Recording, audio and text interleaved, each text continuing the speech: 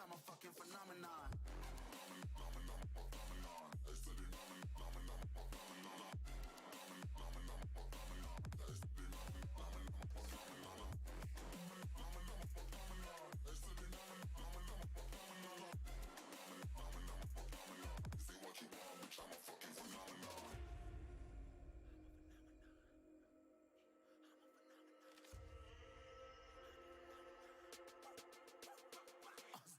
Yeah, you better listen. I'm bringing heat. You'll be a fan when I start rapping. Way I'll have your fucking head spinning. I'm known as spit vicious. Release bombs and go tick tick.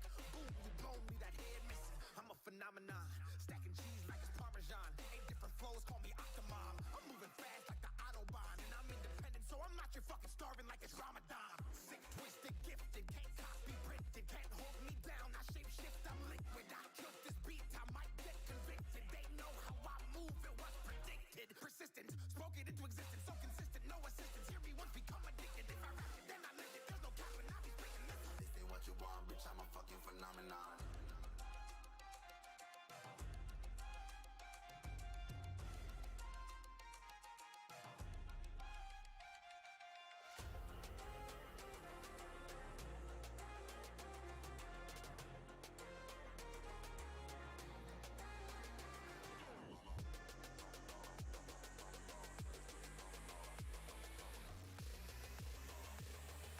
This ain't what you want, bitch, I'm a fucking phenomenon.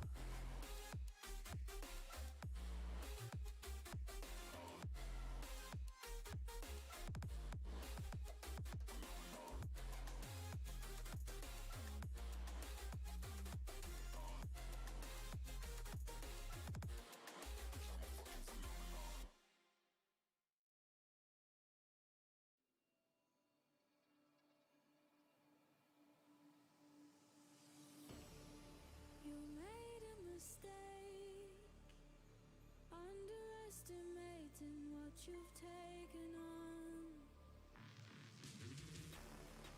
I'm out of the cage, 'cause you opened the door. You're as innocent as gold.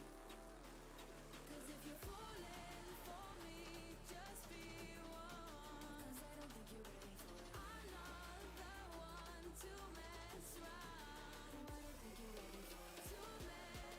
people done wrong.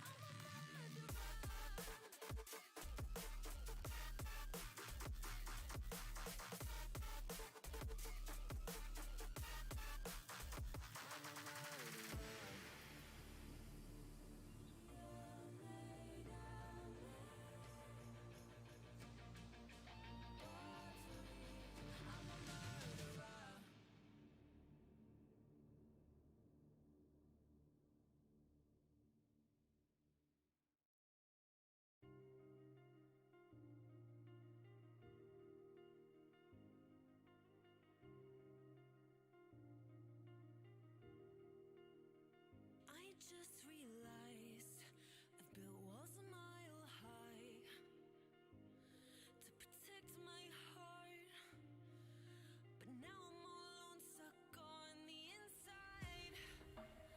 The heart doesn't need a castle, it needs a bridge.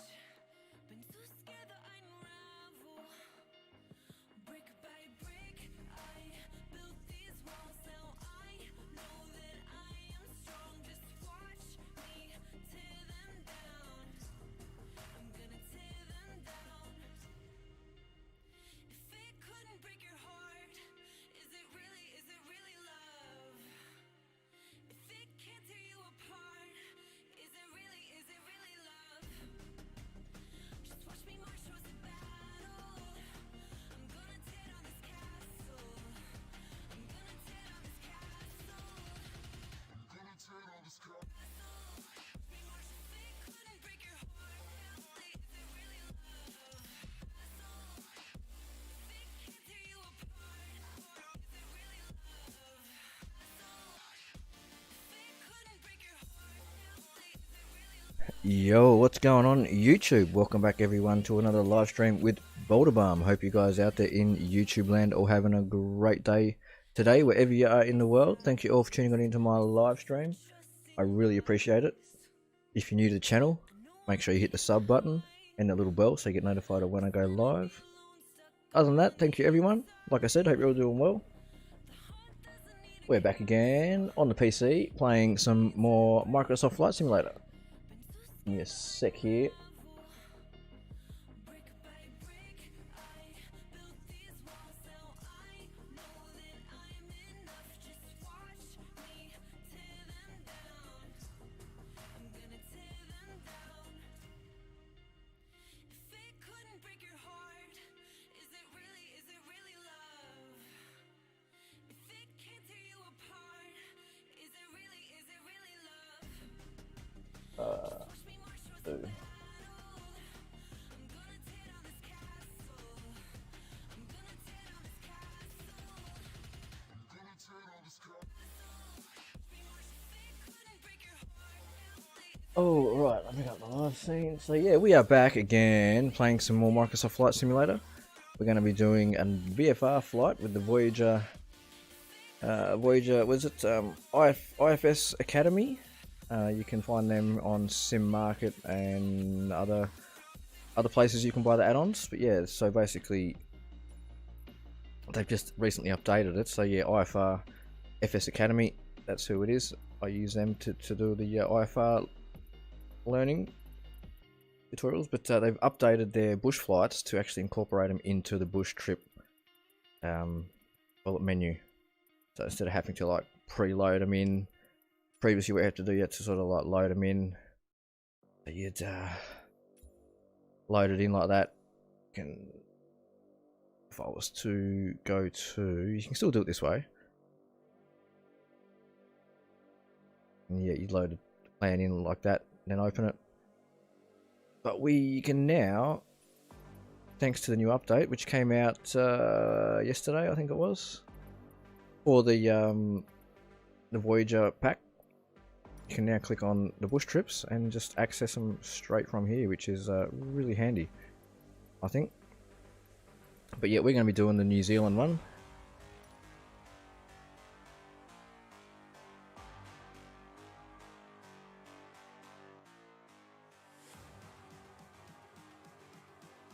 Just turn that music down a little bit.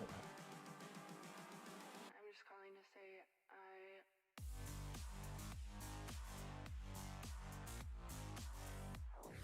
And then I'll chat back up so I can see what's going on there. So yeah, we're going to be doing the New Zealand one. So we're taking off from Whangarei, I can't pronounce that, and landing in Wellington International. Flying the, you can't actually pick your plane when you do it this way. You actually have to fly the plane they want you to fly. That's alright though, because we're flying something that we know how to fly. So let's just make sure the conditions are set. 9:35, weather conditions, live weather. Hopefully the weather is good. I don't know what the weather conditions are like in New Zealand at the moment. We've got wind. Yeah, it tells us there.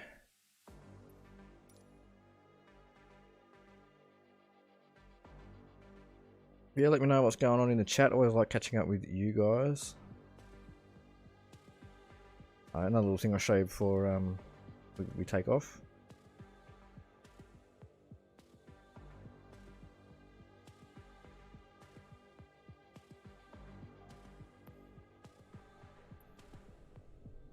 But we've got some clouds.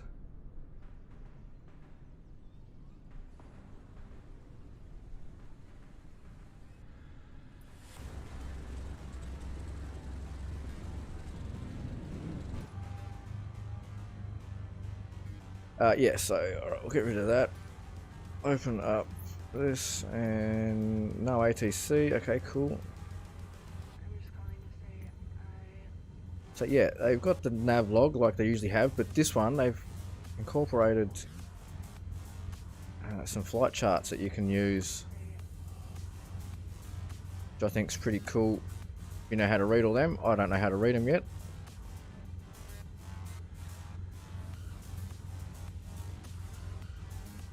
They're slowly learning how to read all that stuff. But yeah, anyway, what I'll do is I'll move that out of the way. I've finally figured out how to fix this so it actually moves out of the way now.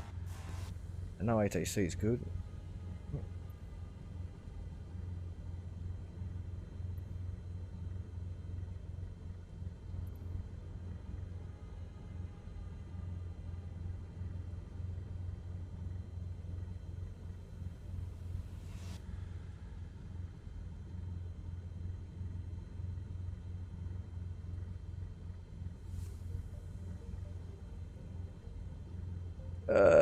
So there's no little information about this first point of interest. We're just taking off, heading in course 106 for 3 minutes 43.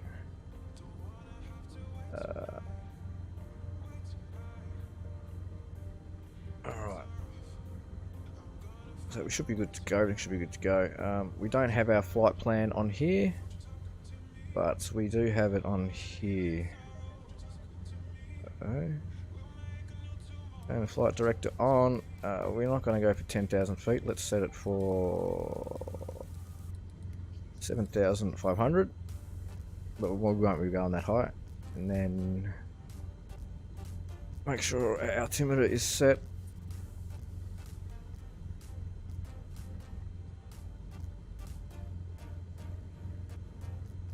Why are our nav lights off?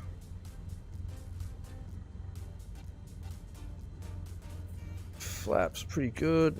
Let's just taxi into position onto the runway because for some reason it's put us off a little bit.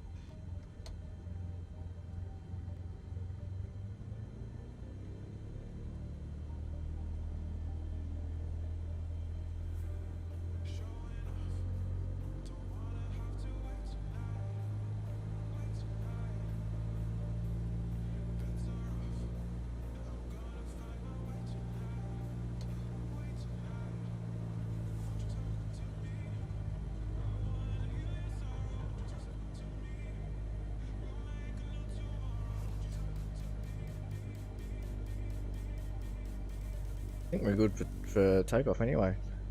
Might as well just go for it. What do you reckon?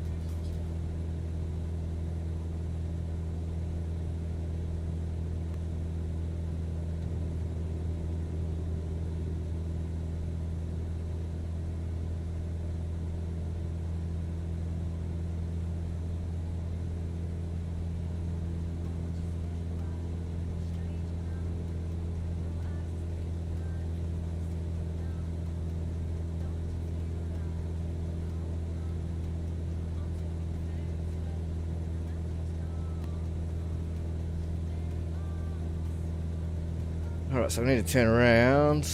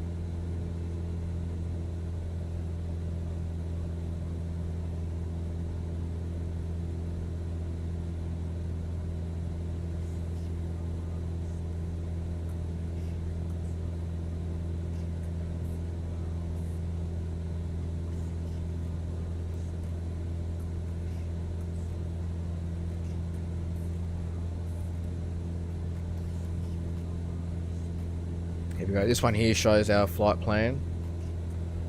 I don't know what is showed on that one there.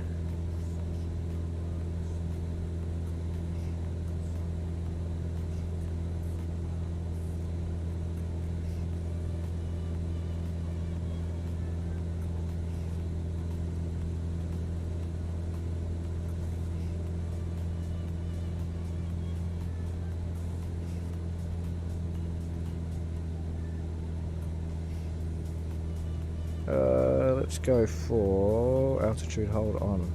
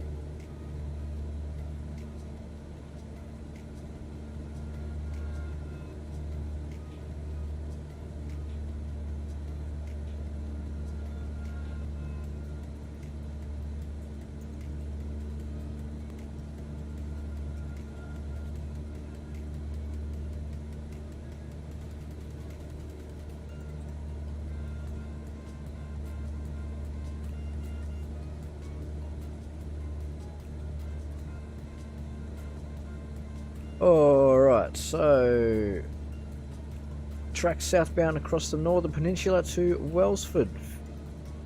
Found at a point north of Dome Forest and east of the Bay System. So tracking along, heading 158, 27.25 nautical miles for approximately 13 minutes.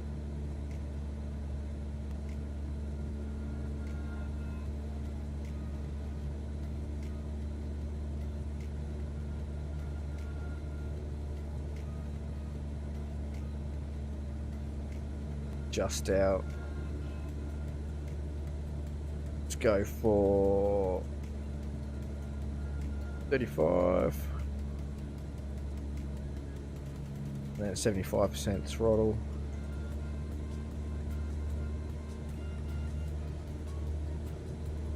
Just enough for a leisurely cruise. 3,000 feet.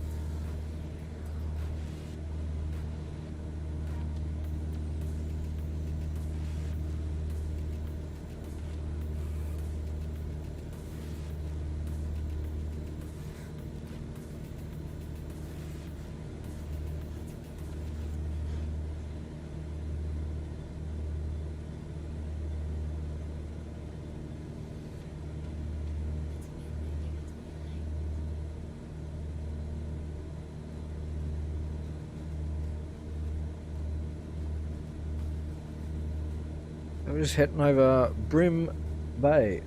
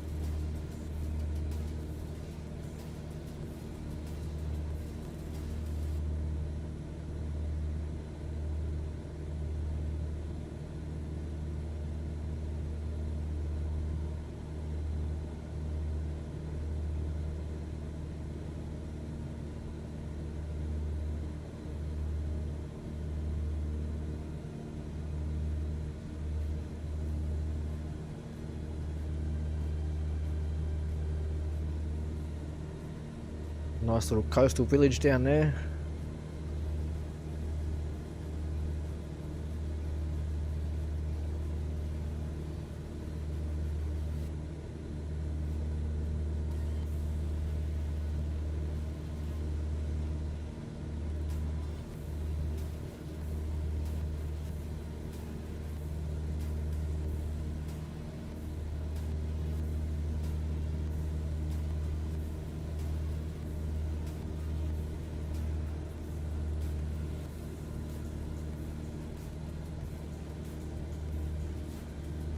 Just a little bit of turbulence as we head over this little range.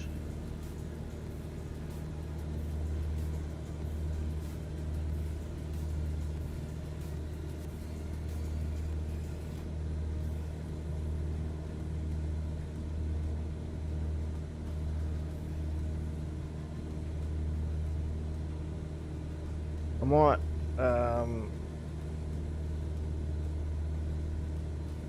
because I don't really know what the terrain's like ahead, so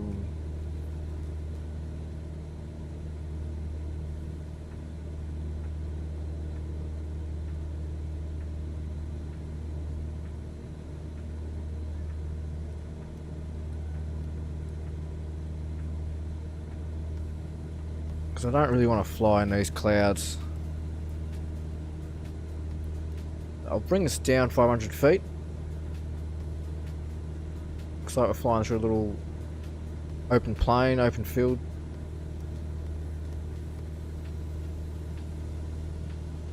Farmland, so yeah, we should be right.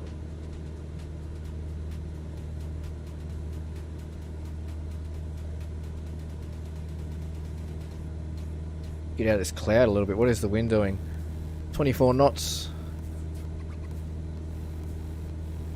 From 23, just say 240, 235 to 240, so it's blowing about from this direction. So a crosswind at the moment. 24 knots too, that's pretty strong.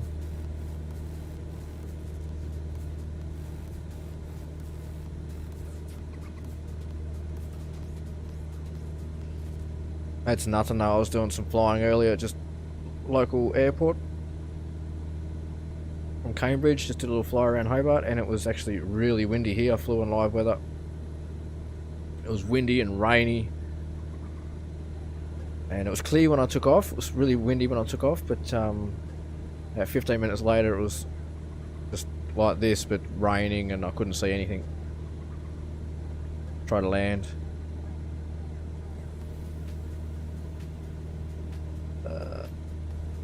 Let's go for another 500 feet. Let's go down to 2,000.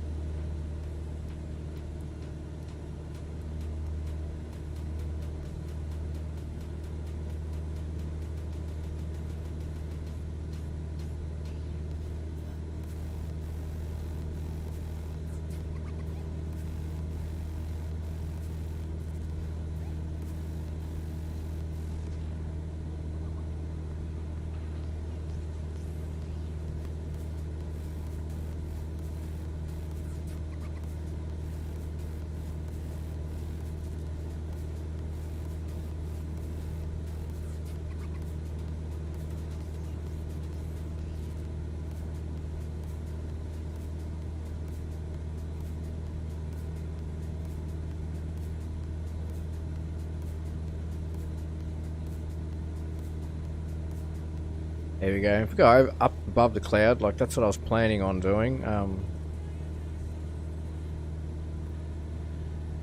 The wind's coming from that direction. I'm just looking. There might be a storm closing in. I was thinking, yeah, if we fly above the cloud, we can't really see much. But we'll stay down here, risk it. There's some low level flying if we have to.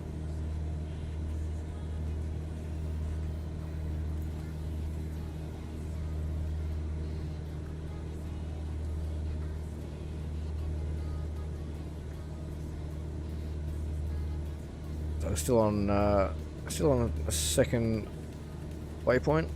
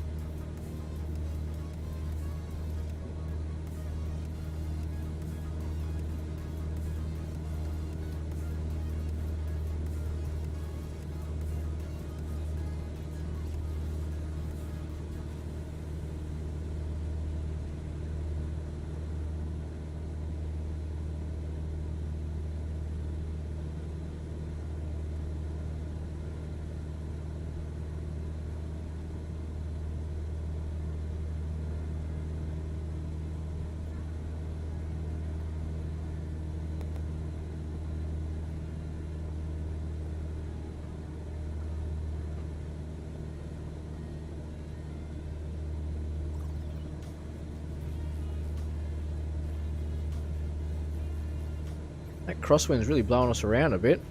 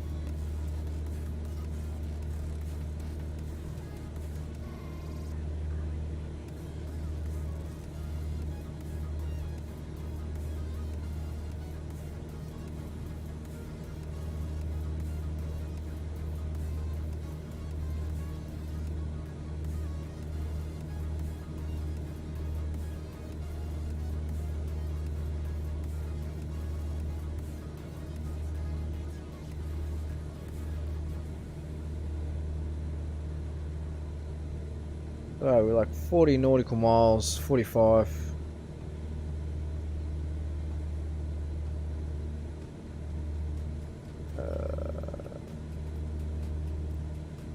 Should tell me how far it is.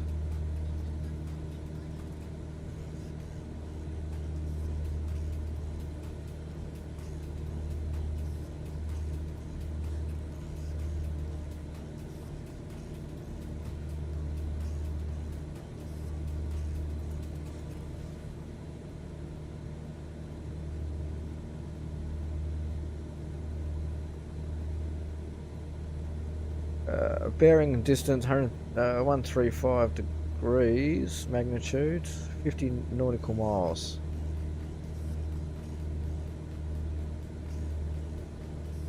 So we're roughly flying in the direction. Have we changed our course yet? Right, we're still going on this course. We would have changed by now.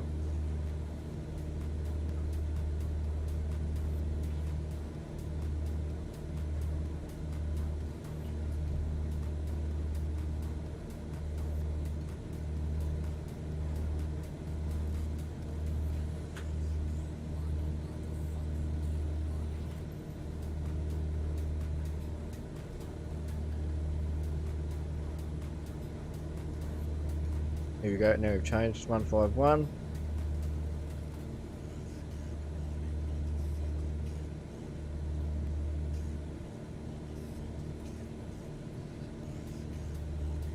Wenuapai AFB. Track overhead this NZ Air Force Base as we set up for a scenic pass of Auckland.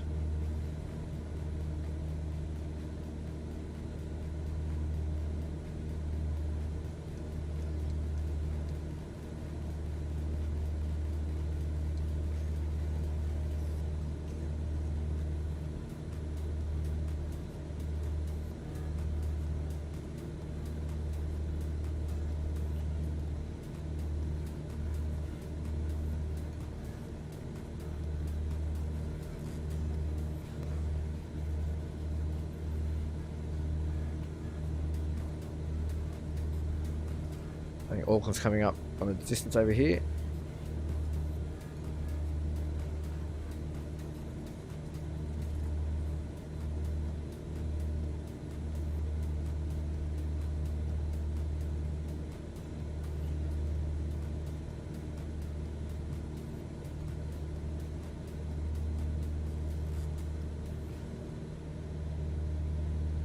We didn't see the Air Force Base, I think it's behind us. Only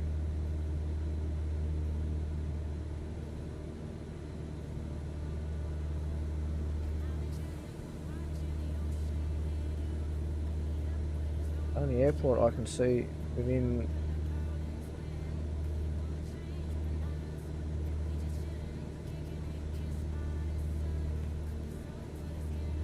distance anyway.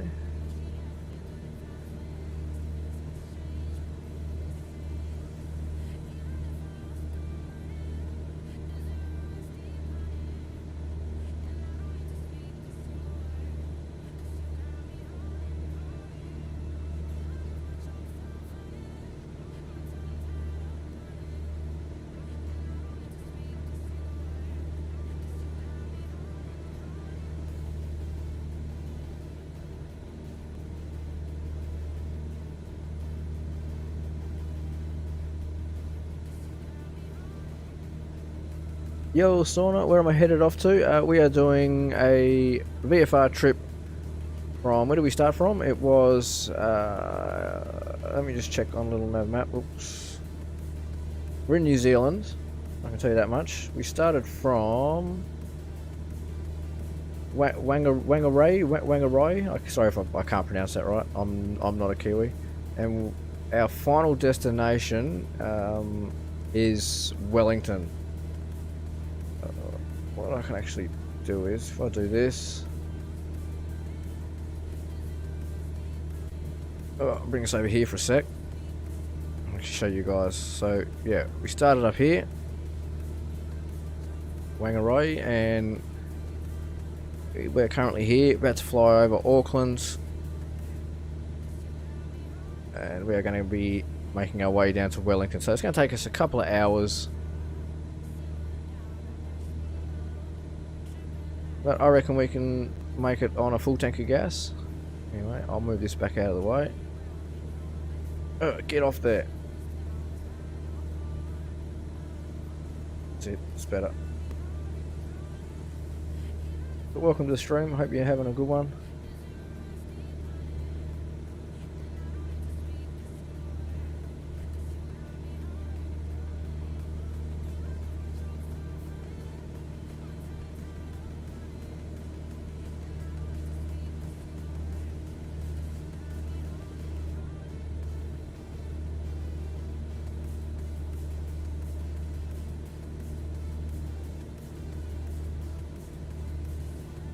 So yeah, we're about 42 nautical miles from our first destination,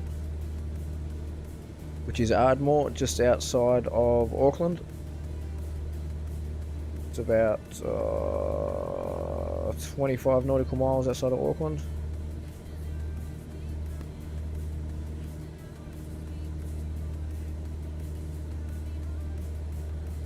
And we're flying in the Cessna Skyhawk 172 G1000.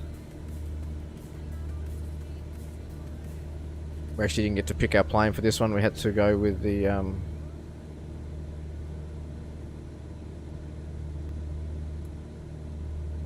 battery hasn't been armed this whole time. Well, there you go.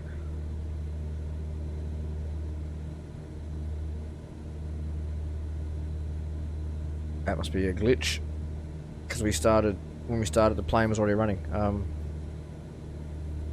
Was saying, yeah, we didn't get to pick our plane for this one. There is a way around it, so you can pick your plane, but then I don't get the I can't use this, which gives us all the little information about the different points of interest and whatnot. Plus, with these Voyager VFR flights, they give you some nav charts to use, so if you're learning how to fly, or you know how to fly, they may be useful. Get off the screen. There we go.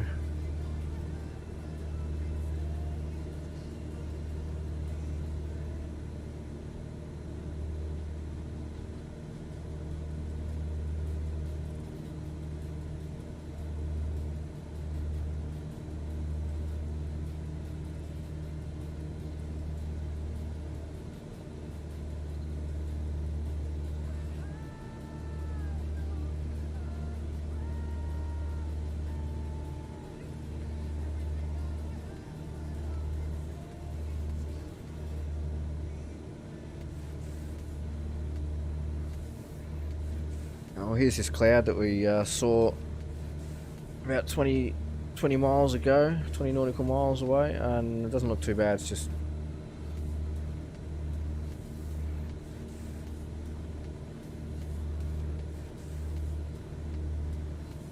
I just hope that wind's not bringing anything with it.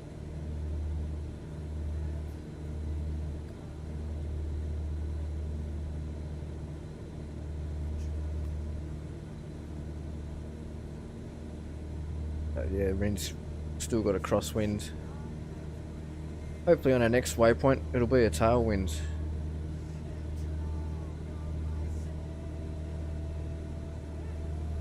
How we going for fuel? Good, another 5 minutes. Switch over the tanks again.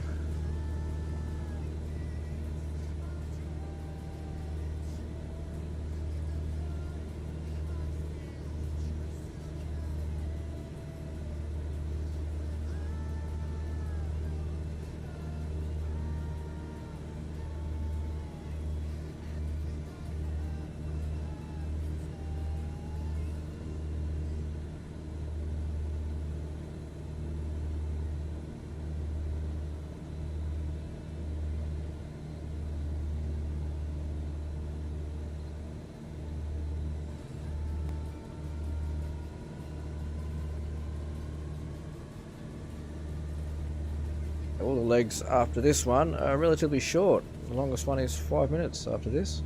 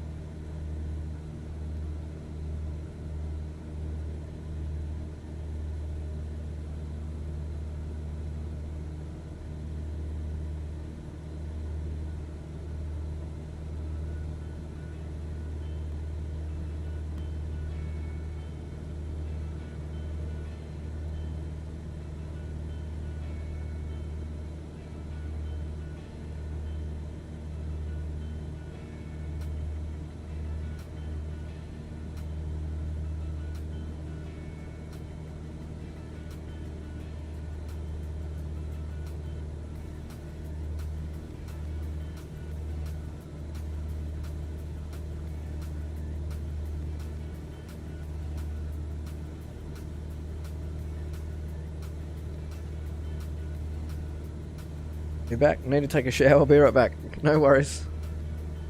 Welcome back. I'll see you when you get back.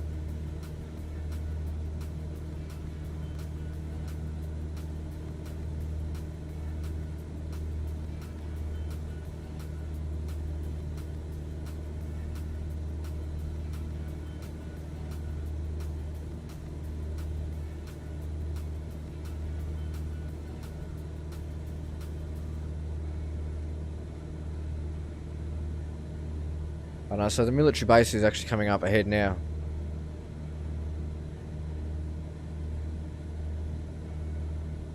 Wenu Apai AFB.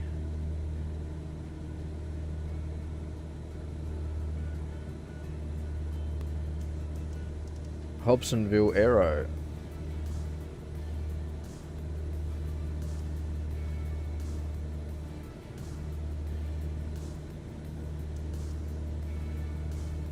Let's just adjust our altimeter, make sure we're flying at the right, with the right pressure.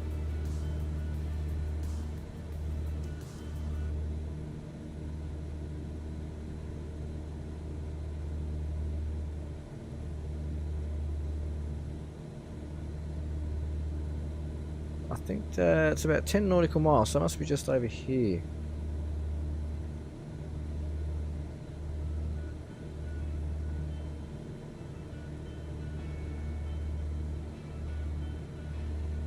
It's Auckland over here. Be sure.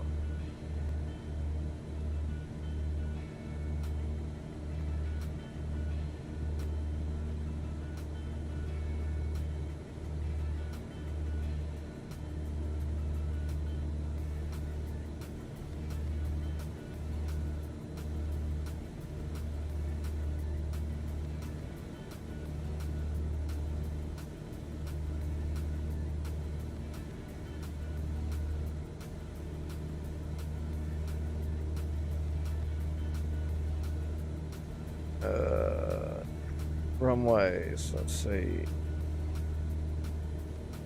Overview airport, prefer runway 21 left.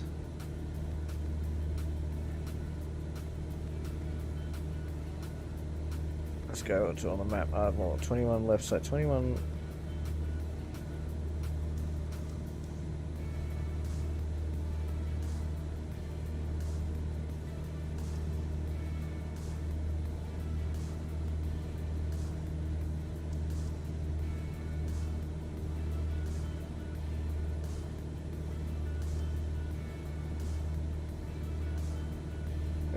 If we're flying the way I think we are, then sorry, I'm just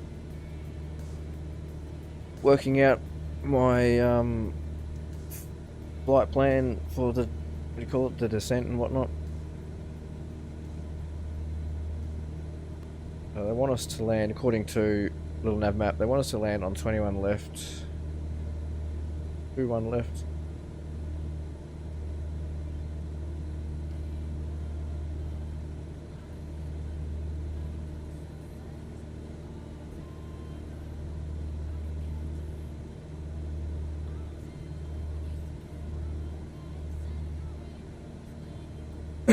Excuse me.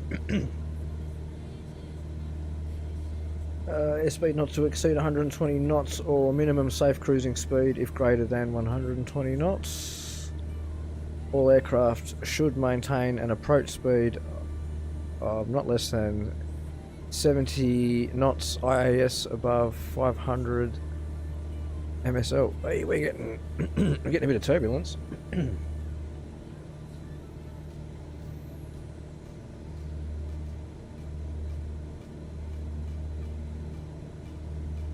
I prefer to land on 03 right, but it says they prefers runway 21 left, so we'll do 21 left.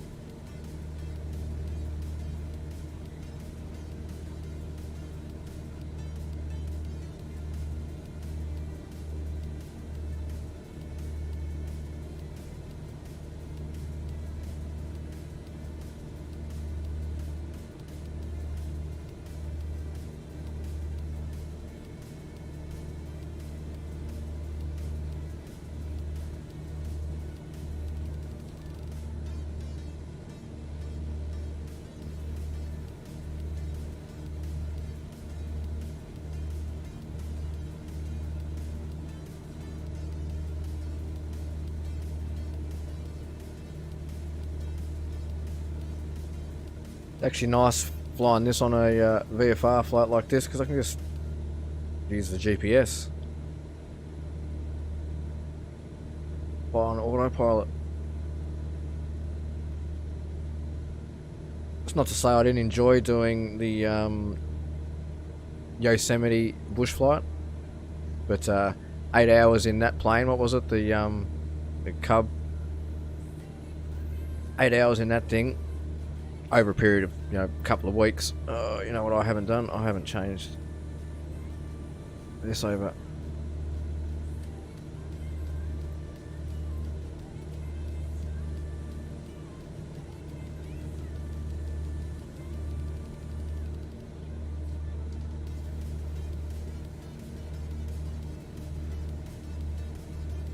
It's been a bit nicer flying this thing because, like, if I need to like duck off and go and let the dog out, something like that, I can do it a bit easier in this. I mean, we can always pause it, but it takes away the realism too. Yeah, I can just leave autopilot on.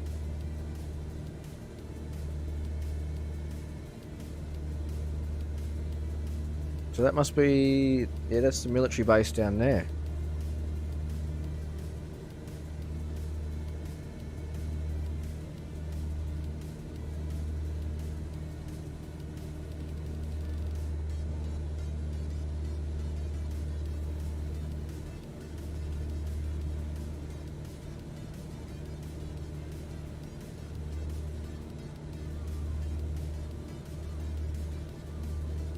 We can top up at this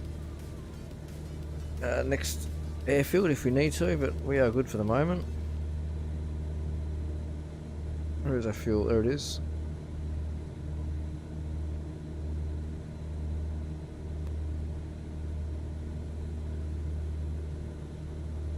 That's not the military base, it's down here. Here's the runway for the military base down below us.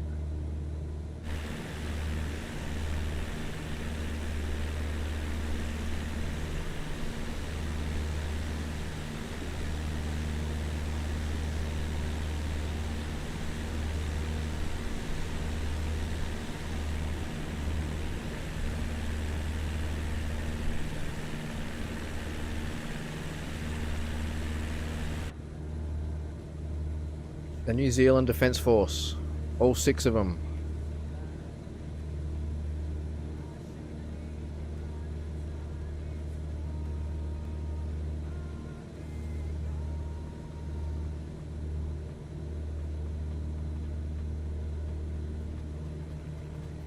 we go, so we're changing course now. We must be heading off to Mission Bay.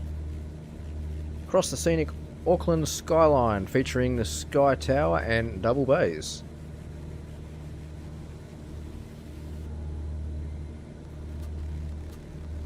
I'll be flying on this course for about 5.5 minutes. About 10 nautical miles.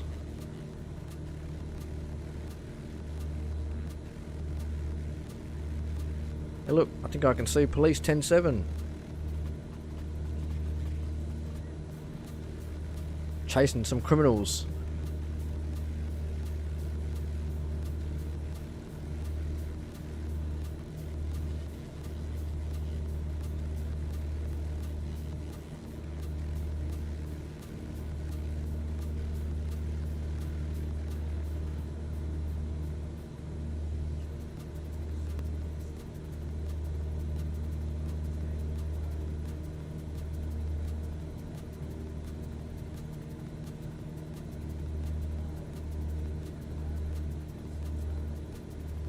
A beautiful little harbour that Auckland's in.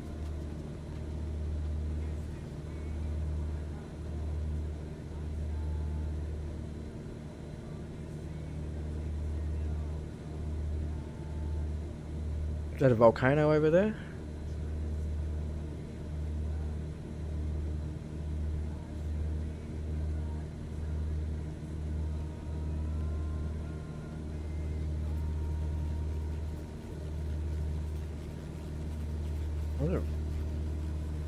Rangi Toto.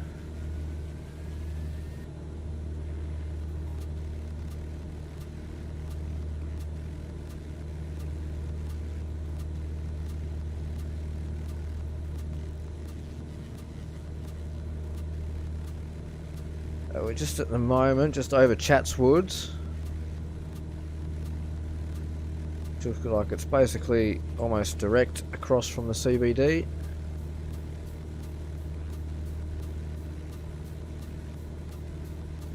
That's not the Sky Tower, is it? That just looks like a big square skyscraper.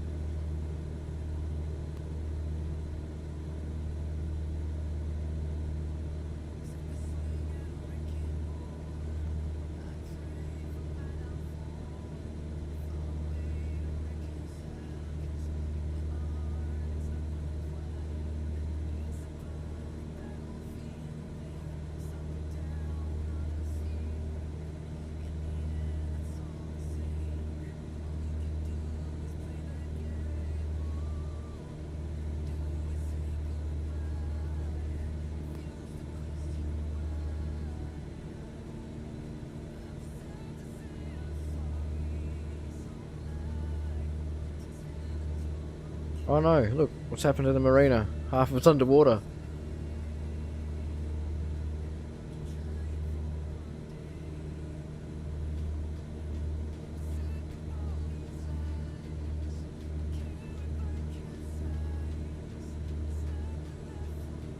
Couple of rugby fields down there. A golf course.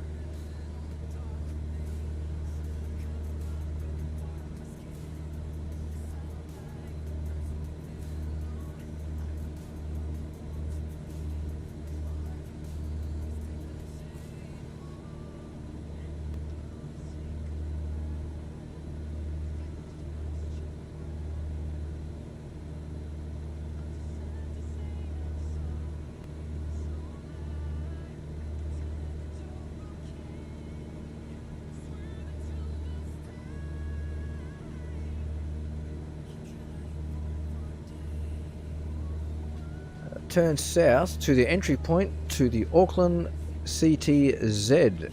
We're going to pass overhead NZAA and the Mangere Bridge is our way in.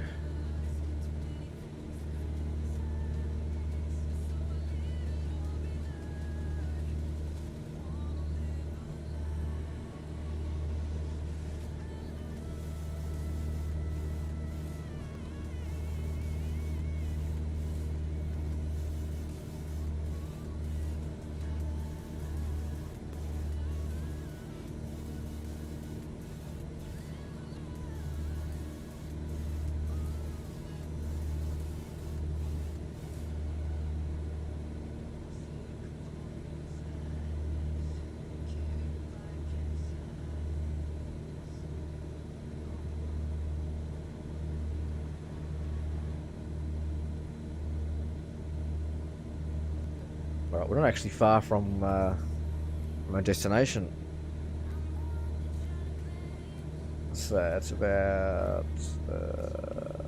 10 nautical miles, but it looks like we're going to be doing a bit of left and right before we get there.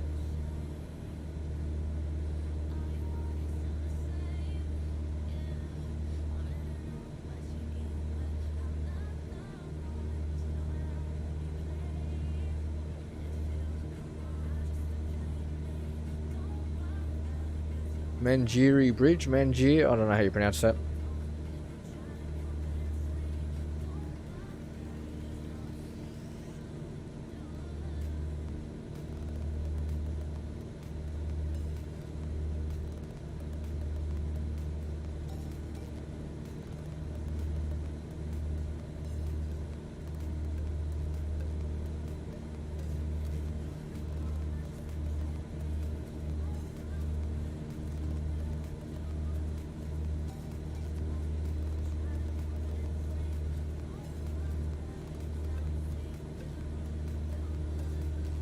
That's right, I got bloody coffee here, it's going cold.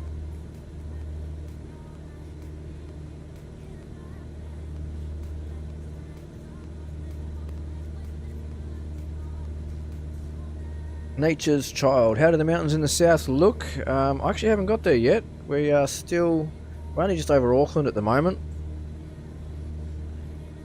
And we're only going to be flying as far south as Wellington, so yeah, I can't tell you at the moment, but yeah, I would like to fly down around south sometime, and hopefully there will be a VFR bush flight that will come out for the south. What's that over there? It looks like a light or something. Yeah, I was tossing up between this one and the Gold Coast flight. Gold Coast flight's a bit shorter, but there's not much to really see on the east coast of Australia. It's a bit boring. Here you go, there's a couple of AI planes.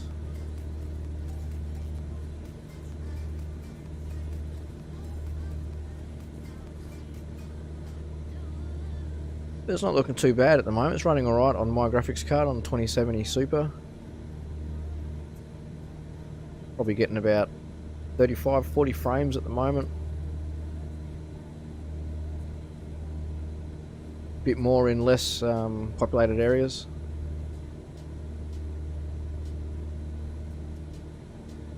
Yeah, so we've changed our course again. We're on to 161 now. Auckland International. Go straight overhead the major international airport.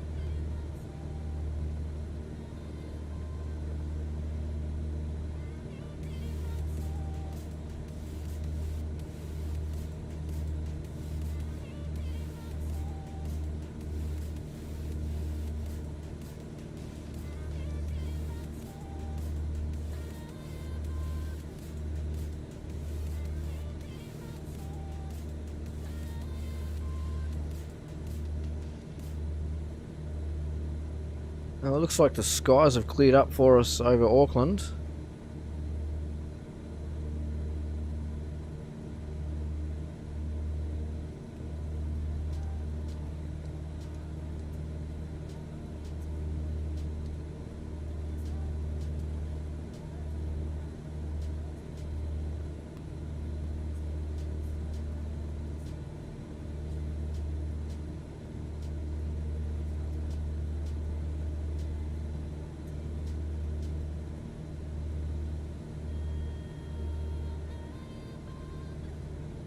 Can't even see that plane. Must be taxiing.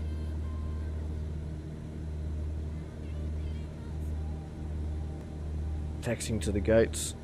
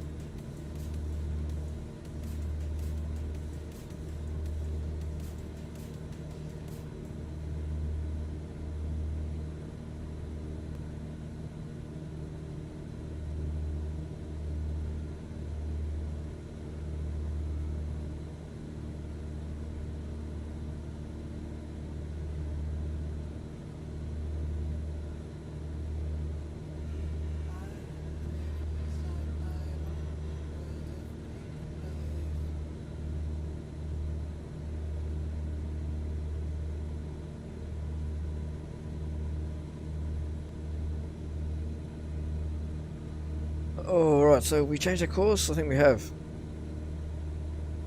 103.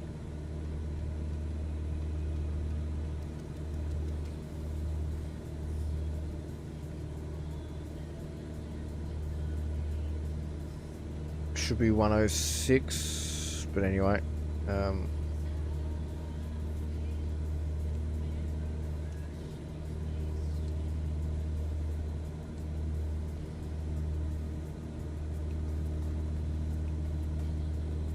Yeah, alright.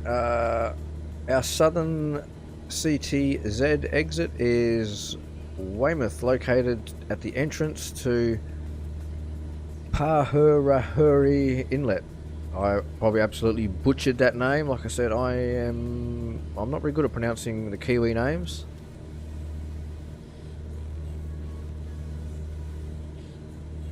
So I apologise if I offended anyone.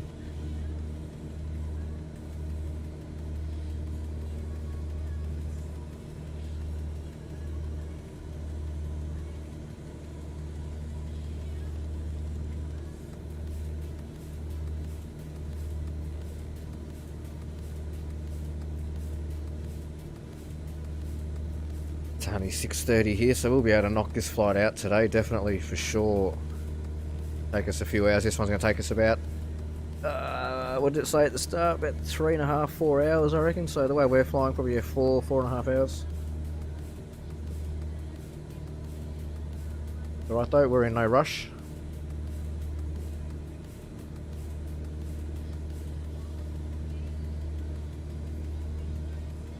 Actually, a lot of traffic at the moment. All generics. What do we got?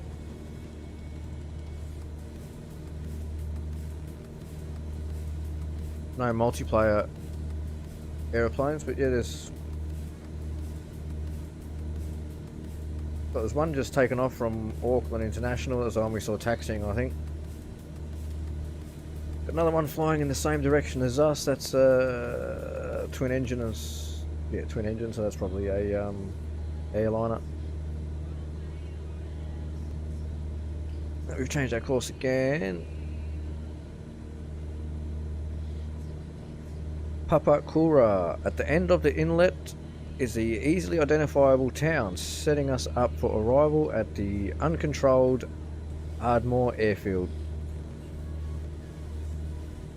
You're back and you're fresh? Nice one. Right, so yeah, we should be coming in for a landing very shortly. What's the elevation of our airport? Oh, 108 feet. Let's set our altitude to 100.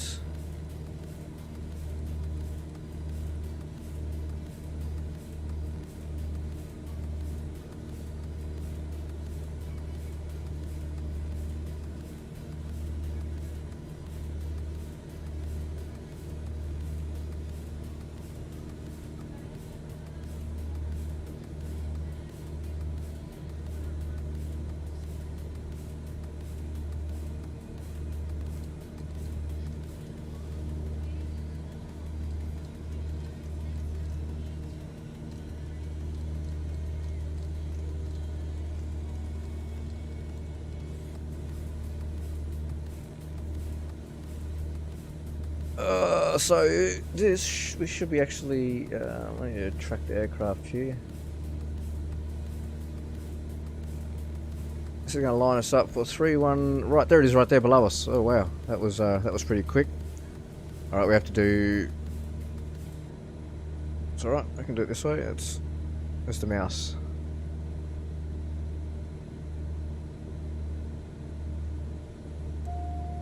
Turn the autopilot off.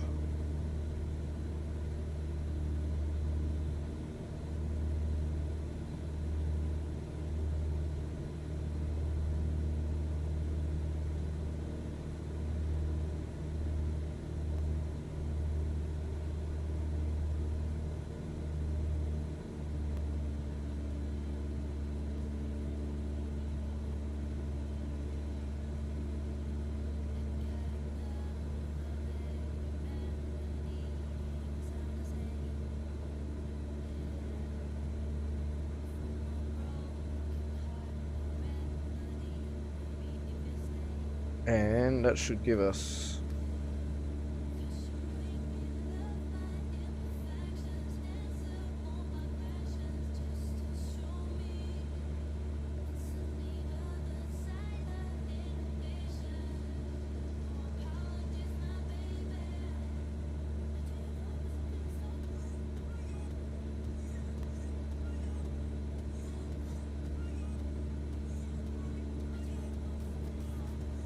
you're landing in Malaysia, so yeah, a nice one. Are you playing this 2A or FSX? One of the other sims, or in real life maybe. Either way, good luck. I hope the landing goes successfully.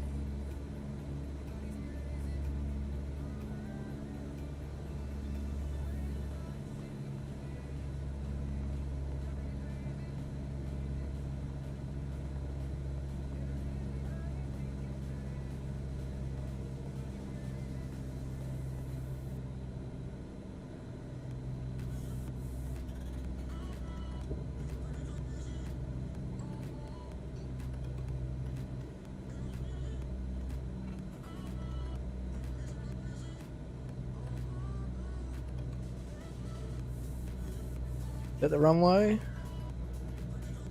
It is.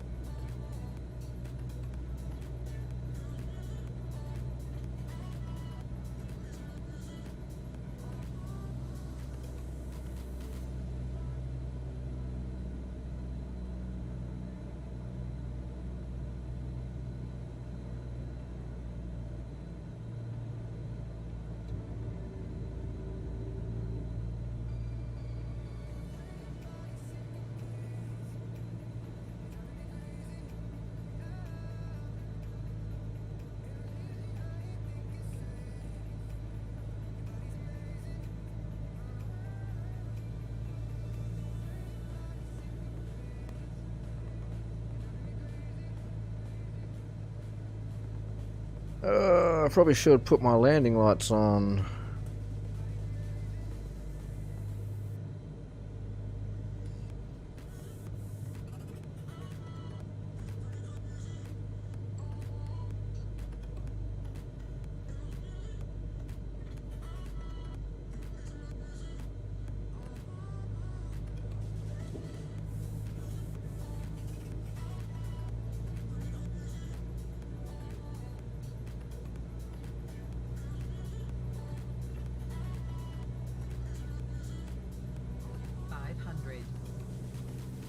Bit windy.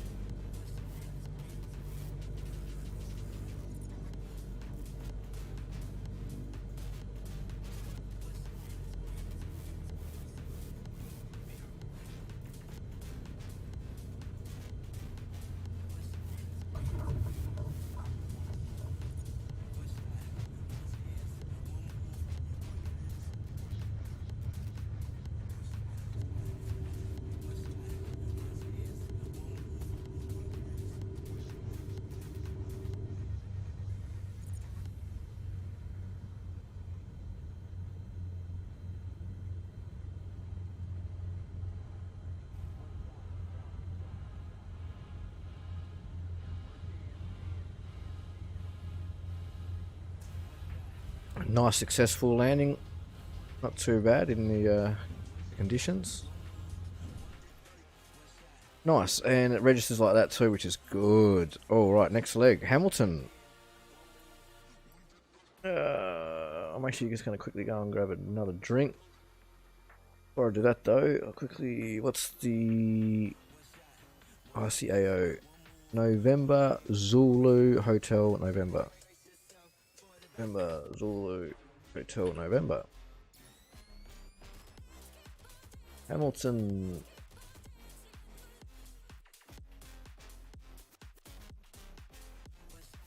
Nice. All right.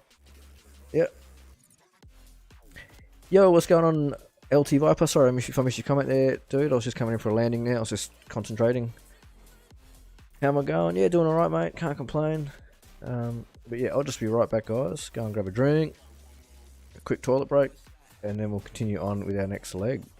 All right, don't go anywhere.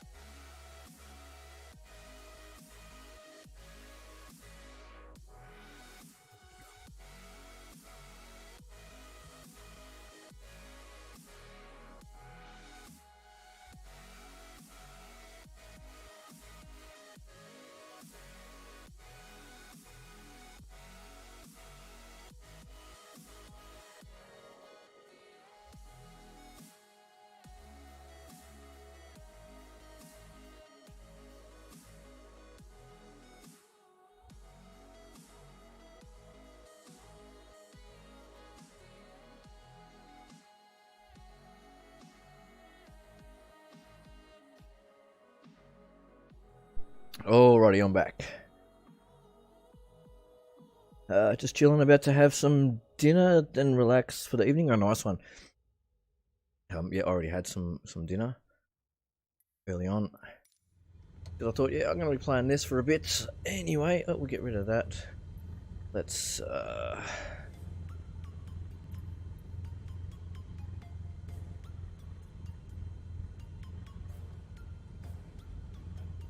it's showing us where we've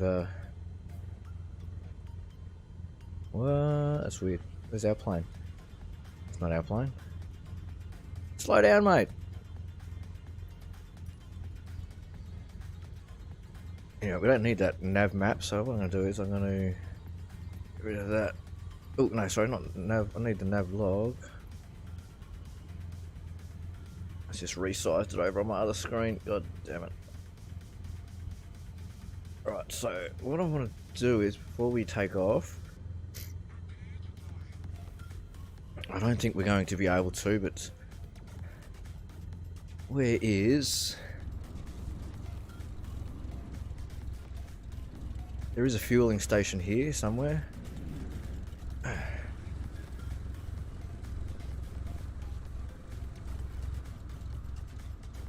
Must be up there.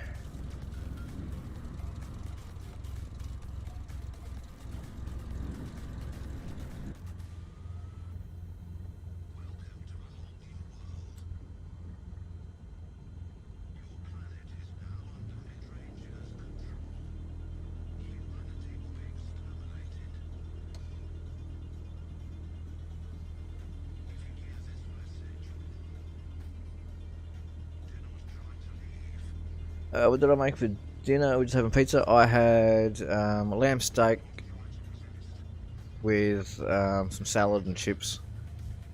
Nothing too special.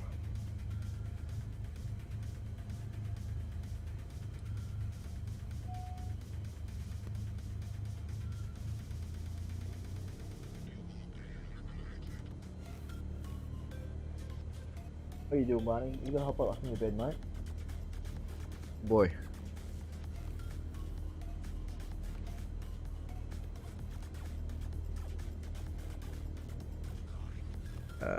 Where is this fueling station? I can't see it. There's a fuel truck over there.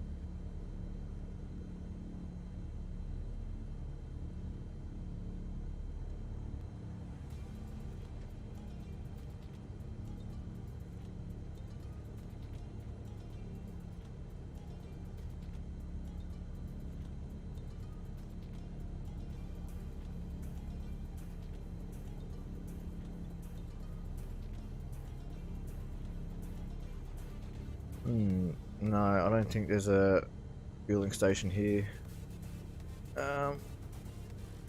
Let's try this. Put the handbrake on. Is it Shift F?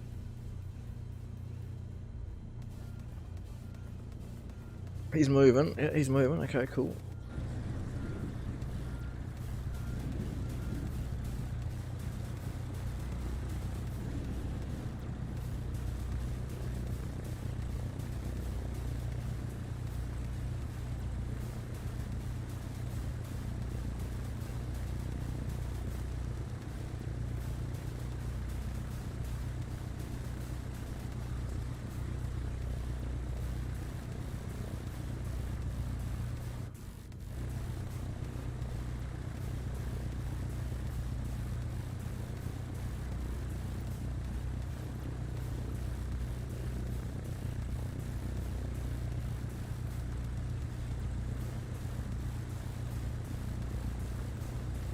Alright, I'm gonna try and find this.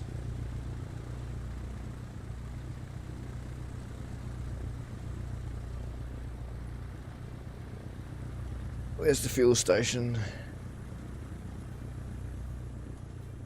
So we can't get fuel from the tanker.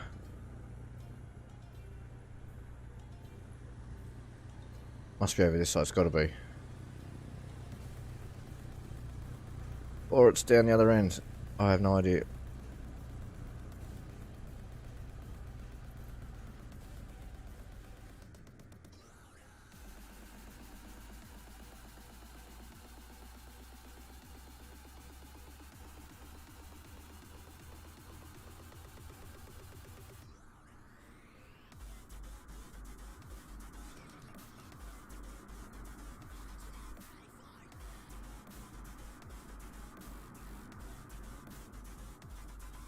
Flashing lights, what's that?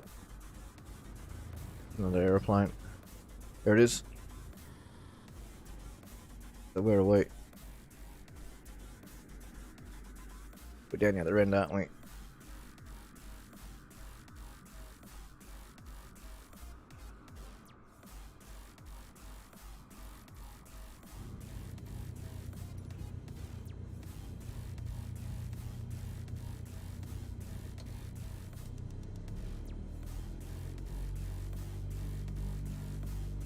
Gonna cut across the grass here, probably shouldn't do this, but oh well.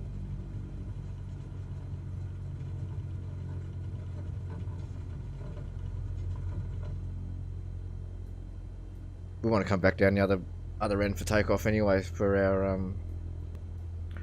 GPS line.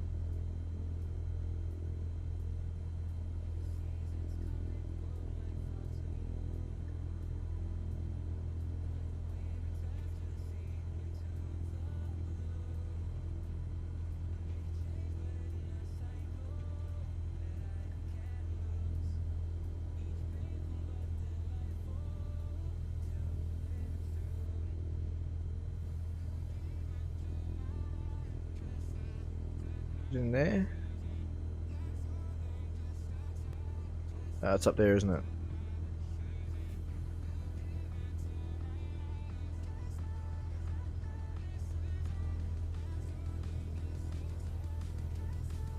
Oh, we can refuel. It's not a big deal if we can't. We'll have enough. I'll take the next little taxiway in, I suppose. We'll go up round into there.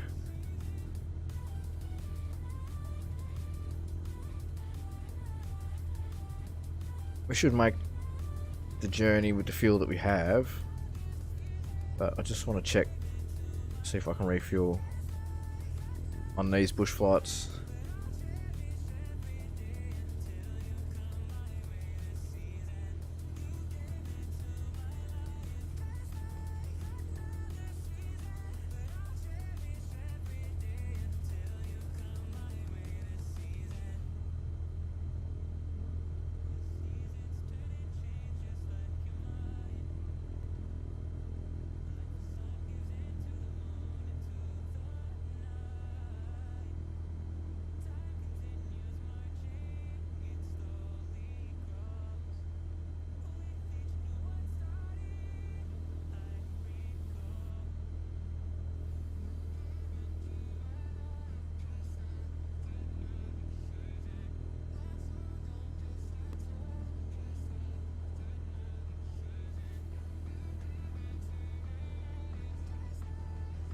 Alright, so I should have...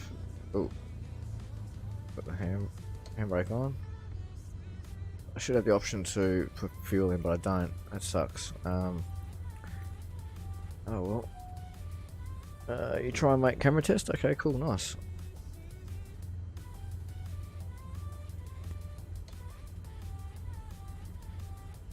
It's alright, we will do this.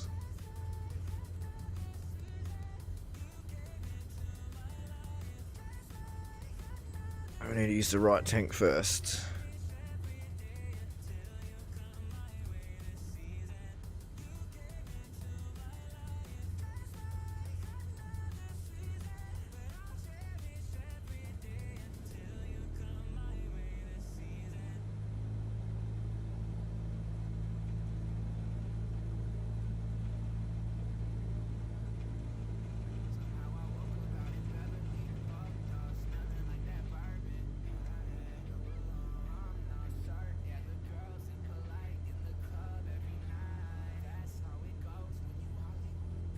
Anyway, let's get ready for takeoff.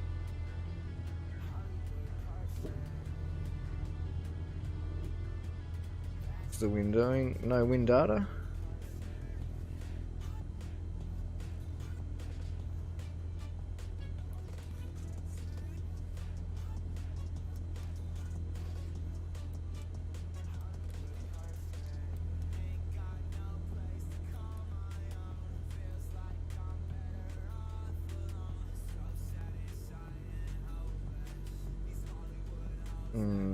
I probably should have taxi up the runway and then turn around. I'm not trying to make a video, just wanted to test the camera. Oh, nice one.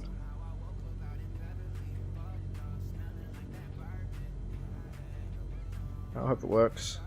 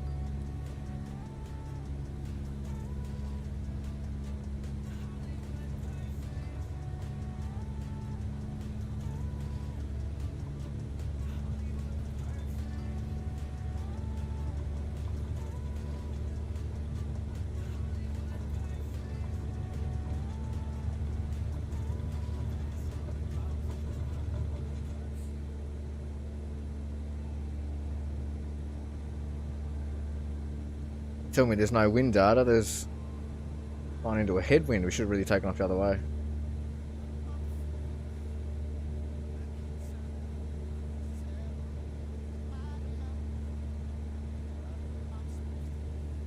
Where's the turn autopilot on? Actually, no, we'll wait till up. Actually, no, we'll turn it on now. Autopilot.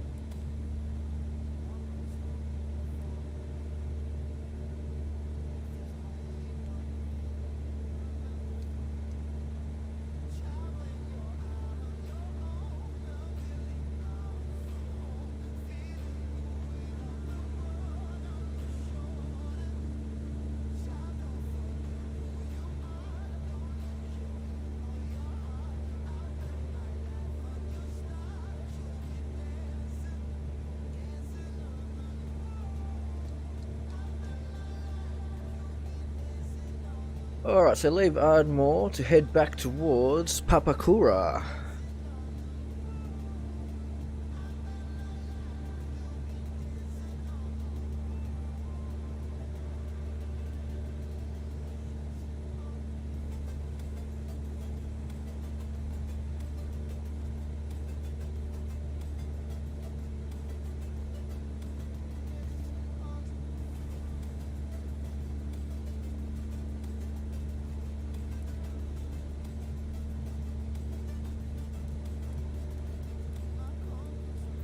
Let's slow us down, we want to go faster.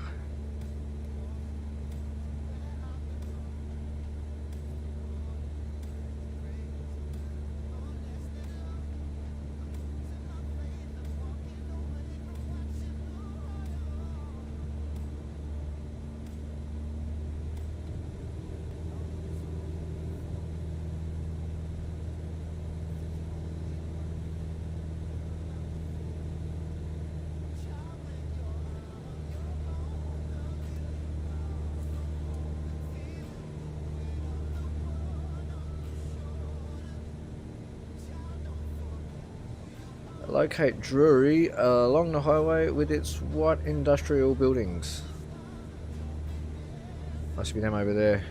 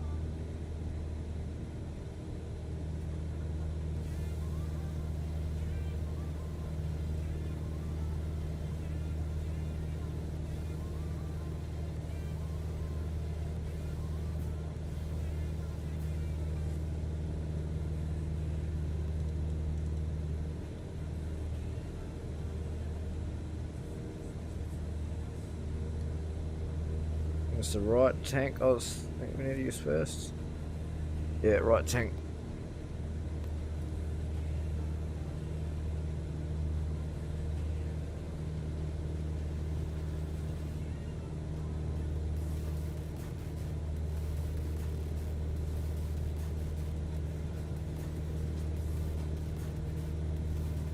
I find Pukekohe race course to the south of the town, oval in shape and near the white buildings.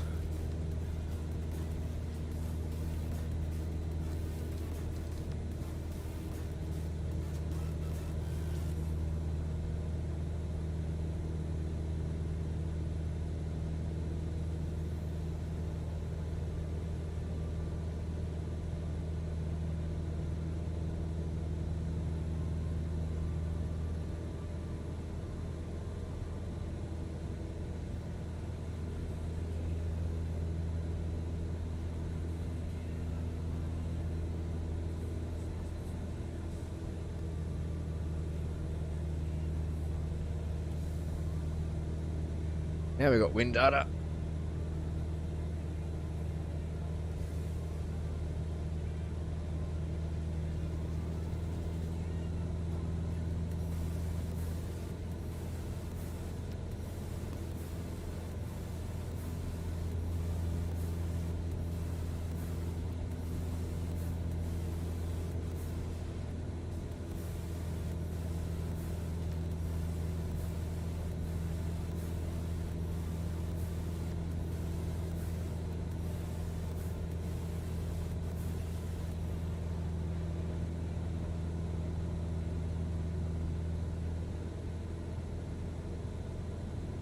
Excuse me.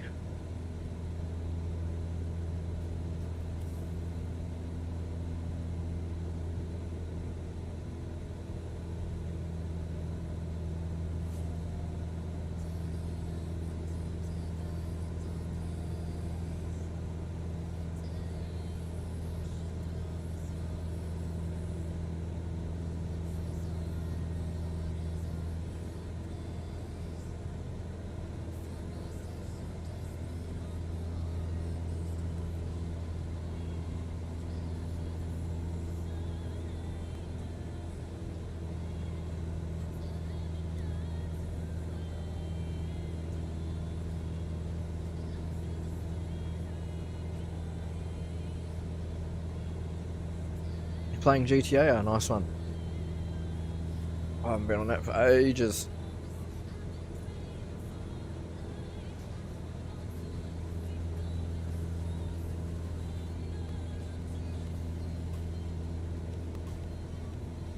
I still need to play the Call of Duty campaign. Still having issues connecting to the servers. I don't know why I have to connect to play single player, but anyway.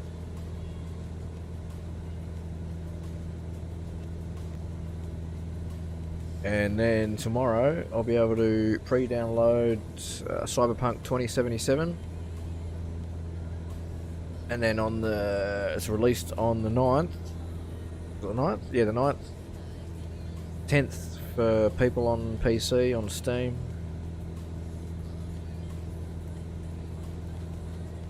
So if all goes to plan, I should be able to stream it on the 10th at about, I think from memory, 10 AM my time.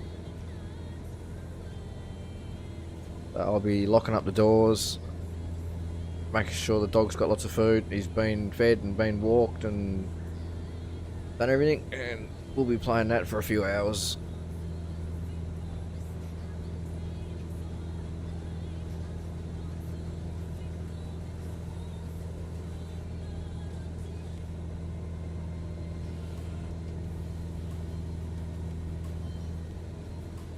You have the COD game? Nice. Yeah, I've played the first couple of levels, and yeah, I really enjoyed the what I've played of it so far. But like I said, I've just had a couple of issues with it. Connectivity, I think I've sussed it out. I got it fixed because the last time I played it, it didn't seem to have any disconnects.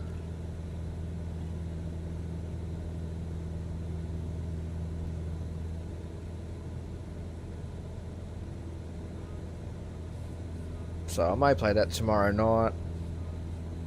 Tomorrow night. Assassin's Creed, I still need to jump back in and play some of that. I want to try and finish that in the next... I have about 2 months before I have to really decide what I am doing here, where I am. Thankfully though, it looks like I may have some work lined up, fingers crossed. No guarantees yet. But yeah, if I've got some work lined up,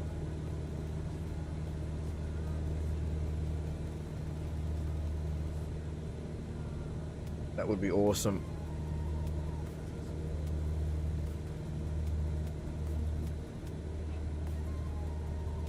Just save a lot of heartache and a lot of hardship that I'm going to have to deal with down the track when all the money's run out,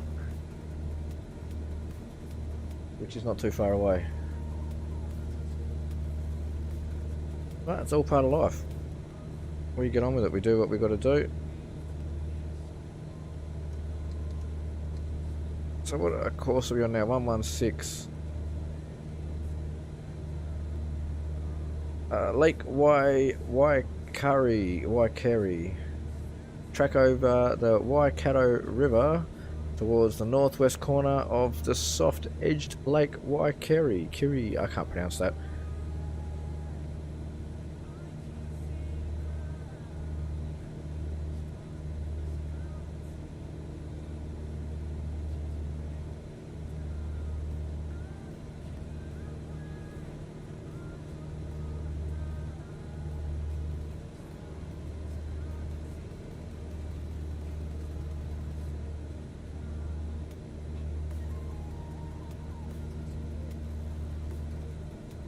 It's a bit bumpy.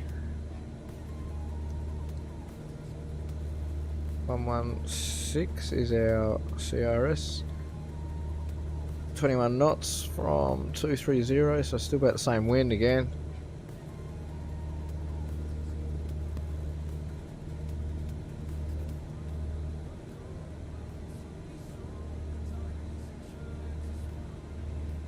Looks like we're tracking almost directly on the line.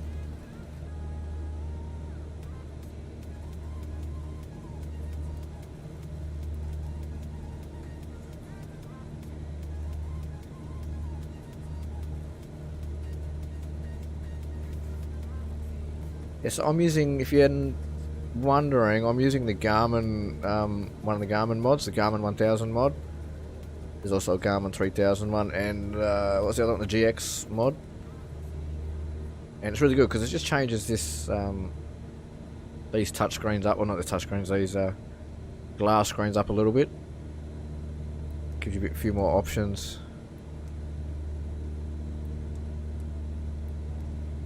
you can actually have your plane tracking up like that instead of the default, which is just following whichever way your plane's flying. North is always up when it's that way.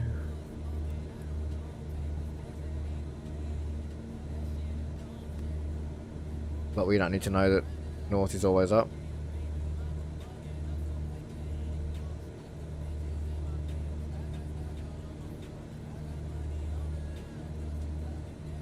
We know that we're heading in an easterly direction, east-south, southeast direction.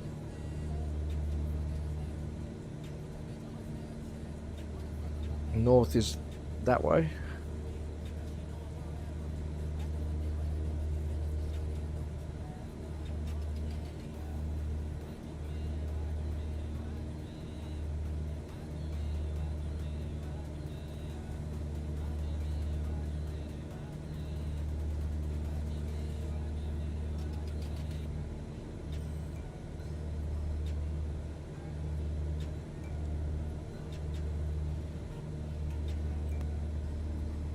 Just doing a quick little investigation into where we're actually landing.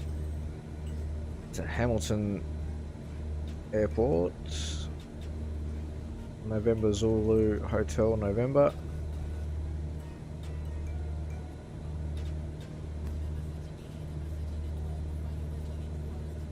They prefer 18 left, 18 right, or 25.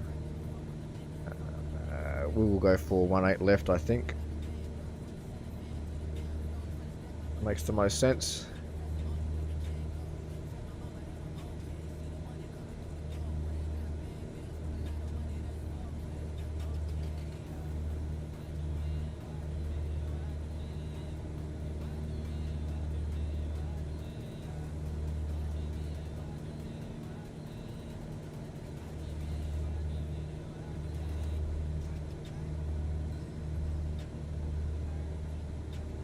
Another 5 minutes, I should be able to switch the tanks over. I'm just looking at the fuel.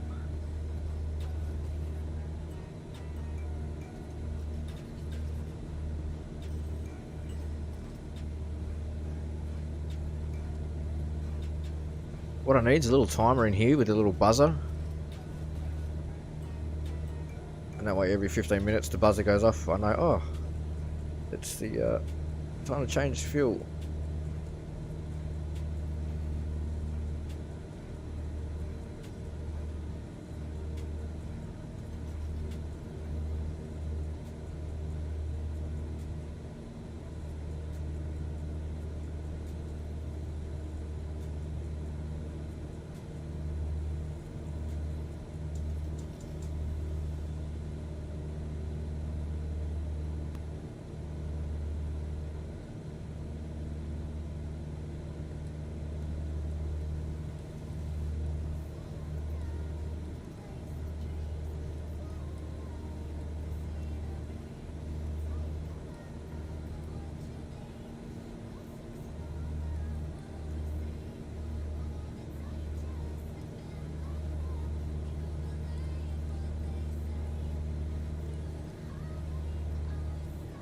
We're only a stone's throw from Australia. At Brisbane up there. Brisbane, yeah, Brisbane.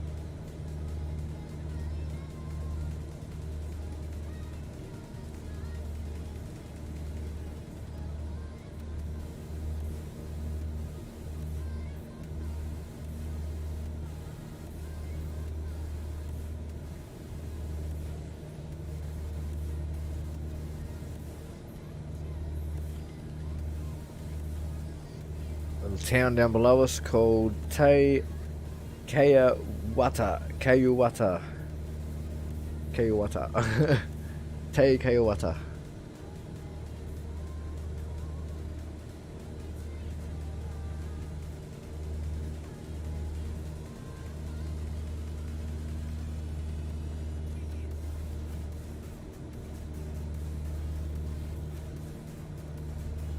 Nice little town on the lake there. Is that a lake or is that connected to the ocean? I think it's a lake.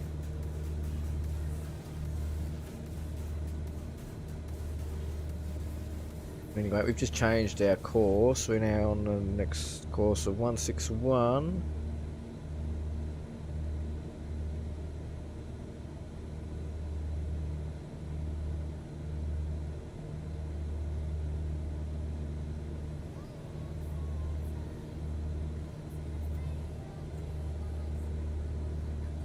What's this going to take us towards? Huntley. Head towards the power station on the river's western bank located near Lake Wahi.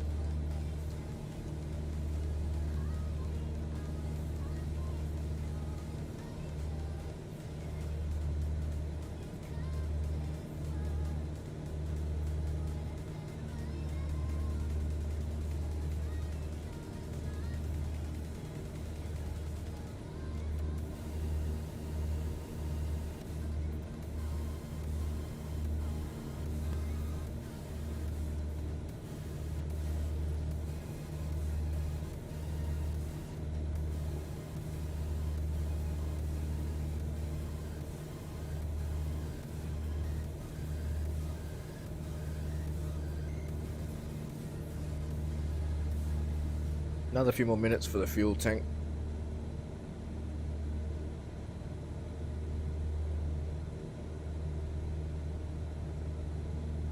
Yeah, depending on when we get this finished, it's not too late. I may come back and play a bit of Assassin's Creed tonight for a couple of hours. Pack all the flight stuff away again.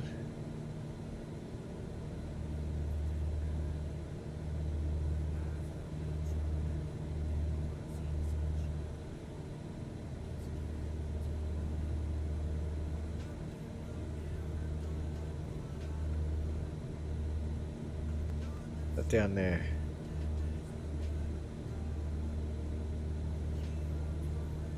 I've actually been thinking about setting this up because I've got a couple of spare rooms here now, big empty rooms. Set my computer up in one of those rooms so I can utilise my VR headset and actually finish Half-Life Alyx. Started playing it, but I just where my computer was before, never had enough room, and where it is now, I actually have less room, so yeah, but oh well, I should do it while I have the time left before our time runs out.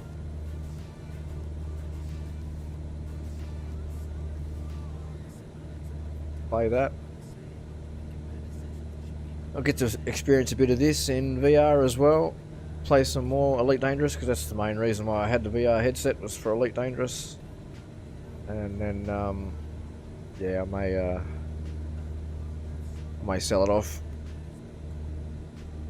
because I don't need it, and I could get a few $100 for it easily.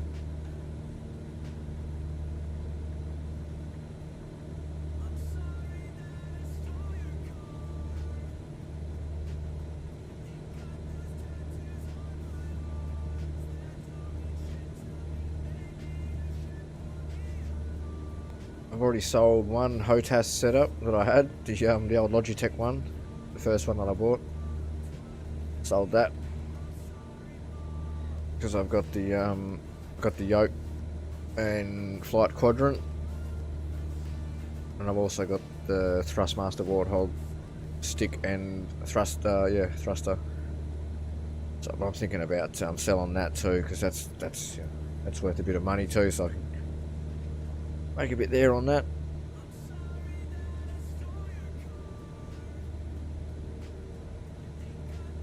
But yeah, I'm gonna do Cyberpunk, and that may be my last hurrah. Will be sweet. Won't have to worry. Good times.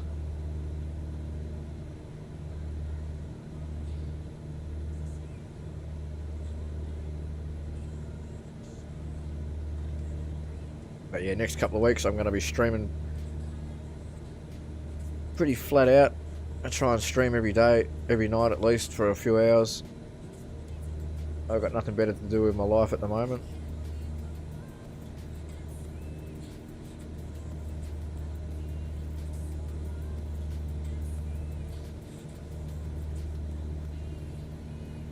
look after my dog, and that's about it. Get some work, look after myself.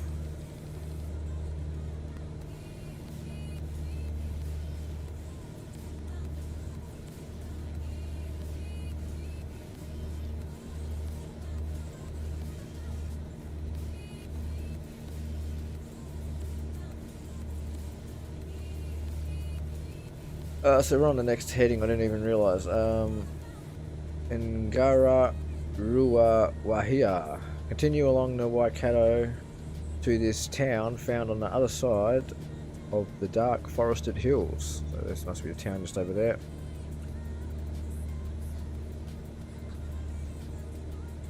Anyway, sorry, I'm not going to try to bore you guys with my life bloody problems. You guys don't want to hear about that shit. We're here to play some Microsoft Flight Simulator. What's going on down there?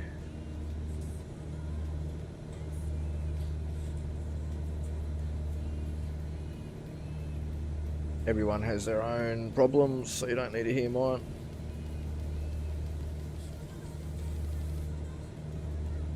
And we're looking almost equal again.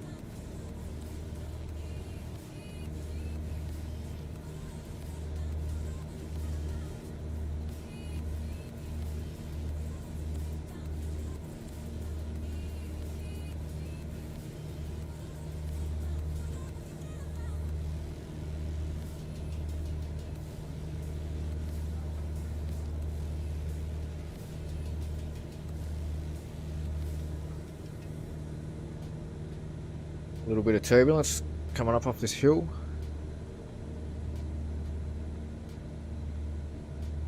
Just a little bit.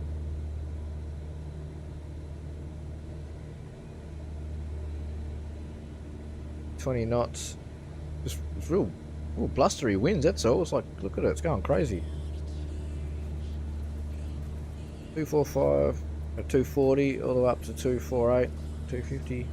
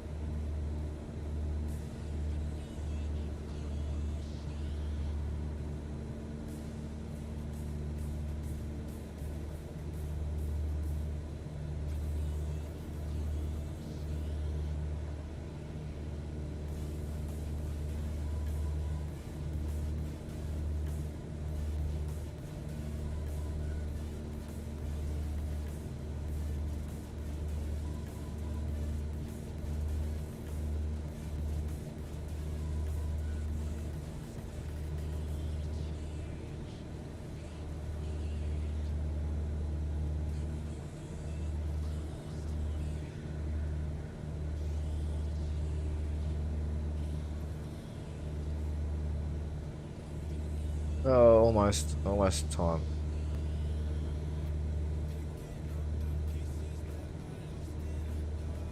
I'll wait till it's even, basically, and then I'll just go to level flight because we're almost at our destination. So our entry to the Hamilton Charlie Tango Zulu takes us to Temple View, a large white temple on a hillside.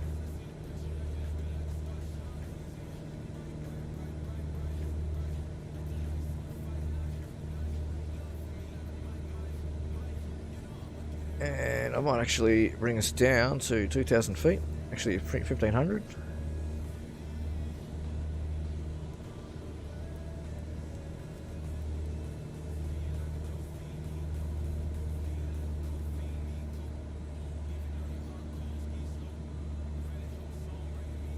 If I click over here and then zoom out, Hamilton is just around there.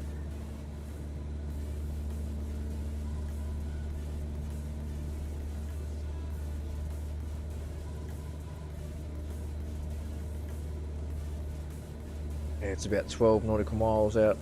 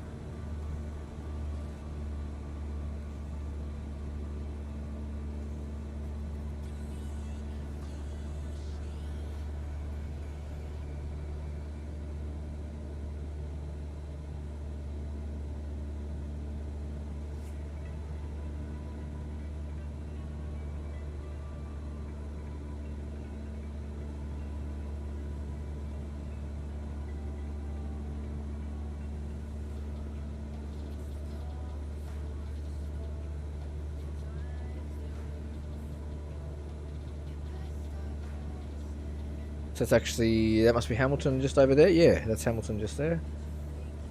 And the airport should be... where is it?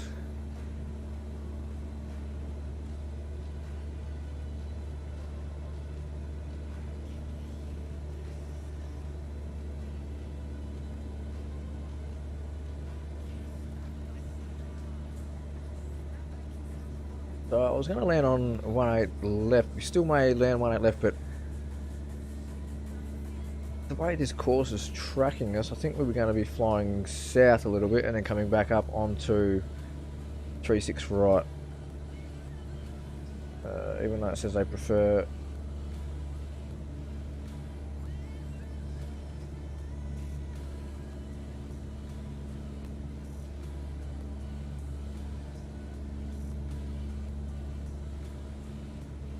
.25 for VFR, which is a grass runway. I believe it's grass.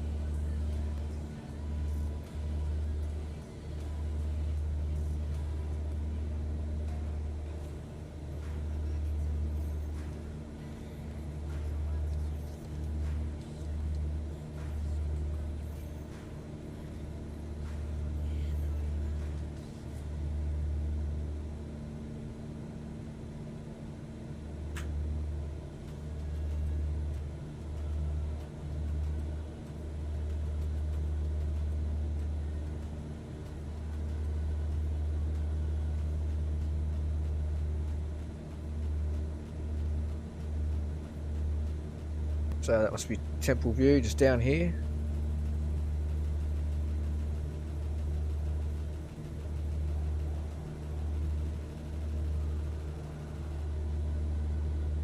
According to the map, that's where Temple View is anyway.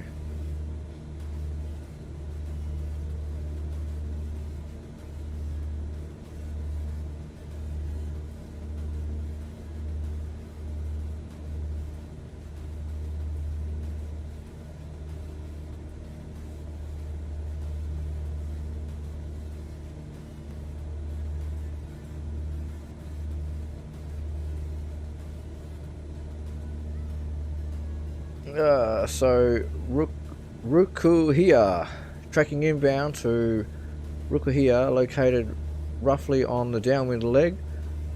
Look for intense GA training aircraft traffic as a major flying school is based here.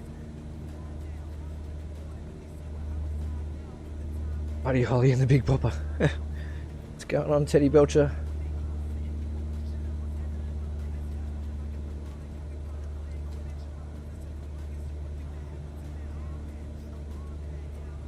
And that's going to line us up, oops, pretty much.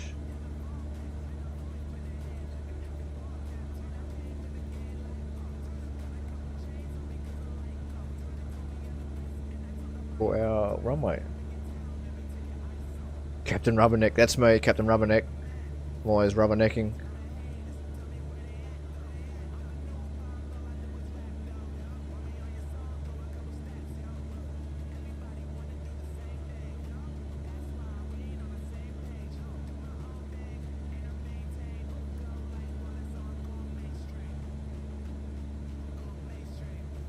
Right, so our runway should be down there somewhere.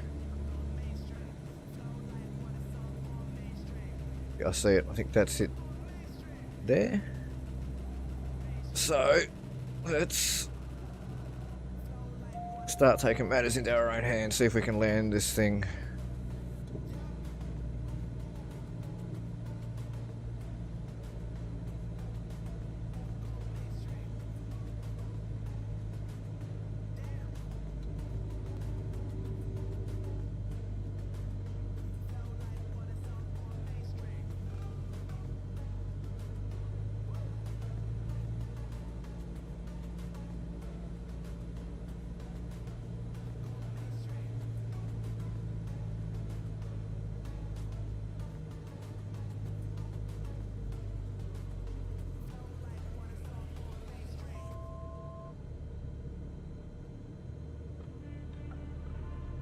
No, we're a bit high for this one, I think. Although you never know.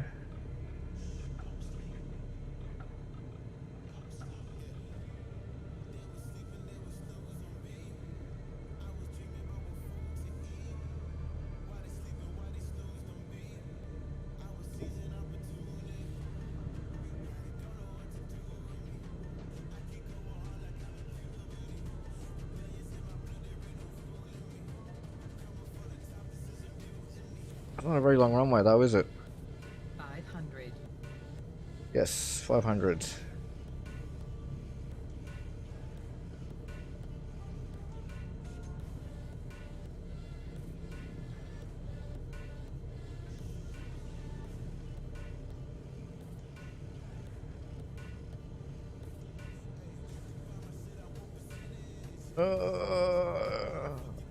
I'm coming in a bit too late.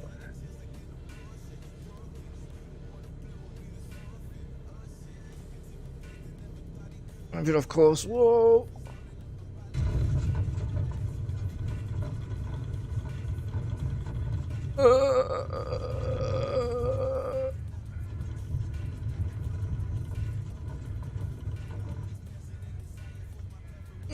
We just landed. Hopefully there's no oncoming traffic. And that counted. Cool. You use two hands or two thumbs on one thumbstick.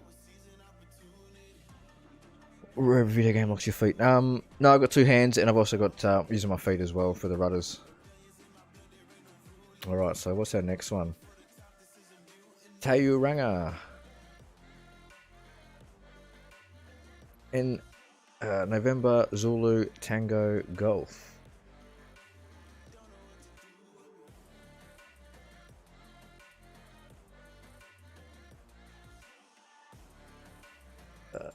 Sorry, I'm just going up here on the search.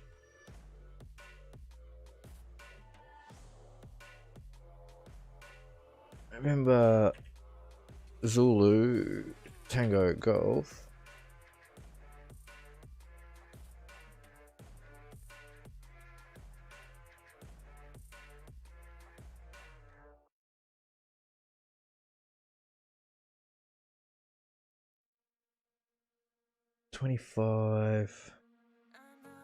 Runway 25, runway 25.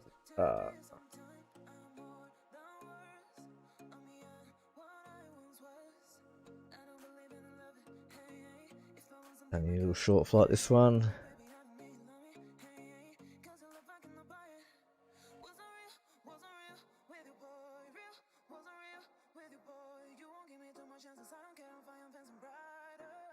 All right.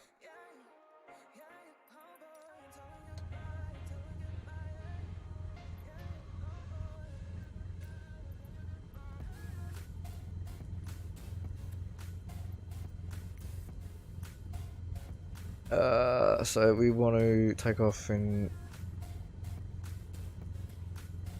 Actually, we'll go that. We'll go that way.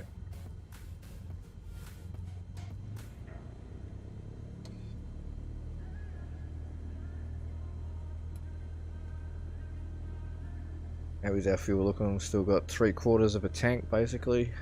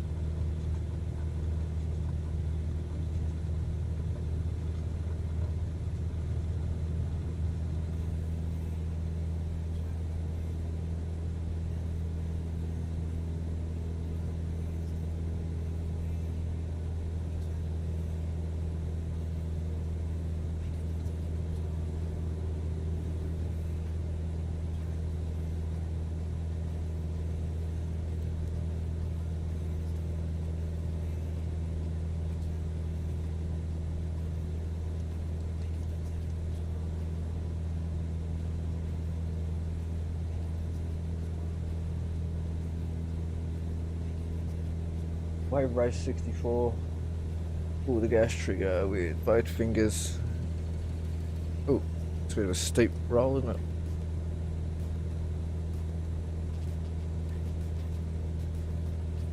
Got your flying license in Grand Theft Auto San Andreas on Xbox. I don't ever need to take a flying test again.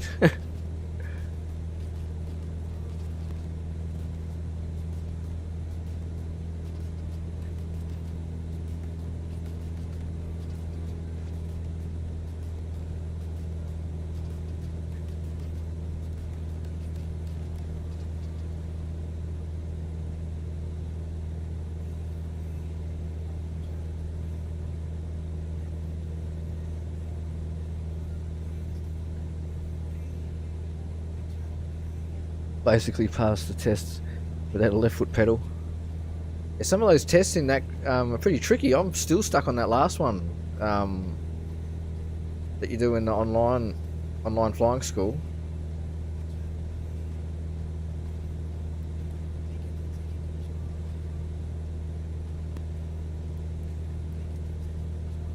Let's go bearing 1. Tells us our nav data down there as well.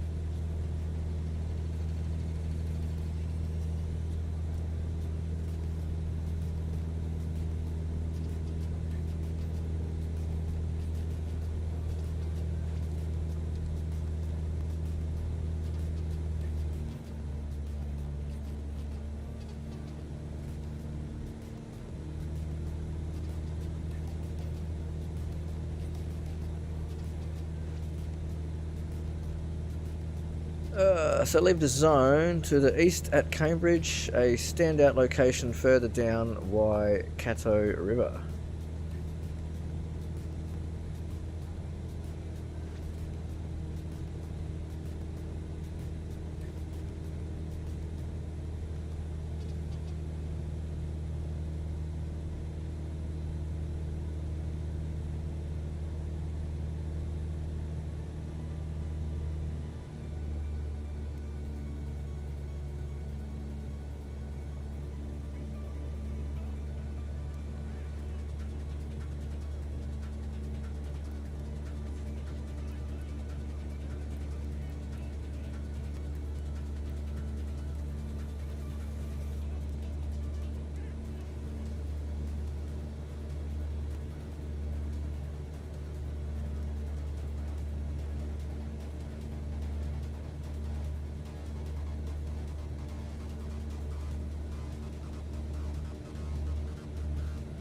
You need to get eye tracking? Yeah, I know I need to get eye tracking. Although I don't mind using the mouse. Doesn't bother me. Where I have my mouse pad on my sim rig, it actually works out really well.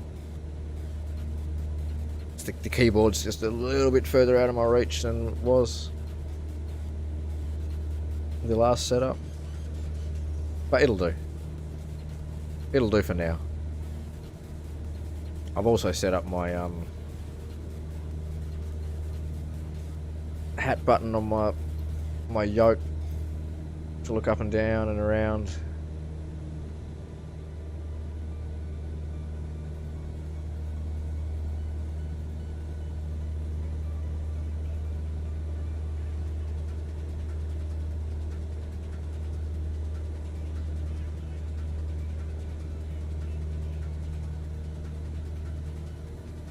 Alright, we're level flying now. Let's set the timer. We'll start the left tank first. 15 minutes.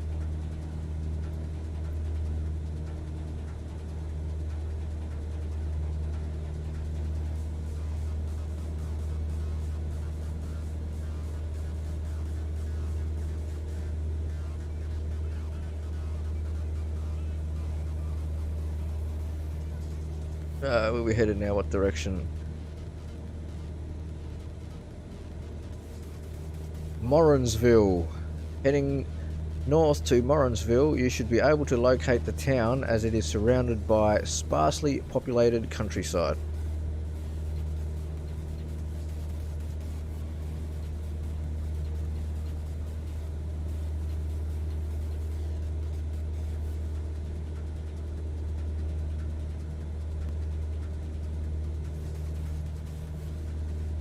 I'm lucky I drive in first person view, but can you fly with a different camera angle like in third person? Yeah, of course you can in this. Yeah, there's all... where's the mouse? There it is. Oh, what's happened there? I know what's happened, so let's do this, and then we go drone follow mode. Oh, look at that terrain load.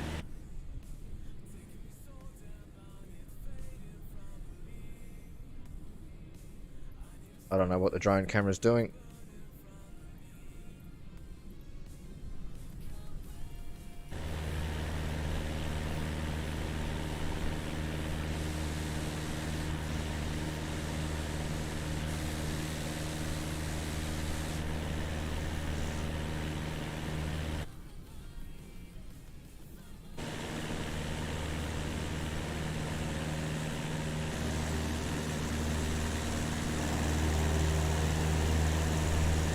I personally like that one, but it's a bit loud. The engine's really loud on that one.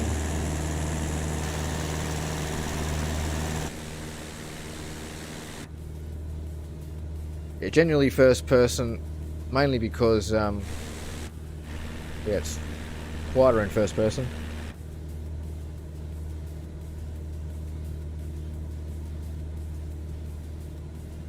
Unpopular opinion, eye tracking is the highest performing and most impactful simple addition if built into your monitor. Yeah, if you set it up right.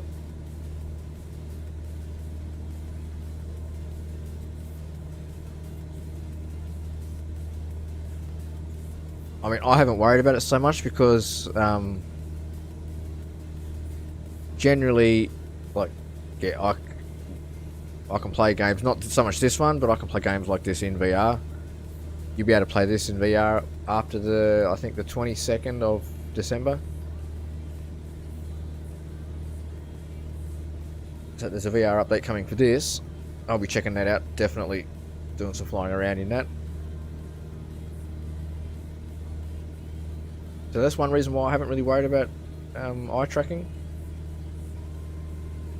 Because the games that would utilise it, that I do play, like Elite Dangerous, car racing games, stuff like that, I don't really need to use eye tracking.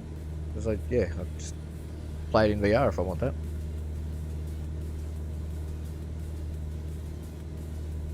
But yeah, if you haven't got a headset, then of course eye tracking is great.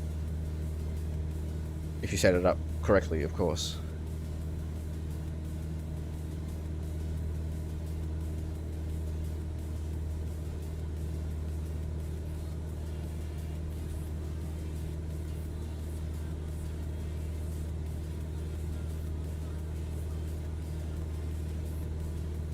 But I'm actually a bit worried about this game in VR. I'll show you for the simple reason that I'll bring up my...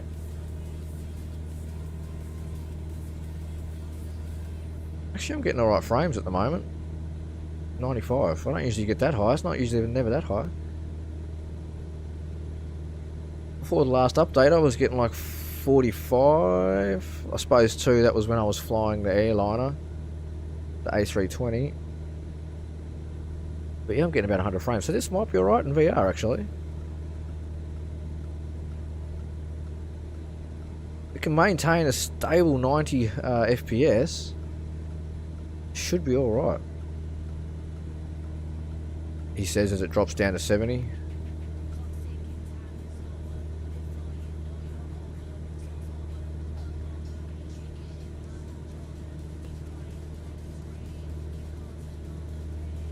Should be able to do it though, so I'm only using like 70% of the GPU at the moment.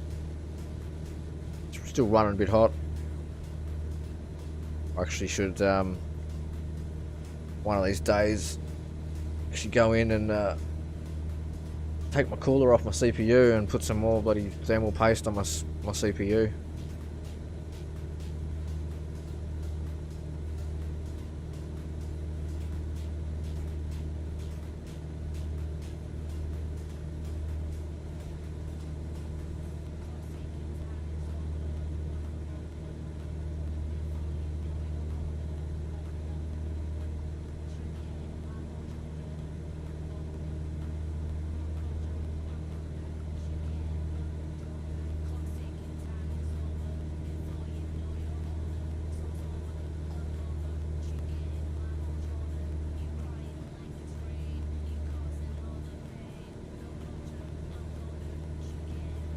50% seems to be just the optimal spot at the moment. If I was flying a bit higher, probably, yeah, 30%, but we're only at 2,500 feet.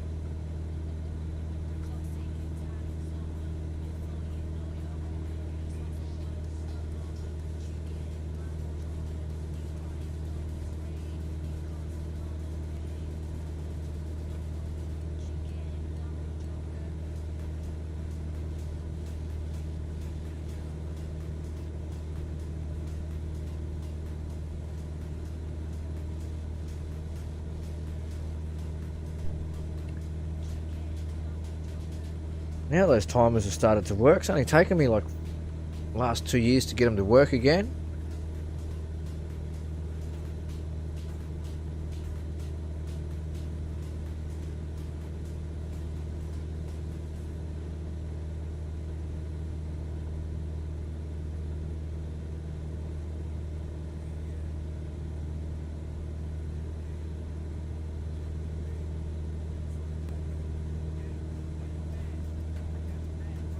Yeah, I'm actually looking forward to playing this in VR. I'm gonna have to move my throttle quadrant though, because I'm set up to be in the I'm actually flying in the co-pilot seat at the moment. My throttle and stuff's on this side, so I'll have to change that over. And hopefully you can still use the mouse just to use some of these switches, because I mean I could set the buttons on my quadrant for the master and that sort of stuff, and something for that ignition.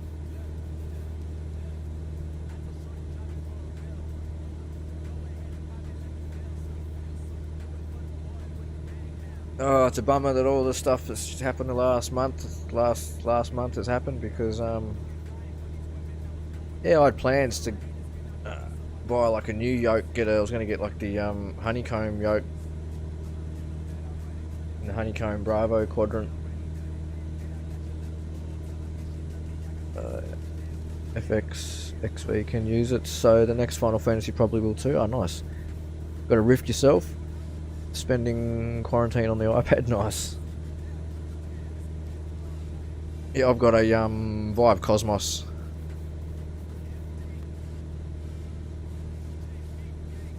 Not a bad headset actually, that goes alright. I actually haven't used it on the setup that I have now with the 2070. It was pretty good on the 2060, so I can only imagine it's going to be better on the 2070.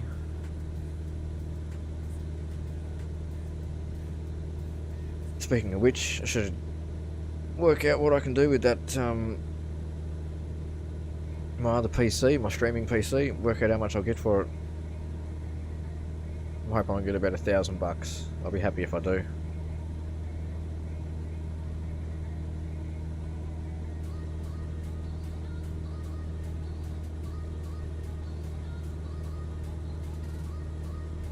If you ran this game, you would get 300 plus G in 4K. Oh, nice one. 1080s don't get hot. Yeah, no, the 2070, like it's running at about, what was it? It was, back up. It's running about 64 degrees now, and it's rated for like 83, so I've got still got plenty of headroom.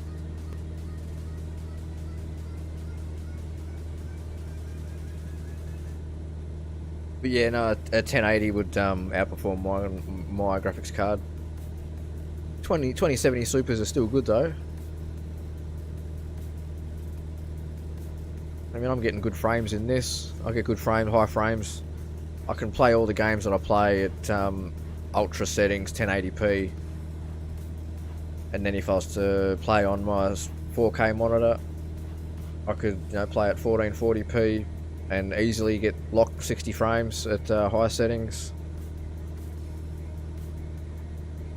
which is playable for me. And I can still crank some settings up to ultra.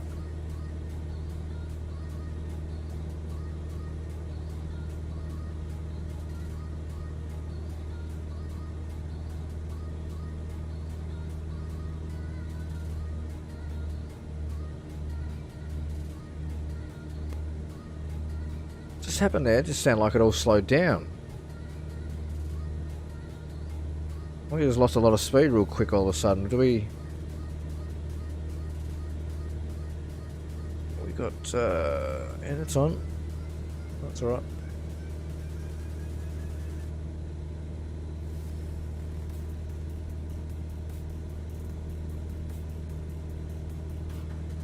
So we should be making a right banking turn very shortly.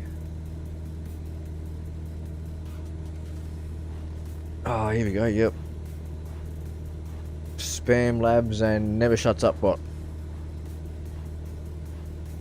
Can never get them 170 watt power. Nice. I can never get those timers to work, and now they're finally working. They're just not going to stop, are they? But oh well, who cares? Spam in my chat. Looks like that there's people in here.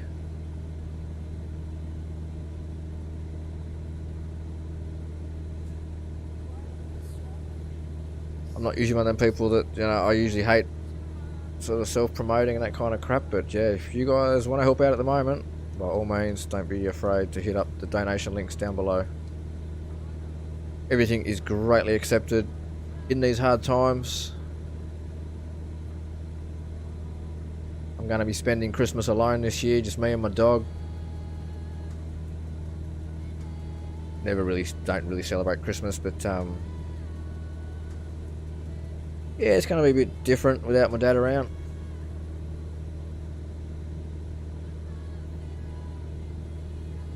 So once that's all over, I need to knuckle down and get myself a bloody job. Because yeah, I'm not one of them people that sits around all day begging.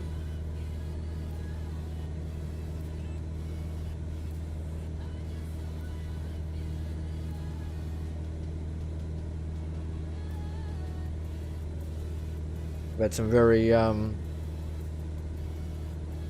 grateful donators in the past, and I'm very grateful to them.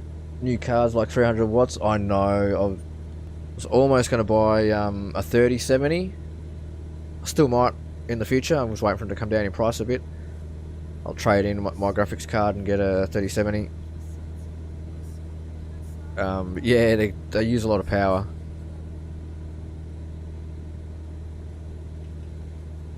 AMD's new card looks pretty good though. The what is it? The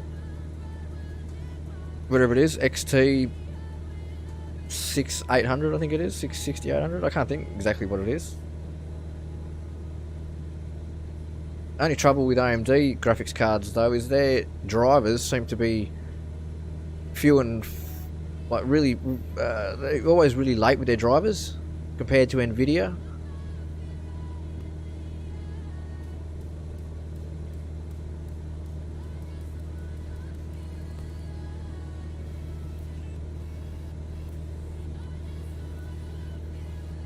If internet was working, you would play Apex tonight. Nice one.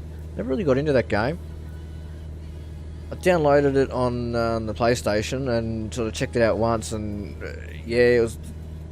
I guess it was at the time when the battle royales were really big, and I've never been a fan of the battle royale genre to begin with. I've always liked the multiplayer sort of, you know, team deathmatch and conquest modes in Battlefield, that kind of stuff. It's just me personally. So I didn't really like the Apex. If there was like a... I was hoping they'd try some other modes, but they never did.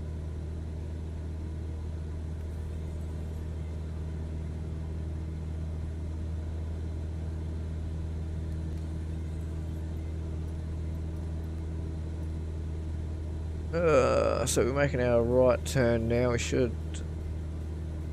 be making... What's this? Waihi? No. Y1. Yeah, Waihi. Enter the Waihi Pass, keeping a lookout for GA traffic. Aim for the deep quarry found within the town. So there's a quarry or something up ahead, is there?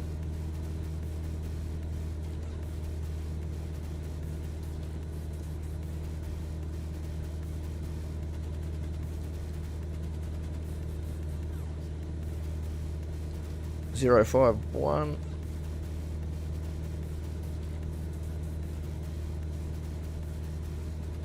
just trying to think. There was a game, not PUBG, one of the first sort of battle royale games. It was like, I think it was the first one that actually came out. H1Z1. I remember playing that a bit on the PlayStation. Me and a few mates, we used to play that a bit. I quite enjoyed that. That was a fun one. I suppose at the time that was free. PUBG wasn't out on consoles yet, and the only thing you really had to pick from was H1Z1 and Fortnite. And I don't like Fortnite only because of the whole building thing. Yeah. I like Fortnite Save the World mode, where you team up with 3 other players and you go and do missions. That's fun. Building, and that's fun. Defending your home base and shit like that. But the battle royale mode, nah.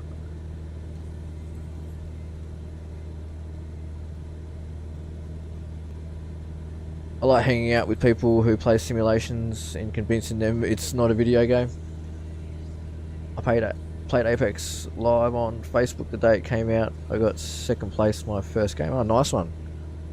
Yeah, I'll see that too if you're early in the bandwagon. Like if you're early on,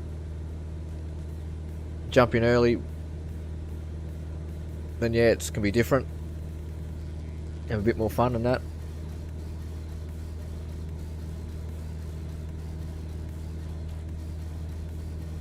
But yeah, I did like Fortnite. I liked the art style and that, because I played a bunch of that.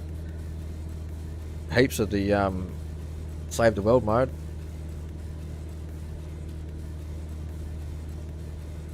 Me and a good friend of mine that I know in real life, and a couple of friends that I know on PlayStation, we used to play that all day, every day for a while.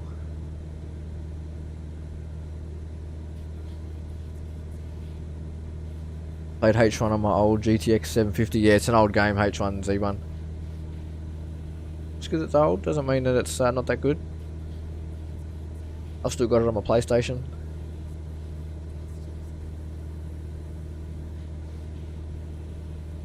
King of the Hill. I remember, yeah, for ages I was watching the streams on Twitch and YouTube of that, like thinking, oh man, because I never had a PC back then. I was always a console gamer, and I was always thinking, man, I'd love if we get some games like this. And then we finally did. Except I didn't like PUBG on the console. I thought that was a, I don't know, clunky mess. You played Minecraft version 1.0? So that's another one I never really played. Guess I was just a bit too old for it. I don't know.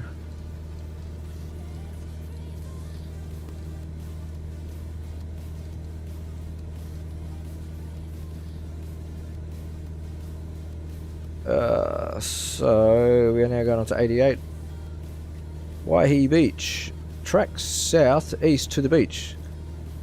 Let's go to the beach.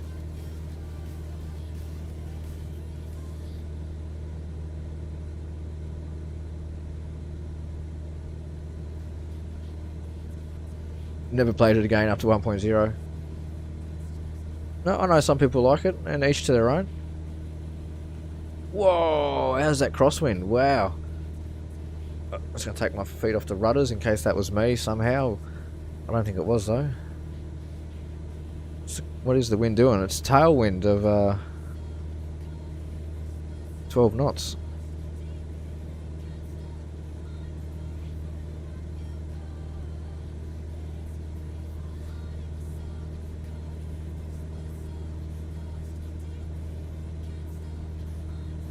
Slight change in elevation can cause a bit of turbulence. I think it's... We're about to fly over the coastline too, so you get turbulence when you fly over the coast as well. The pyramids are poured in concrete.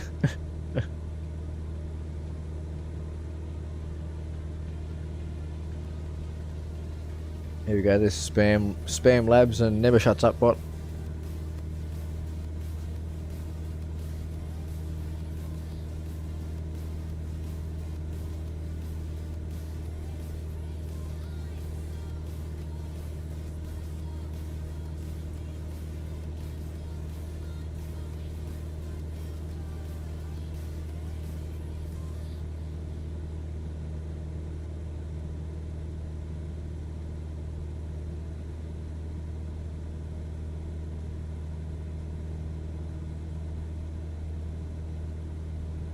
Not sure where I'm flying. I'm in New Zealand. I should have asked. Yeah, I'm in New Zealand. So we've started off at... I'm going to butcher this name again. Hang on, I just need to untrack the aircraft. Well, we're getting ready to come in. We're getting close to the airport. Whangarei. That was up close to the very northern part of New Zealand on the North Island. And we're making our way basically down to the southern tip. Almost southern tip. We're going to Wellington, which is on the sort of the eastern peninsula of the southern part of the Northern Island. There you go, try and say that 10 times fast.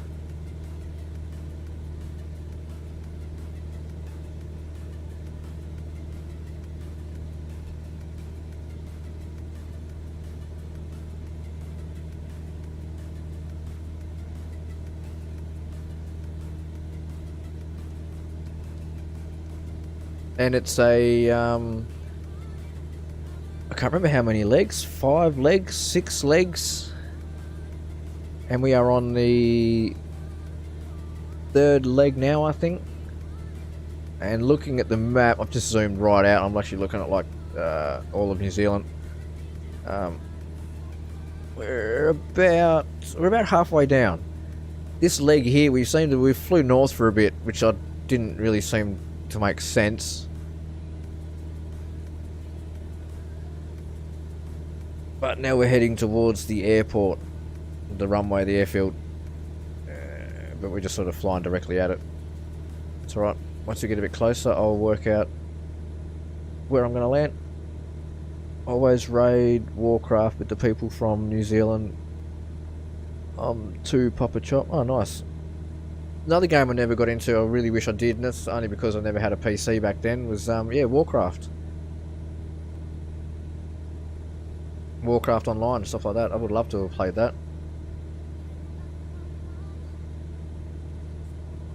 Best guild in Oceania, Gazules. I nearly got into it when they released the remake of it, like the remake of the original WoW. I thought I'll jump in, and because I knew everyone would be starting new characters and whatnot, so I thought it'd be a good time to jump in then. But yeah, just the whole subscription thing for me, I don't, yeah, I'd like to, but yeah, now it's not an option. But anyway, I love the old StarCraft and Warcraft, they're awesome games. Khan Garath server under you.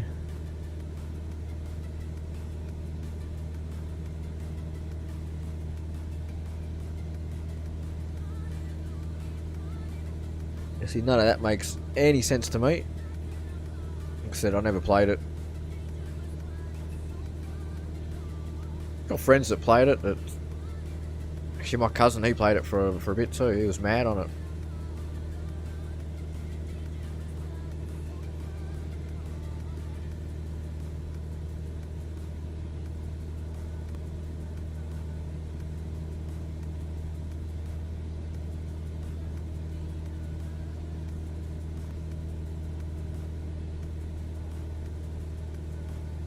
I just realised that's just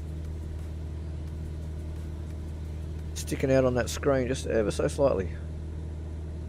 Let's do this. There we go.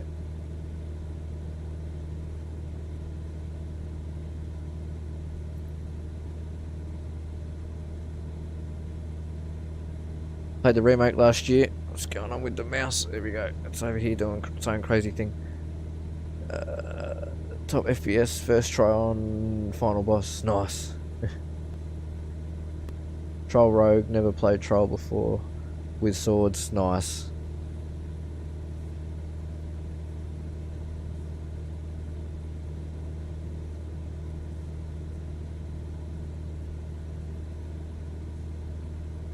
I guess it's one of them games. I just never found the time to get into it.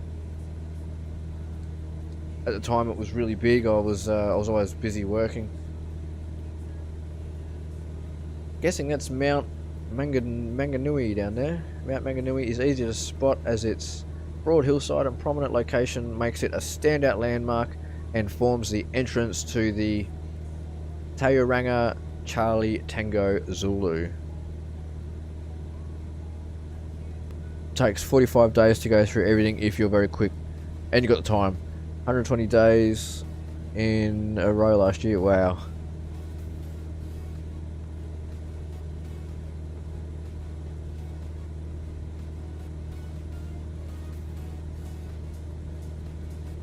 I've spent some crazy time like that in Grand Theft Auto, and another big game that I played was Battlefield 3. They're my sort of two biggest games that I spent the most time in.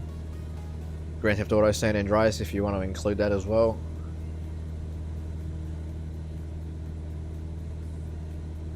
Destiny 2, bit of time in Destiny 2 and Destiny 1. Not as much as the others though. My last check on Battlefield 3, because that was back when I was unemployed, so I had a lot of free time to play that. I spent, I think it was over 3,000 hours playing that. Something ridiculous.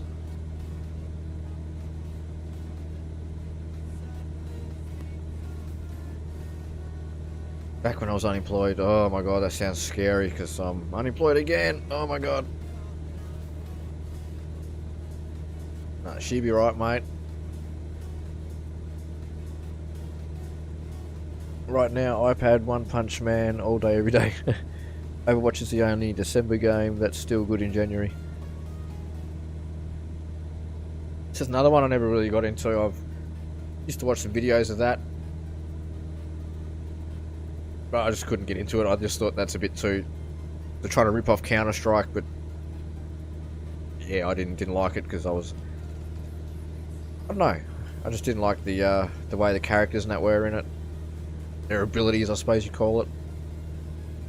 A bit of a purist when it comes to FPS shooters and things like that. I like my war games, and I want to be like, if we're playing a shooter, I don't mind shooting aliens and whatnot and stuff like that, as long as, you know, they're controlled by other people, I suppose. But yeah, anyway, it's just me. I like my war games to be real, I suppose. That's just me. Got 8 million on GTA to wait for the update. Oh, nice one. I don't know how much I got on GTA. I've got about, I think about roughly that much. 8 million. I'll probably been a couple of months, so I'll get my Twitch Prime benefits too, which is $1 million every month. So I'll probably have, don't know, 10 million, maybe up towards about 15 million. We can only dream.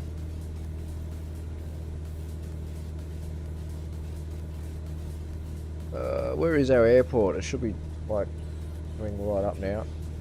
Zoom in a bit.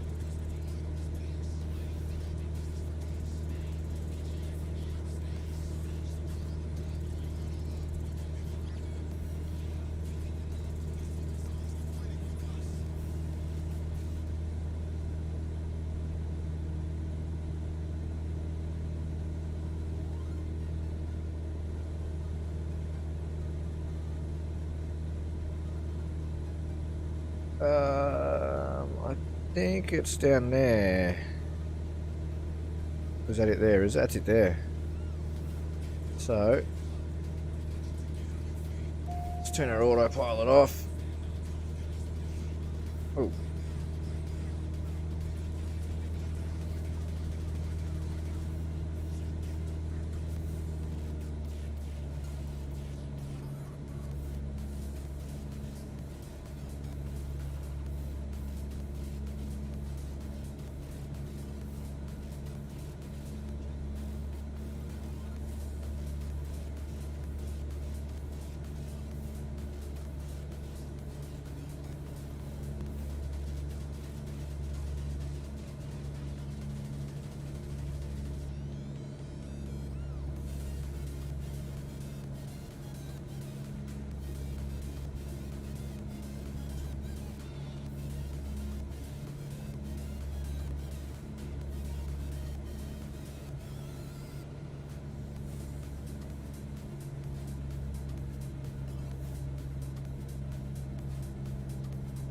Destiny 1 is good. Me and my roommate went through the first rate, but you couldn't beat it, and he was a warlock.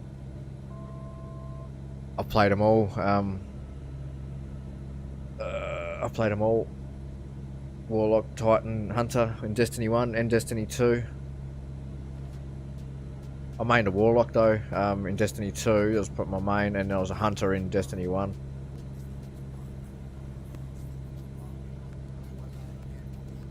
I can smell something. My neighbours must be cooking a barbecue or something. It smells really good. Alright, let's track around here a bit. Let's track my plane.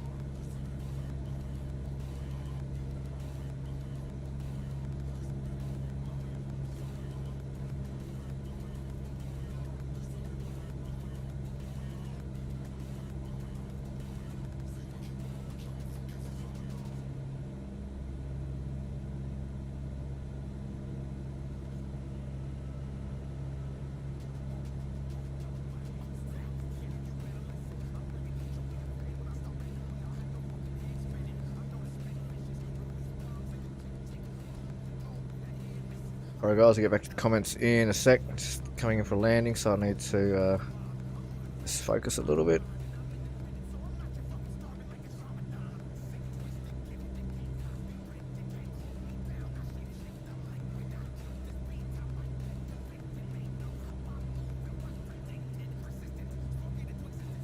There's the runway. Get some flaps out.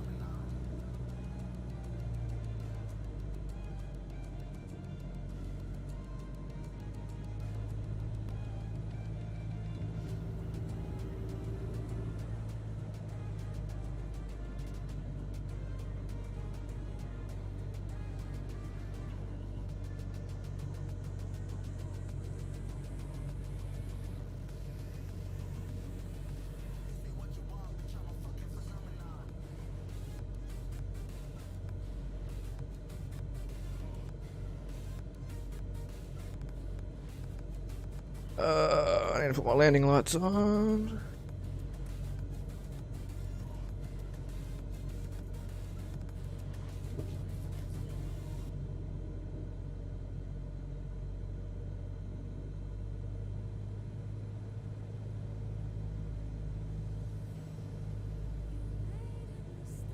Bit of a better approach than the last leg we did. Oh, we're actually coming in. Need a bit more speed. Point our nose up a little bit, that's it. Perfect. Go over this way.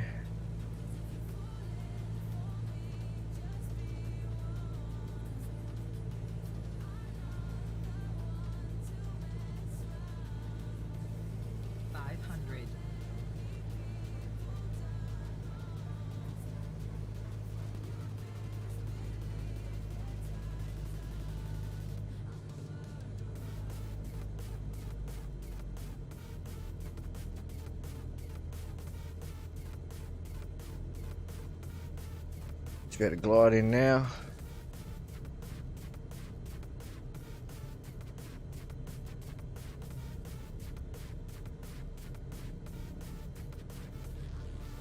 Flare a little bit. Didn't do much flaring at all. Here we go. Come in now. I'm not exactly on the center line, but flare.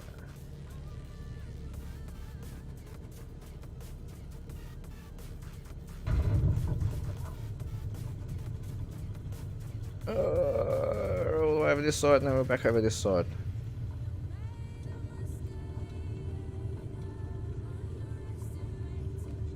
Brakes on. Taxi lights on. Swing it. Another successful landing.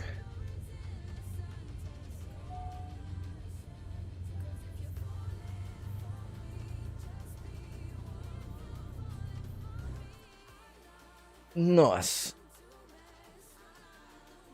Remote can beat Street Fighter without taking a hit, but he couldn't clear the raid in Destiny with a Warlock. Then he refused to do the Crucible. I used to love Crucible in D1, and yeah, D2 they ruined it. I've been testing my drag car on Beam, and two-step needs to rev at 5,000 RPM, and using the NOS to take off from the start. Wow, that's incredible. Putting next year's games up against last year's game, Overwatch is always playable again another year. Yeah, there's some games that are like that. I had to plug his headphones in. Played the Destiny 2 beta, and keybinds are not as good as Overwatch for handicap. Can't use mouse and controller at the same time. Well, you can, but you need to have like a Zim setup, or a one of the other ones, Cronus Max.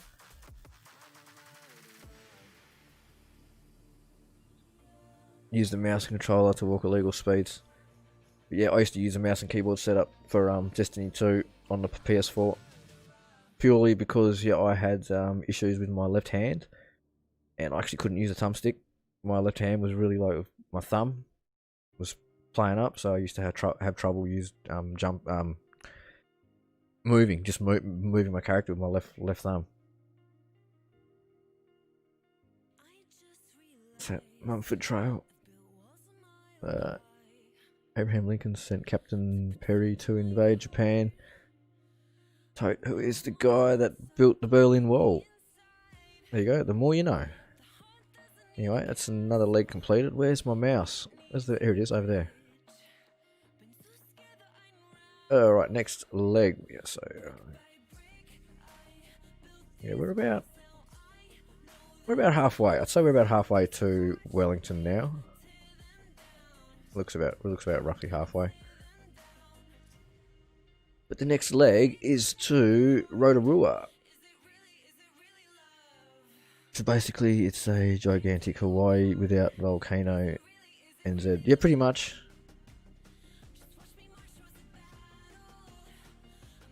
They're on the same what do you call it? The Ring of Fire, New Zealand and Hawaii.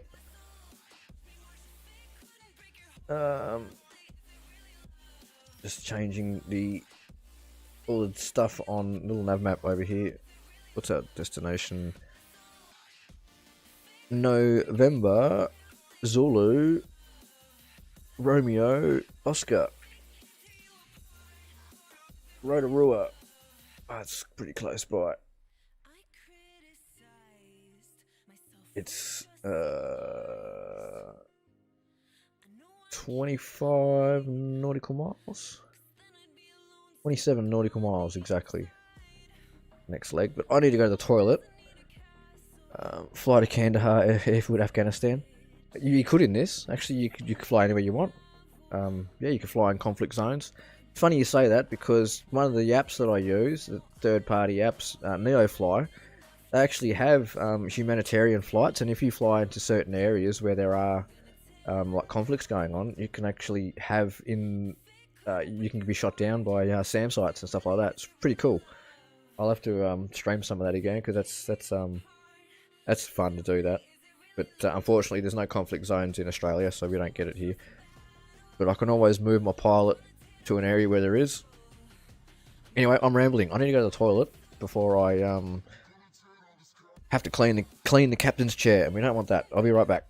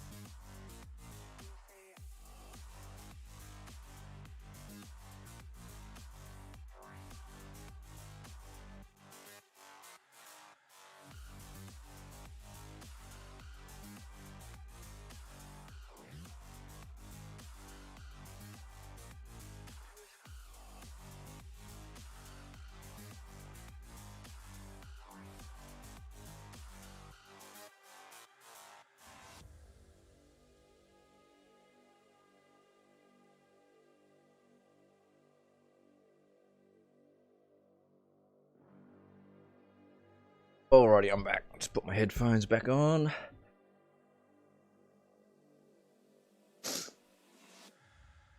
Tote bags allowed. Oh, that was like the song that went on and on and on. Song that never ends. My friends. Alright. Rotorua, here we come.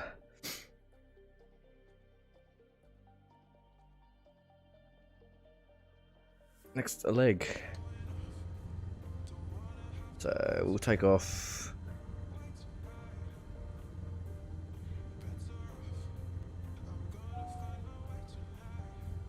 How is our fuel doing? We're nearly halfway.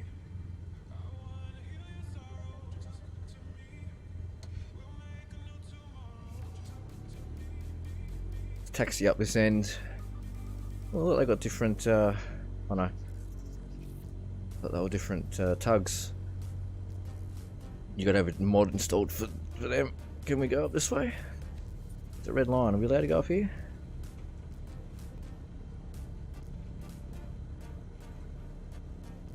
Red line.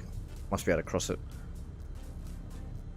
Should have our landing lights on. Taxi lights should be on too. Looks like it's getting a bit overcast at the moment.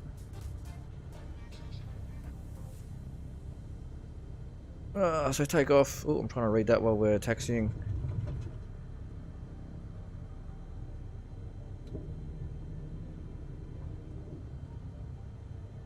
Depart Tauranga to the southwest to the racecourse that forms the Charlie Tango Zulu exit, located near the highway and golf course beyond the bay. So course 206. Can we get onto the?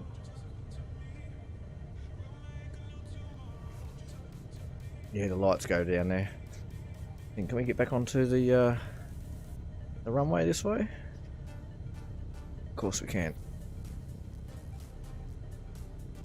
Oh, I had a message on my phone. Let's quickly check that too. That's from my auntie. I'll just quickly message her back.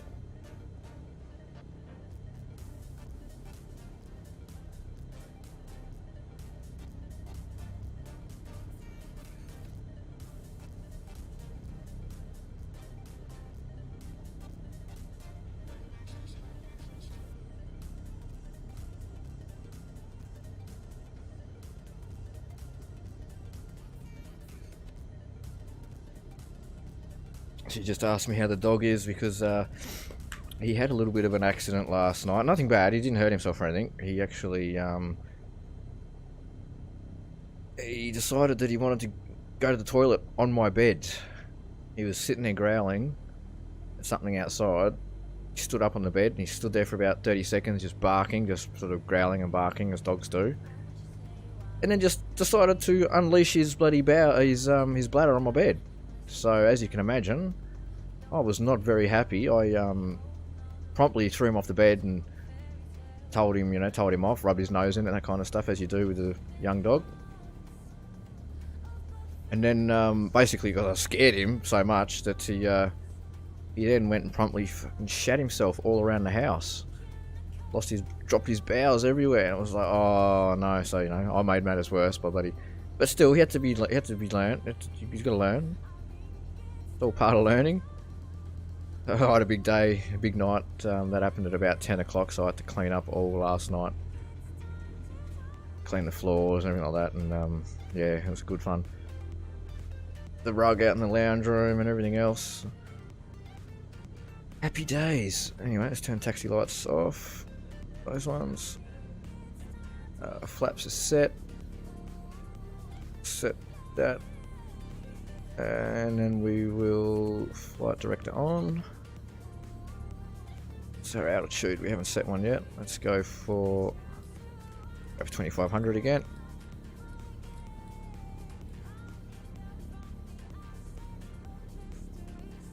Let's go.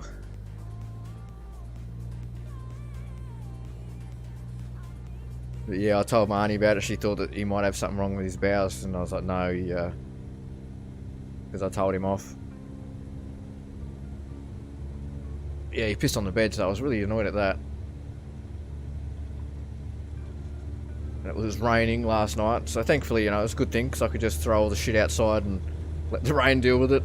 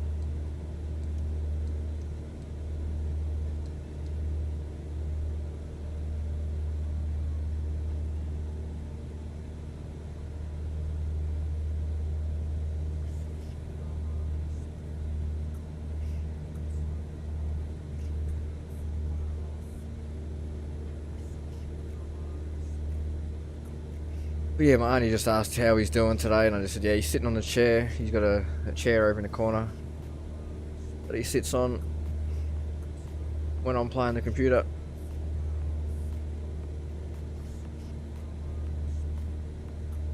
He's a good dog. He couldn't help it. I don't know, something happened.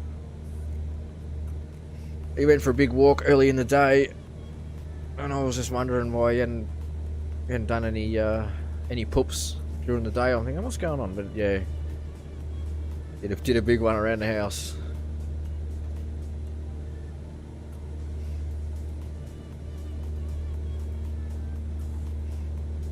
Alright, let's go for the left tank. Readjust that.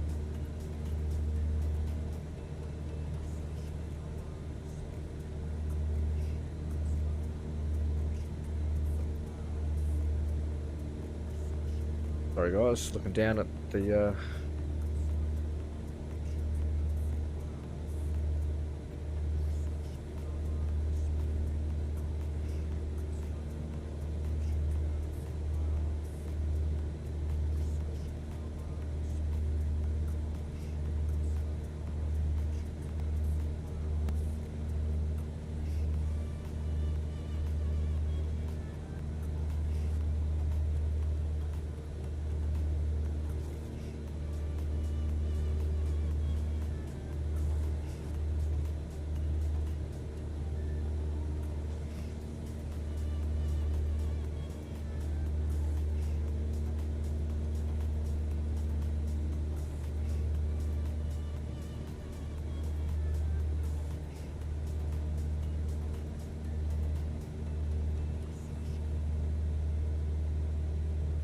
so I started that timer. Oh well. Going now, and they look about even.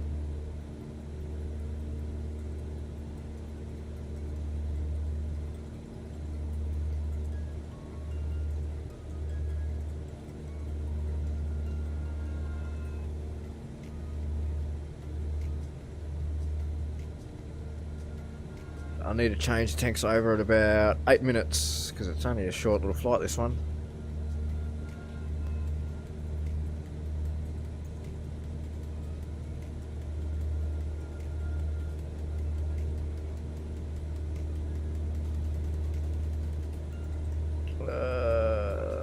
Let's have a look here.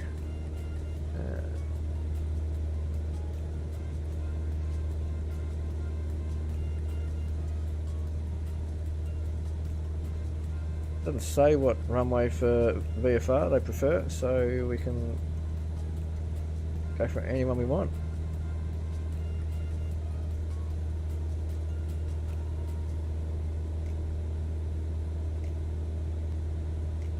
One 8 right.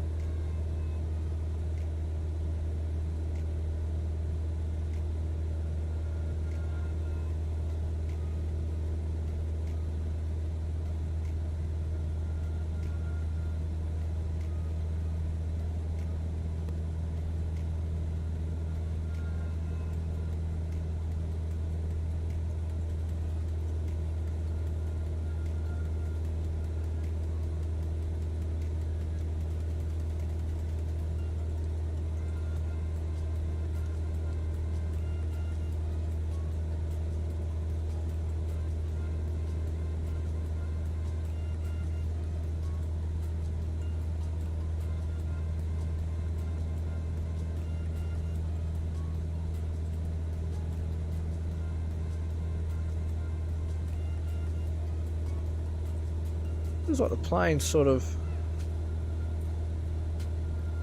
Is it just me? I think it's just me.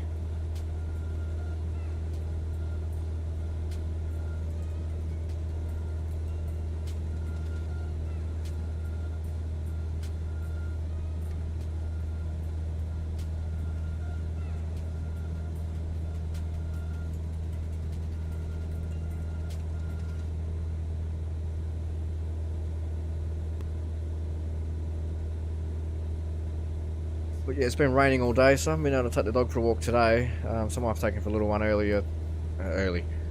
later tonight. It's 8:30 now. We'll be done with this in a couple of hours, so yeah, I could take him for a walk around the block at about 10:30.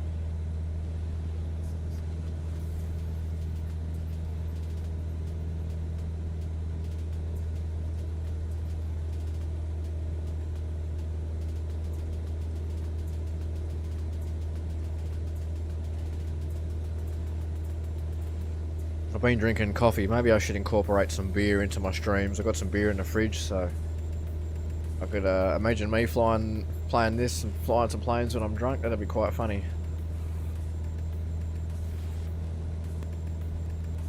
Not drunk, because I don't get drunk. I have like 3 beers and I'm like, oh, I've had enough. I don't want any more.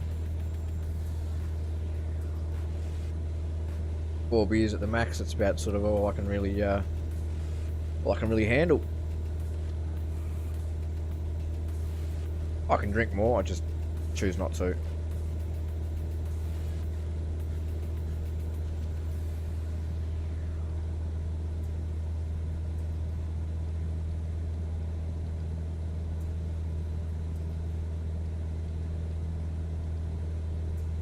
Yeah, that's one of the reasons why I haven't been streaming over the last week and a bit, because obviously, you know, stuff 2 weeks, whatever it is. Obviously, you know, I've had a couple of big months. Last month was a big month for me. It was, you know, I lost Mara, and then she was my dog, and then lost me dad a couple of weeks later, and it was my birthday in between all of that, so I had a really shit birthday.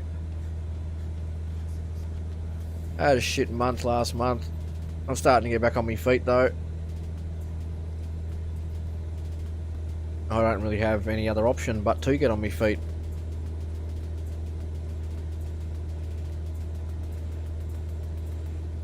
So yeah, I've been having a few drinks the last couple of nights, last week and a bit, a couple of drinks after I've had my dinner.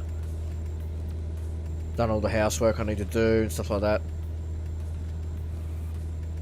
Listen to a bit of music and have a couple of drinks, sit out in the sun, watch the evening sun go down. It's been, you know, just a good relaxing week.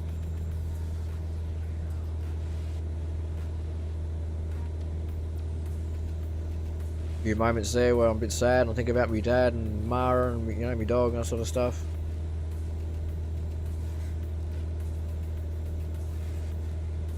But in the grand scheme of things, they were both really sick. Didn't know how sick they really were, and they're no longer suffering. So it's, yeah, it's tough, but yeah, they're not suffering anymore.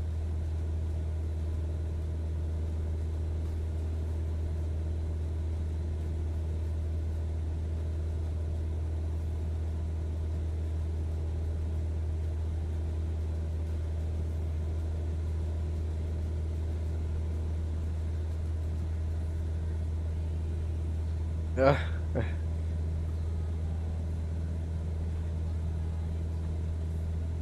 got family friends live over in New Zealand. My auntie just, because I texted her, I said Barney's sitting in the chair while I'm flying over New Zealand. She said, wave to our friends over there. So, I'm waving to you if you can see me.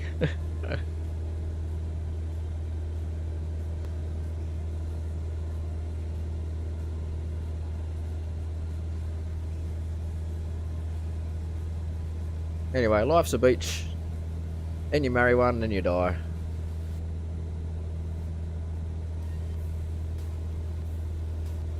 So I'll just say, enjoy it.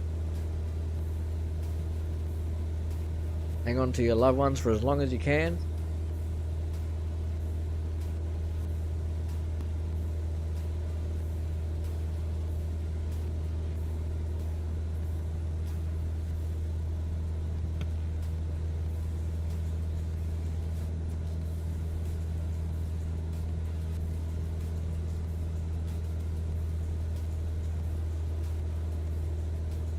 Because at the end of the day, life's too short, and we're not here for a long time, so we might as well enjoy it.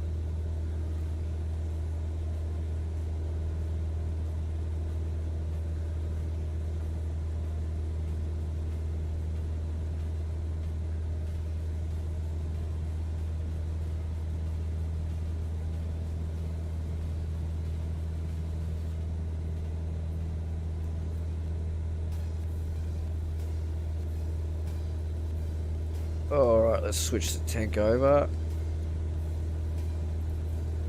Reset that.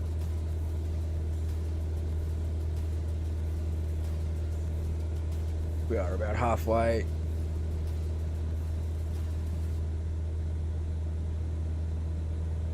So is it Te Puke is surrounded by dark paddocks and is found on the other side of the hill ranges.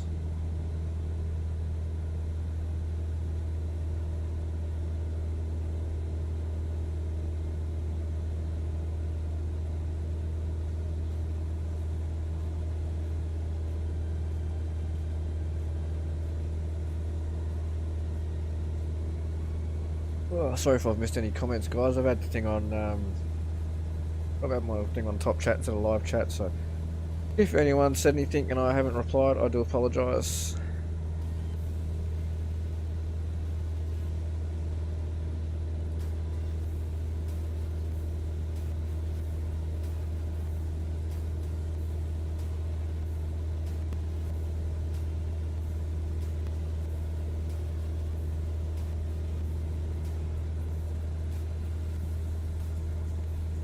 I didn't set the altimeter before we took off.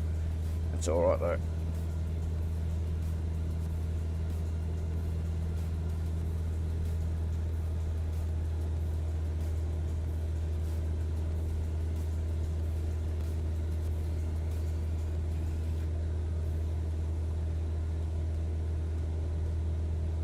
Playing a game of Monopoly, a nice one.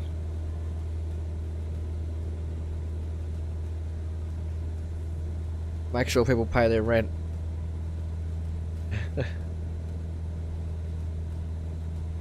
Don't be one of them landlords that lets people that land on your square and let them get away without paying your rent.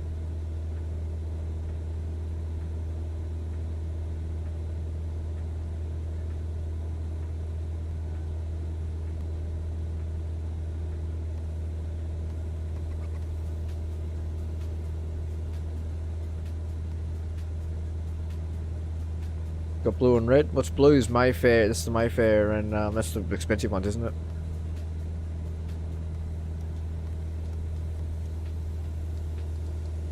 Can't think what they're all called.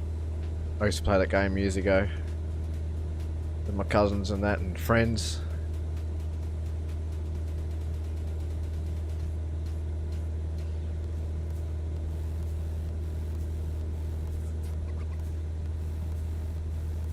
So is that Kashing NZHS or is that Kashing's HS? Interesting.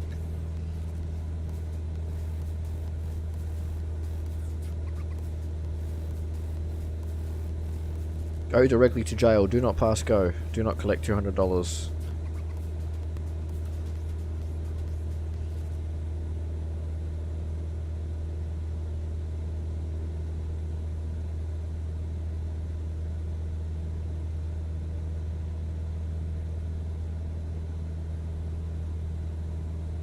Game of Life, that's another good board game. Play with friends.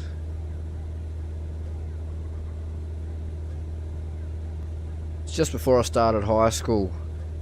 Me and my friends that I went to primary school with, a couple of friends that we used to go to school with, we'd play board games, but we'd basically make up our own as we went, and sometimes these games would go on for months and months and months, but yeah, we'd basically make our own tabletop games, sort of almost like Dungeons and Dragons inspired, but at the same time they were just everything was included in it. Like you think of it, we'd put it in the game.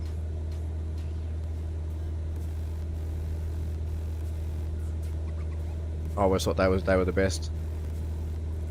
One of the kids, he was a really good dungeon master, so we used to always, he'd let him sort of run it all.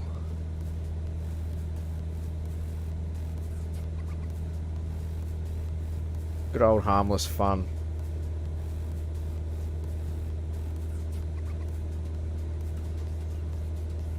It looks like elevation's a bit higher here. Sea level.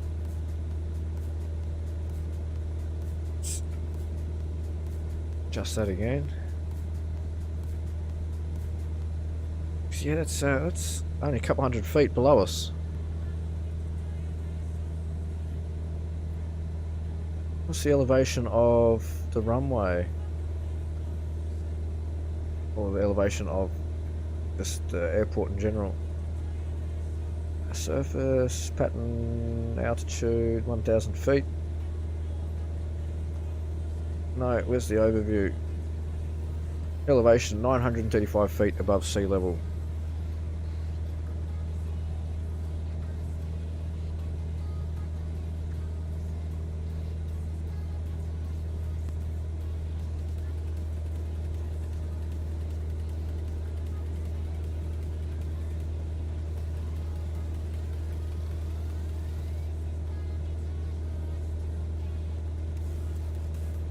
So the airfield is on the other side over there. Over that sort of that direction.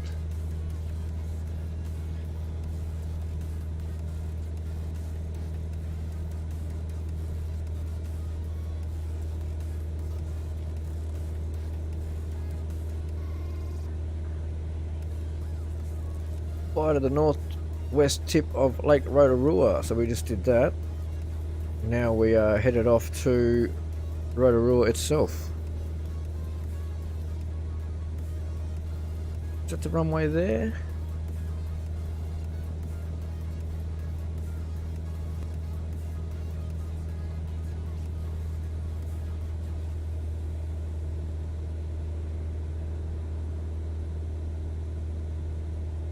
You should be looking directly at it.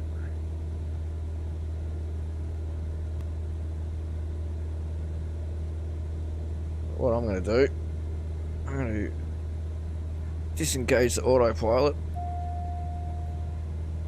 keep turning like this.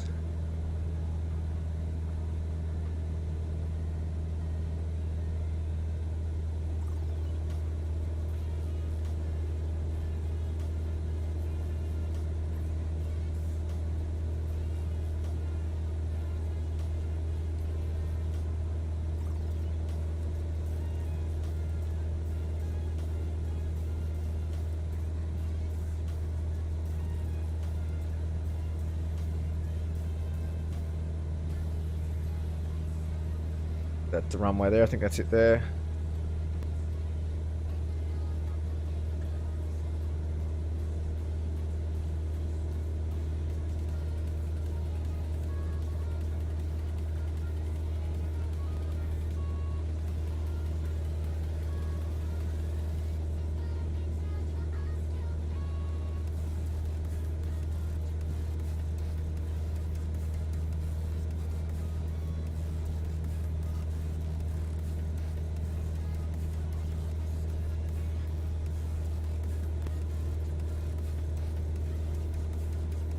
Alright, and if I come back for like a 25-degree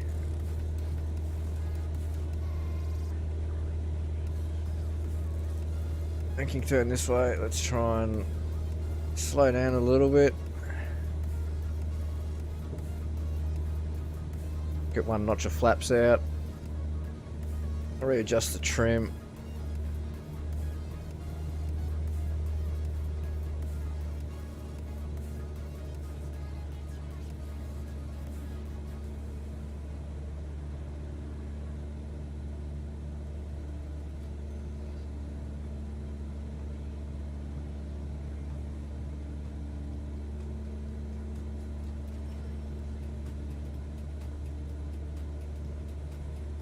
Still haven't worked out how to change the what we're looking at with the. I just don't know what the controls are. I can do it with the Warthog. It's not this setup, but not yet anyway. There's the runway there. Alright, so let's slow down a bit more. Another bunch of flaps.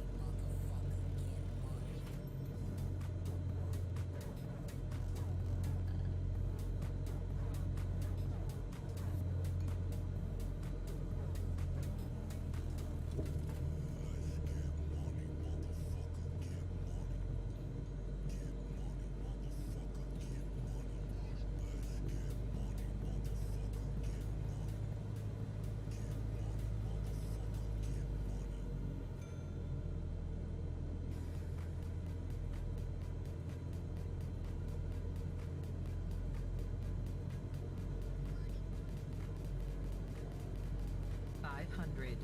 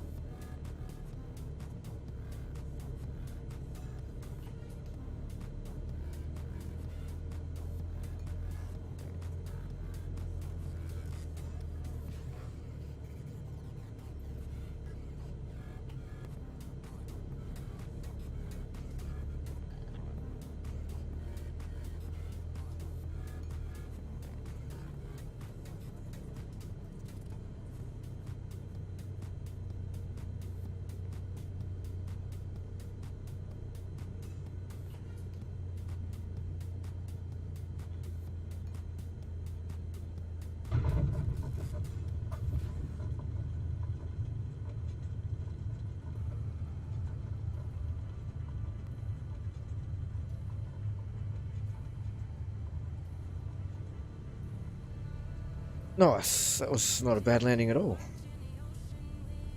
Alright, taxi lights on. And I actually landed with that like that. There we go. Nice. Next leg, Taupo. November Zulu Alpha Papa.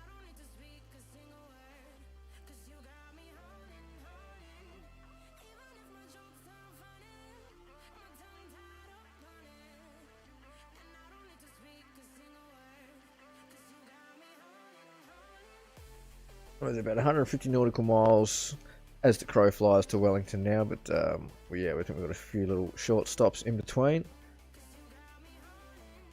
Next one is about 40 nautical miles.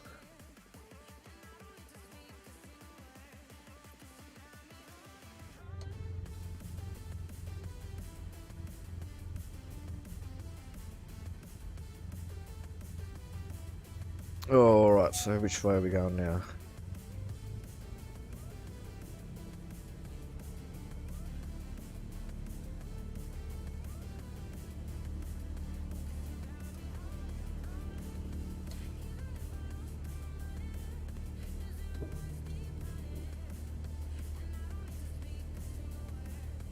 Excuse me.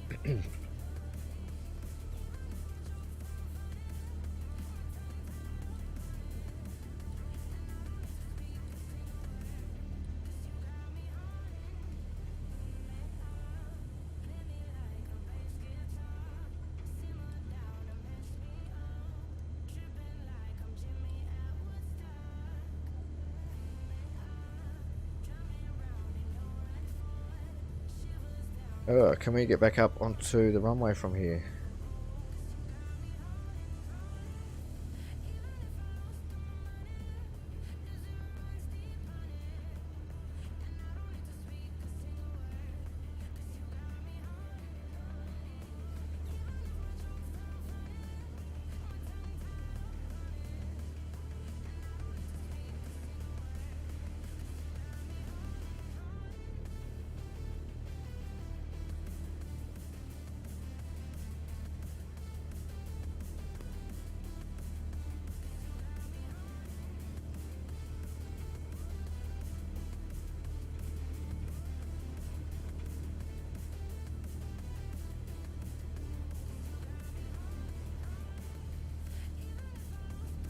Probably should have checked little nav map and had a look at the taxiway and stuff like that.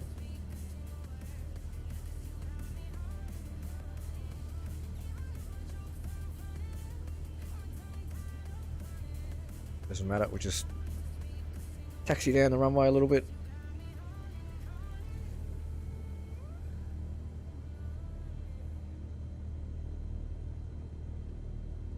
So we'll leave the airfield toward Rotorua town, famous for geothermal pools and springs. Yeah, so we'll go down, we'll taxi down here, turn around.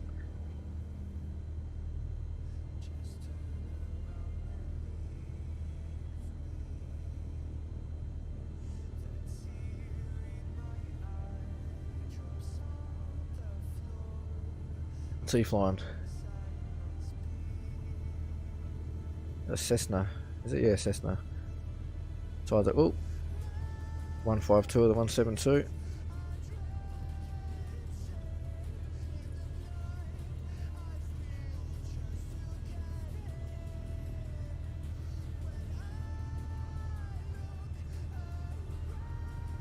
Oh, right, we should have enough runway now.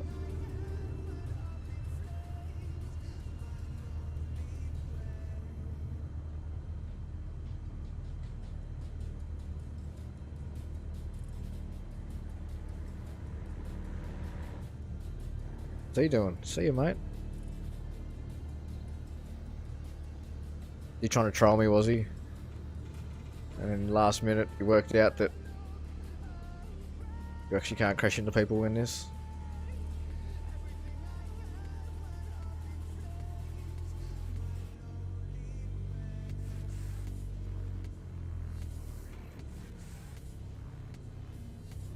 Yeah, if anyone's watching and they have this and want to join me, I'm on the Southeast Asian servers.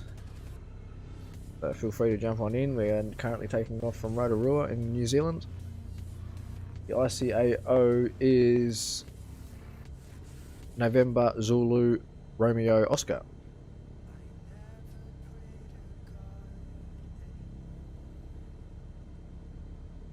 Alright, let's turn it out.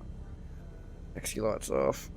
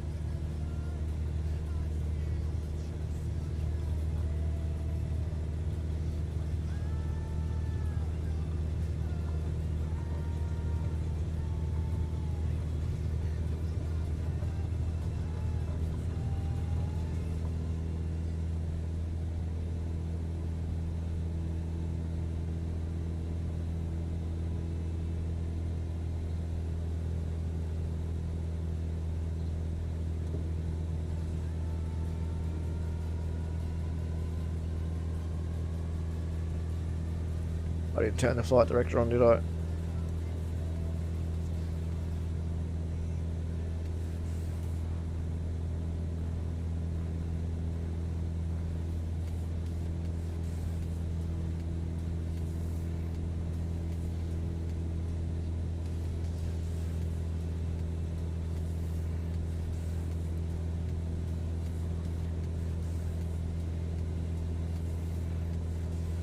Let's go for 3,000 feet. Flight level control. Oops.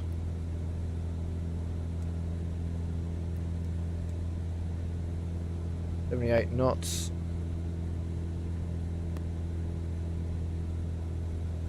I can see we got some hills and that coming up.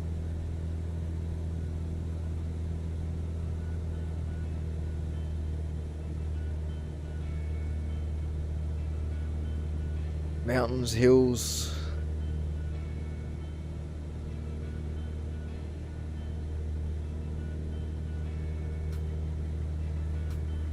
This is Rotorua down here, the actual town itself, by the looks of it.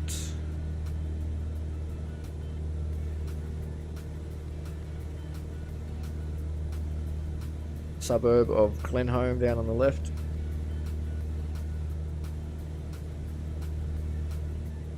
But we're going to be flying directly over Matupo Heights and Springfield.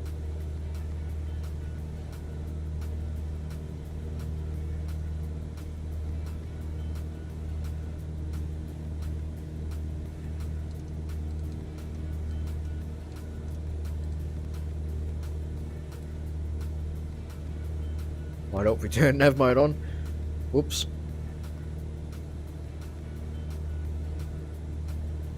It's been a bit of a long flight. What is the time? How long have we been flying for?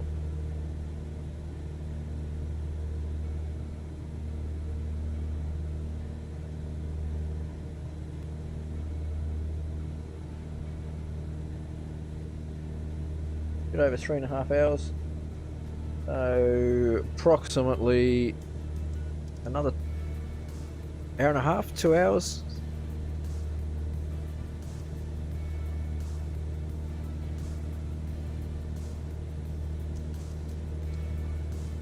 $182.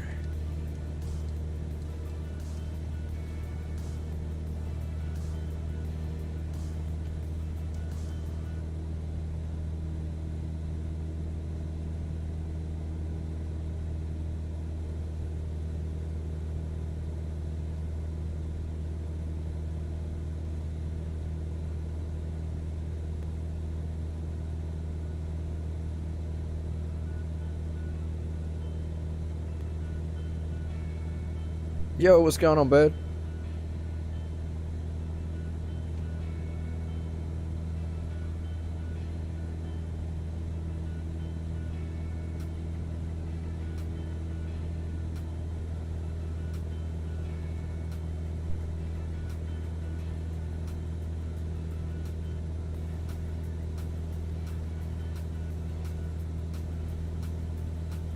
Pick up the northeastern tip of the Y-shaped lake Ohakuri as it widens to the center. Now let me try Ohakuri. I guess you have to be a Kiwi to be able to pronounce it properly, because yeah, I'm absolutely butchering these names. Sorry to any Kiwis that are watching.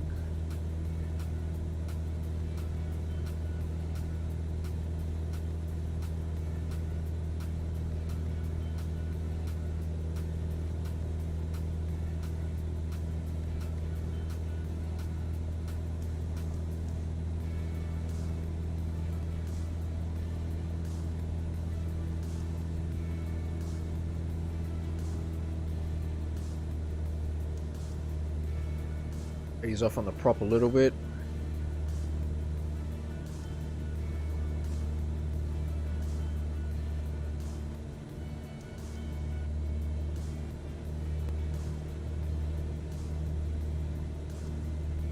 And then, which one's got the most in it? The left tank.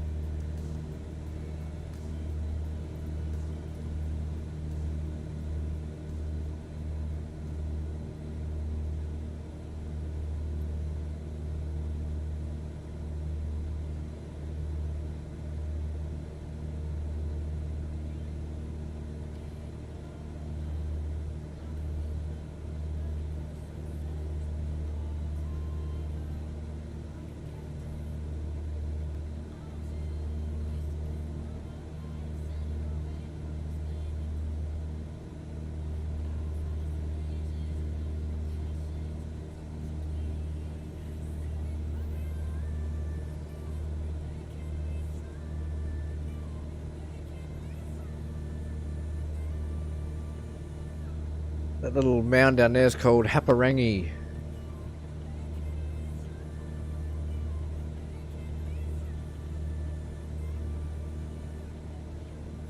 And that one down there, that one or that one? Anyway, there's another one down there called Round Hill. There's a few hills down there that look pretty round.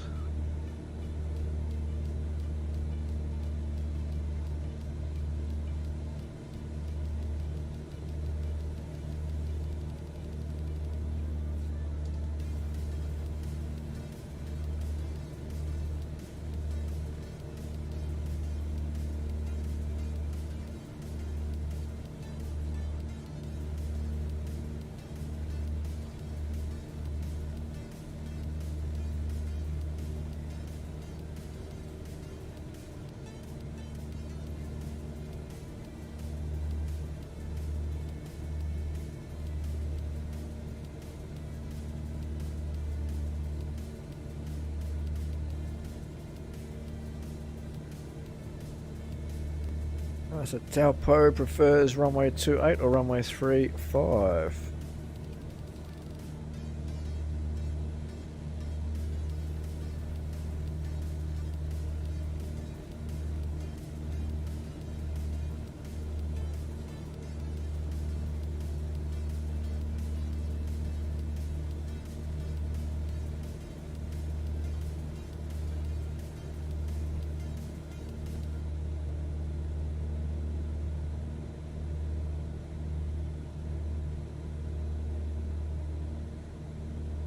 That's 1,300 feet elevation.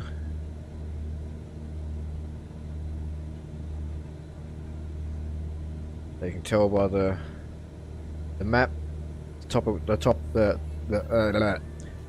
topography has changed. The color of it's changed. Now you can tell. Actually, turn that off. This goes back to. Oh no.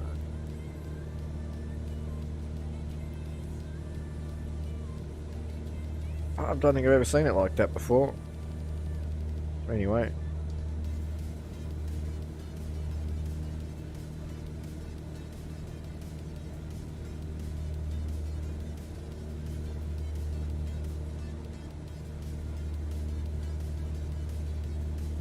Getting into a bit more hilly terrain now.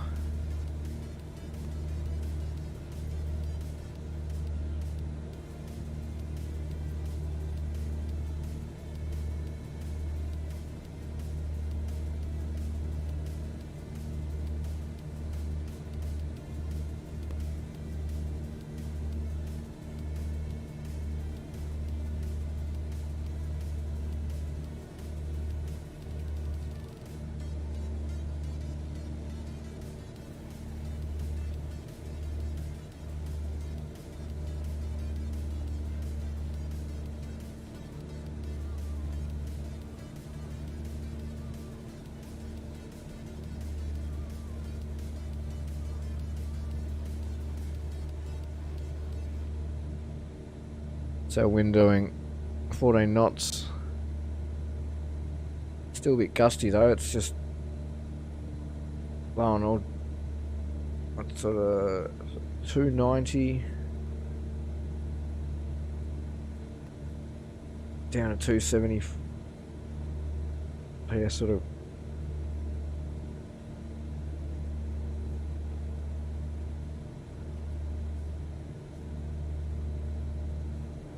Would that be northwest north? I think it is, yeah. I think that's northwest north. Northwest west, sorry.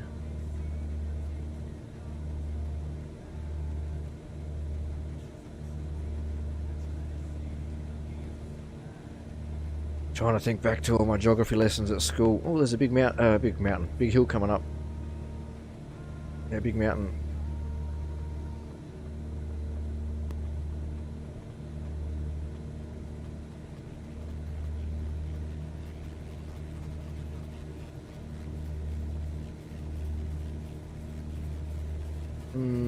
I might want to.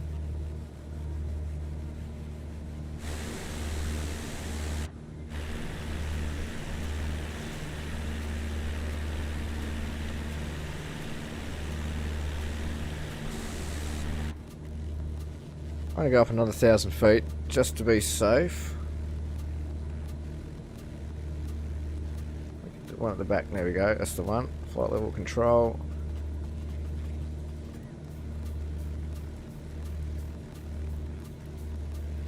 Slow down for our ascent.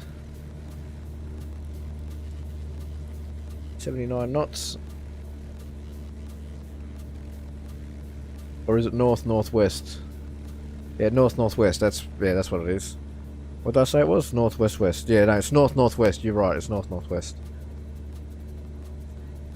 Or is that north-northwest? I can't remember. Oh man, it's been so long. Northwest north, maybe? Northwest north? And then north northwest is here. Because northwest is obviously in the middle.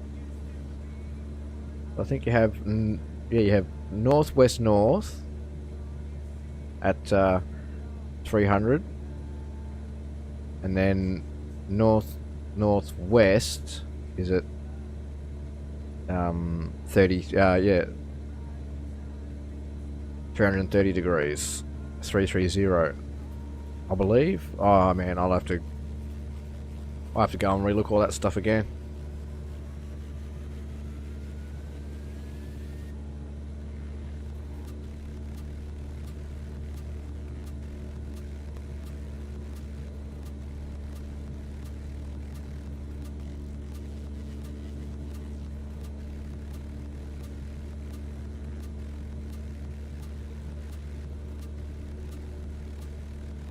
Good old Google. Best friend if you want to learn something.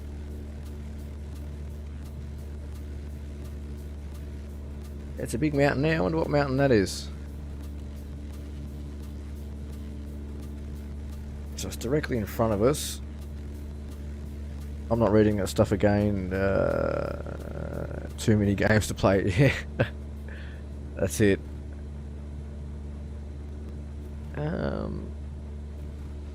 There's a lake down in front of that. That's Lake Taupo. We're going there. We're going to be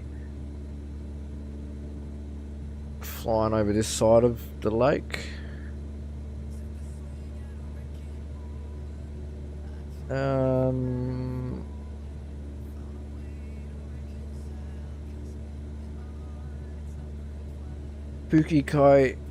Kaikoura.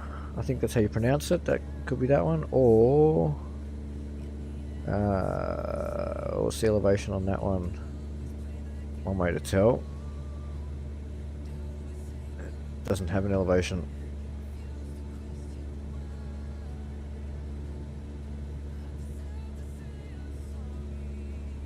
There's one there, it's Kuarua, but 1,129 meters. You got 1,300, 1,100, sorry. Ooh, what's happened here? I've lost my VFR map. There it is.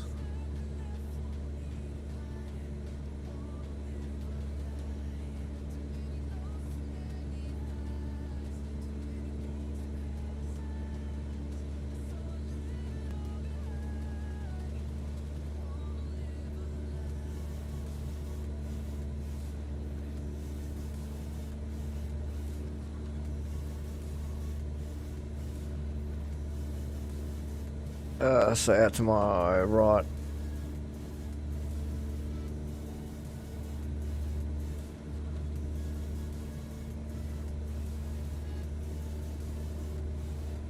Tongariro National Park.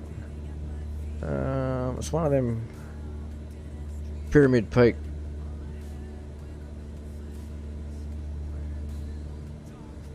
Tahurangi.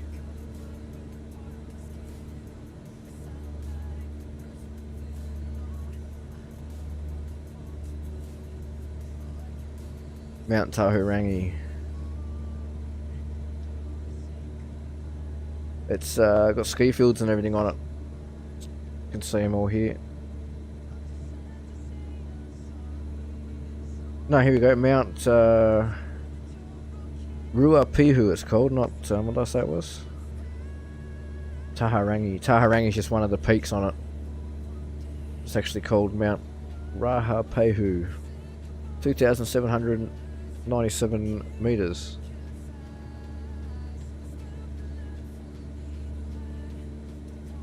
Someone earlier on the chat was asking what the mountains look like. There you go. Probably not there anymore, but we're starting to see our first glimpses of the mountains in the south.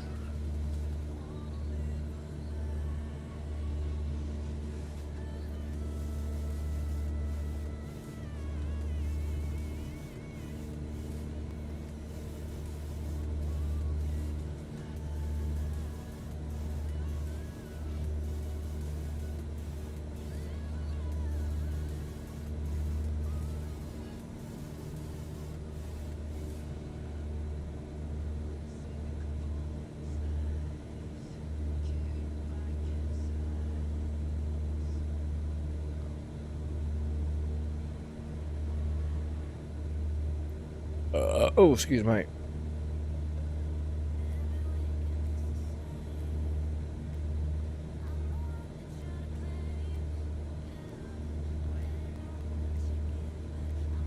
Doing 110 knots. Oh, ground speed 115. Excuse me.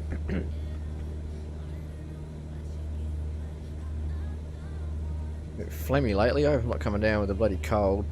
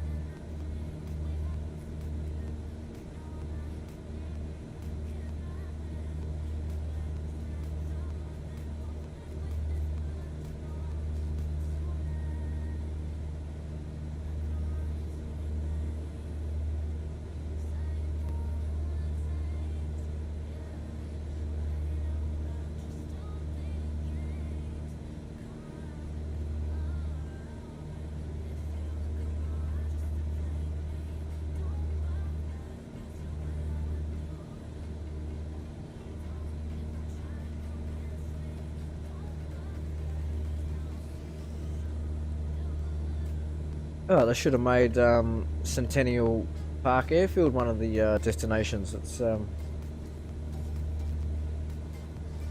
a race course there for horse racing and also a motor racing circuit, which looks like it's got multiple layouts.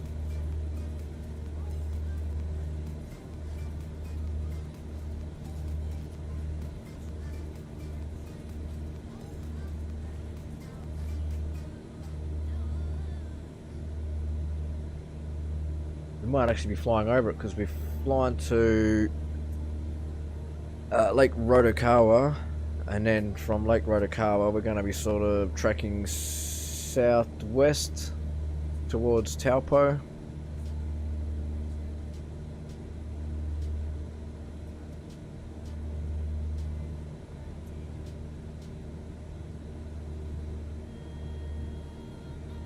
I'm guessing that's the lake over there. That must, yeah.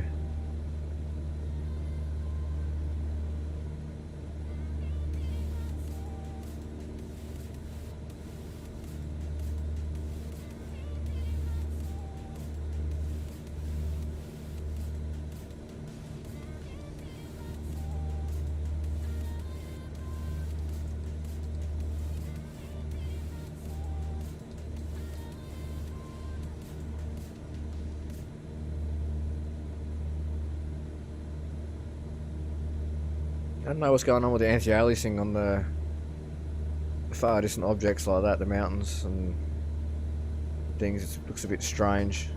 I feel like it's glowing.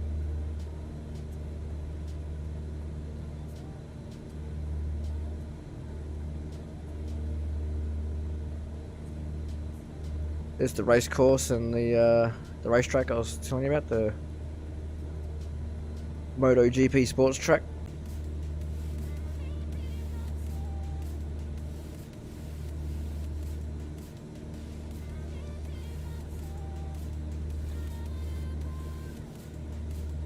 Alright, our airfield should be coming up very shortly.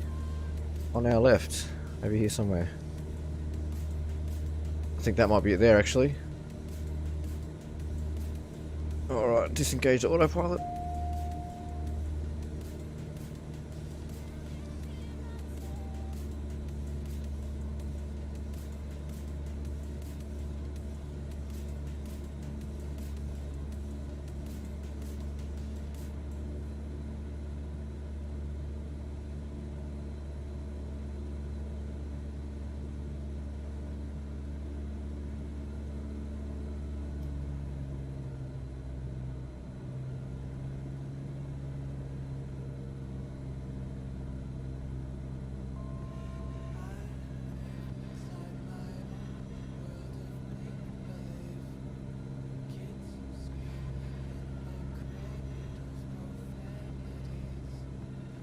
Whoa, hang on. What's happened here? Lost the camera for a second and I was...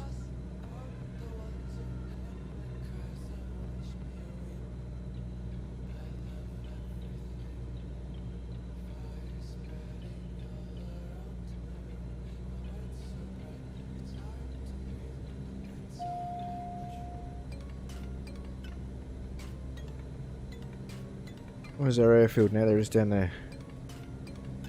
That's trying to do. Just trying to line up with that a little bit.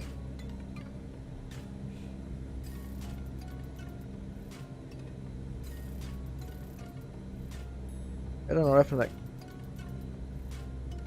that camera there. It just started going bloody bonkers on me. There we go. It's the one I had it set to.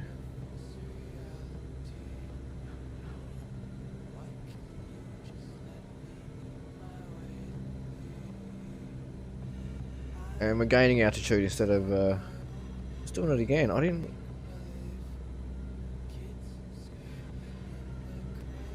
Yeah, while that was happening, we gained like a whole bunch of altitude. Why are we...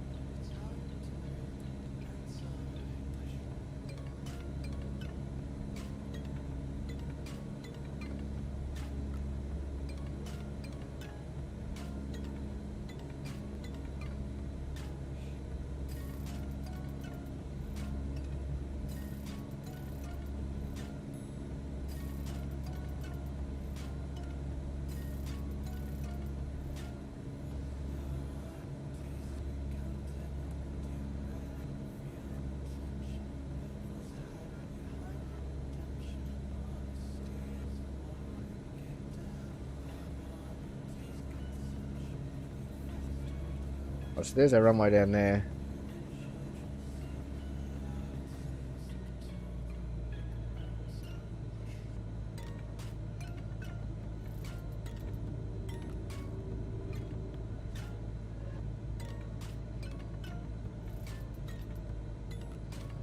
Try and slip it down like we do with the landing lights on. Slip it down with the bush planes.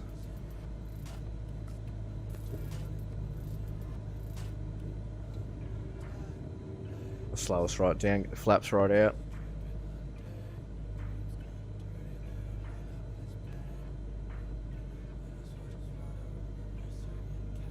Try and point the nose up a little bit. There we go.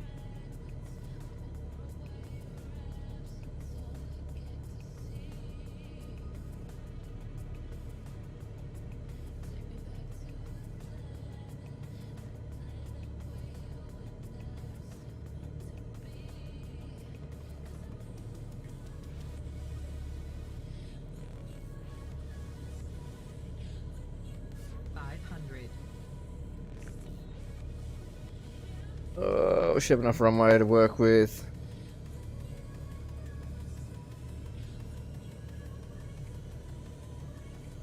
Ooh.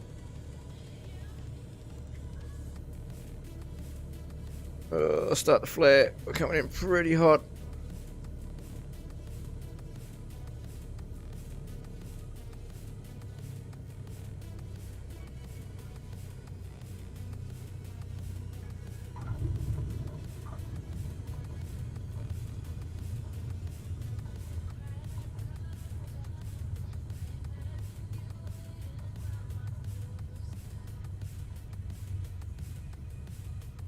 Be right back. Starting coffee sounds like a good idea, actually. I need more coffee.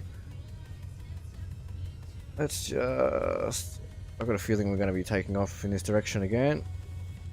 Oh, actually, sorry, no, the direction we landed, so we'll just go down here a bit.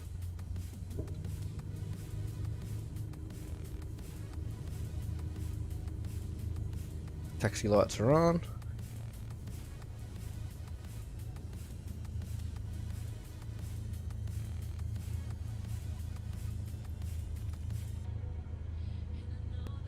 And I have not been paying attention to that, so we're going to be...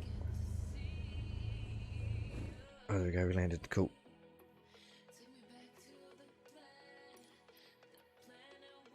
Wanga Nui. Coffee sounds good though. I'll just quickly put in all the details in a little nav map.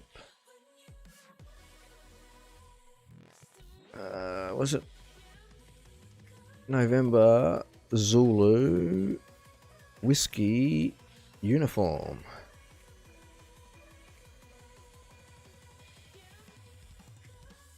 Wanganui.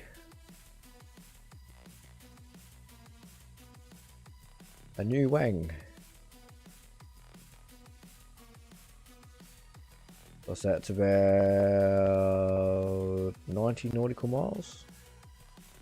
88 to be exact. So yeah, I think you're right back. I'm just going to go and make some coffee myself. Not make coffee, I'm going to have iced coffee. But I think Wanganui is the last stop before Wellington. I think. Yes, this is 88. We may have 2 more stops, I'm not too sure. I reckon we might stop at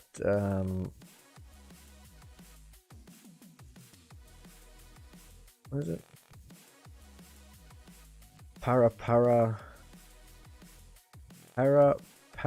Umu.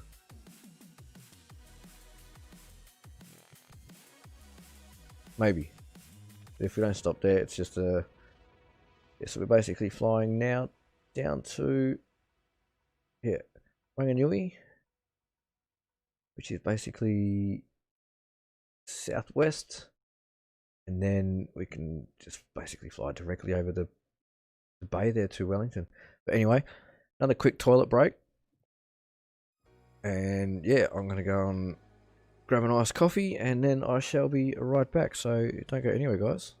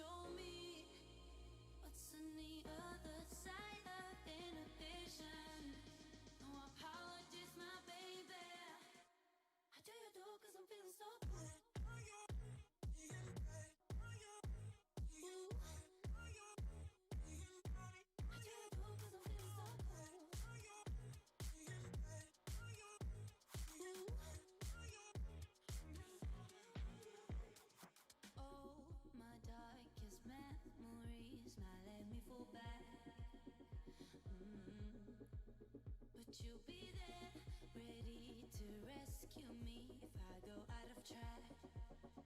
You can get away with it, 'cause you make me love my imperfections, answer all my questions. just to show me what's on the other side of inhibition. No apologies, my baby. I do it all 'cause I'm feeling so good.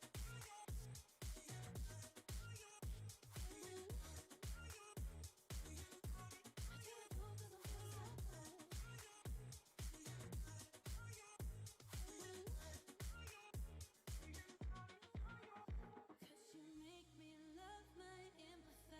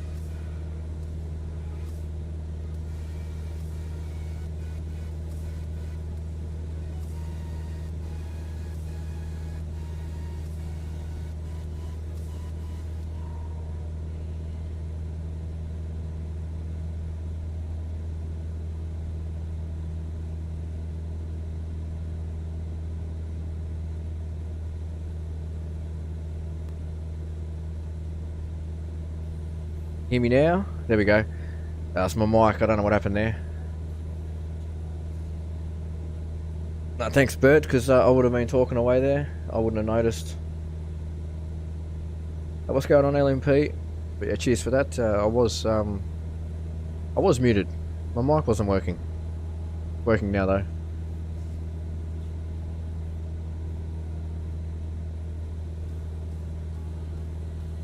So what have I been talking about for the last 5 minutes then? I'll try and recap. Not much.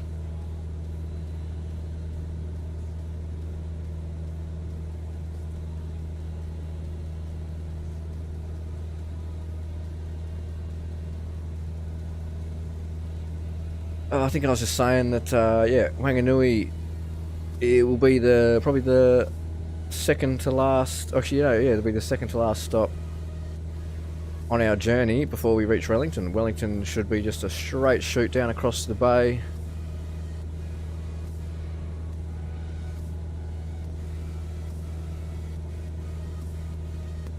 But this will be probably our longest leg. It's about, what is it? 83 nautical miles as the crow flies to Wanganui right now. But we're actually heading in a westerly direction. More westerly than southwest. Wanganui's sort of down over that way, I'm pretty sure. But yeah, it's sort of over through there.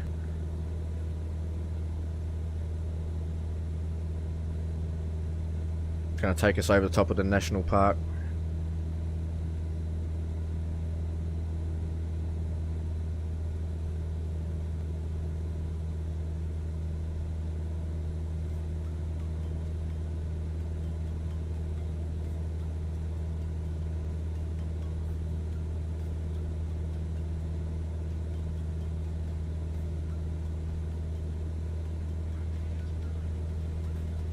It's a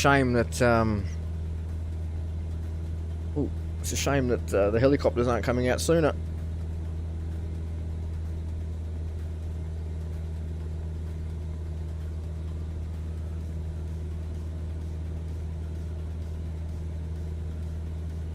Lake Taupo is a pretty big lake. I wonder if this is New Zealand's biggest lake.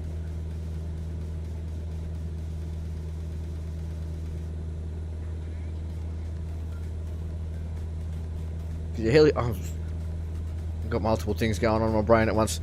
I'll talk about this is the biggest lake, and I'm also got helicopters as well. Yeah, helicopters would be really cool in this. I can't wait. I've seen gameplay of helicopters in the other flight sims, and they look really good. And I've always been I've loved helicopters. Just one of them things. I just love them. Don't know what it is about them. You bought AC Origins and Odyssey yesterday. Nice one. I still haven't played Origins, but I know you'll enjoy Odyssey if you can put up with the grind, because it is a bit of a long game.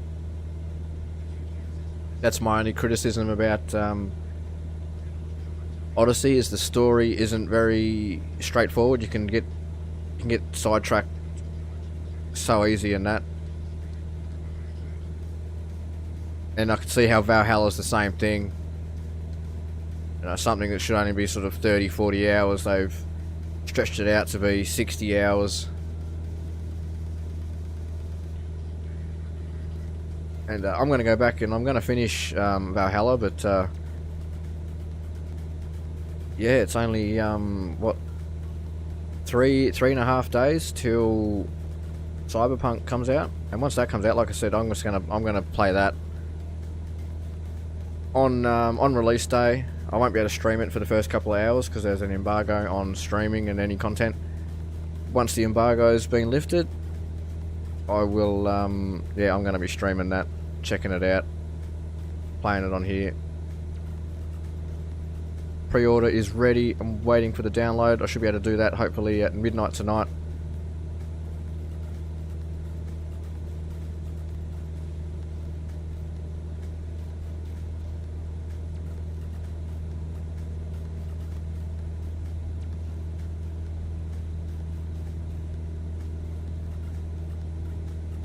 I'm not hyped up for it like I have been in the past for a lot of big titles like, you know, like this, like Cyberpunk, and just trying to think what's the last game I got really hyped up for. I was a bit pumped up for the Modern Warfare and the campaign, the Modern Warfare campaign, and I was a bit let down, especially with how that all panned out on release day, because it took us about, what, 2.5 hours before we could actually play the game. But yeah, it's been my most viewed video on YouTube, is that video on demand, is that Warfare stream. Thank you everyone who's watched that. Working my way through the AC series, still need Unity and Syndicate.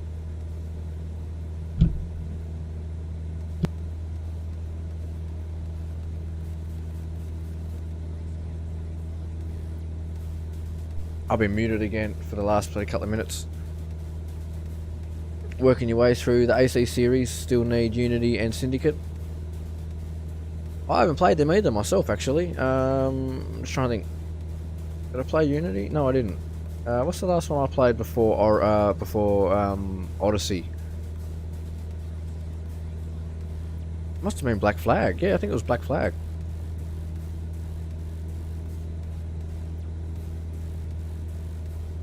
But yeah, I need to go back and play a few of them.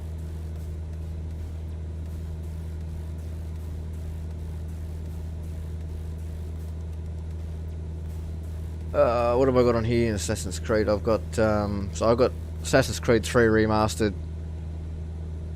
and Assassin's Creed Odyssey, and then Valhalla. They're the only ones I have at the moment. I actually wouldn't mind going back and playing some Black Flag, because that's the one that introduced all the ship stuff, and I think they did that the best. Odyssey does a good job of it. I think the trouble with Odyssey and Valhalla though is they've kind of lost their Assassin's Creed identity a little bit.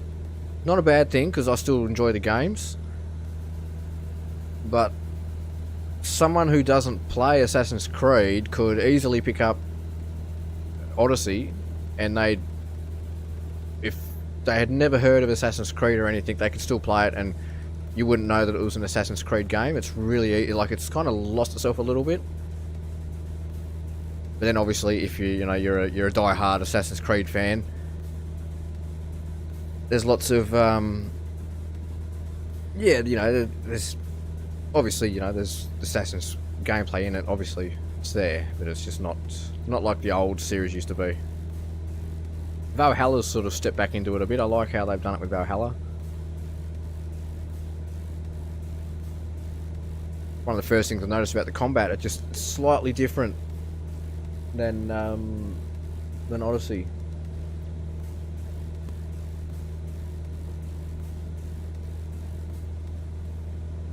Most viewed is how to transfer on 140k views. Damn. Yeah, my most viewed one's the Modern Warfare one. I'll hopefully do the campaign for was it Cold War? I might do that tomorrow night, tomorrow evening, afternoon, because it's going to take about 6-7 hours to play through it in total.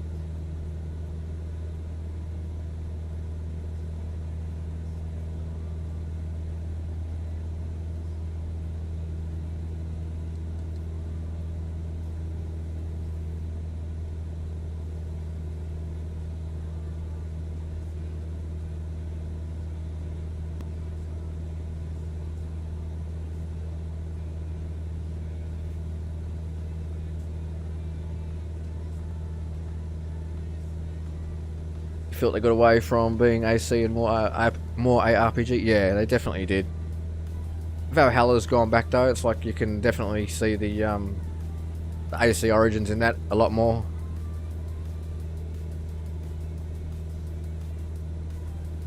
I'm just trying to think, because it's been about a week since I played that. I haven't played any video games all week. I've played a little bit of Black Mesa on Friday for a couple of hours, just something to do.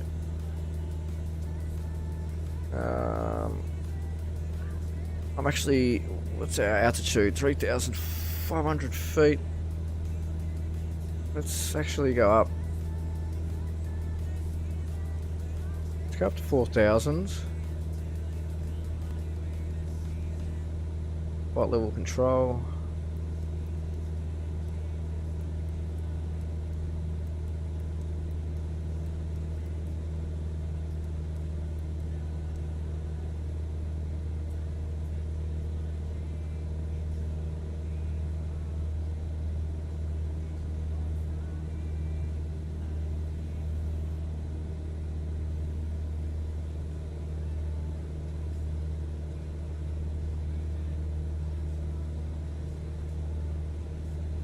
Been breeding squid on arc, using them as a change of pace.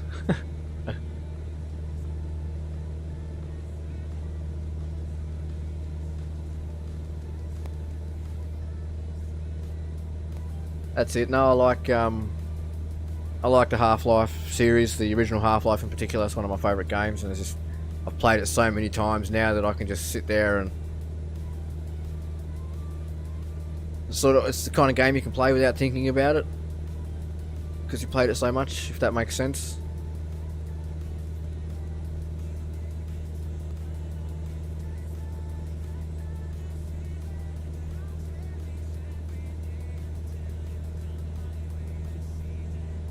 Been wanting to get into, I've got Hell Let Loose. It's a first person World War II shooter, squad based, platoon based, yeah, allies and Axis multiplayer. I've been meaning to jump in and check that out. I'm going to do that over the probably next weekend, just to have a little break from Cyberpunk, because no doubt we'll be getting sick of that, playing that too much.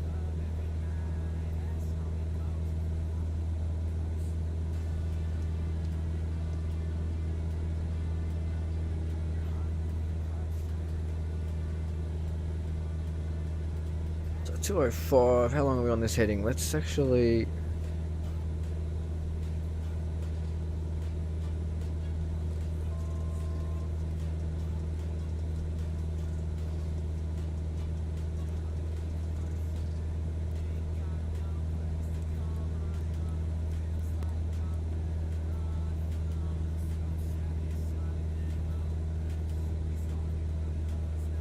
Haven't heard of Hell Let Loose?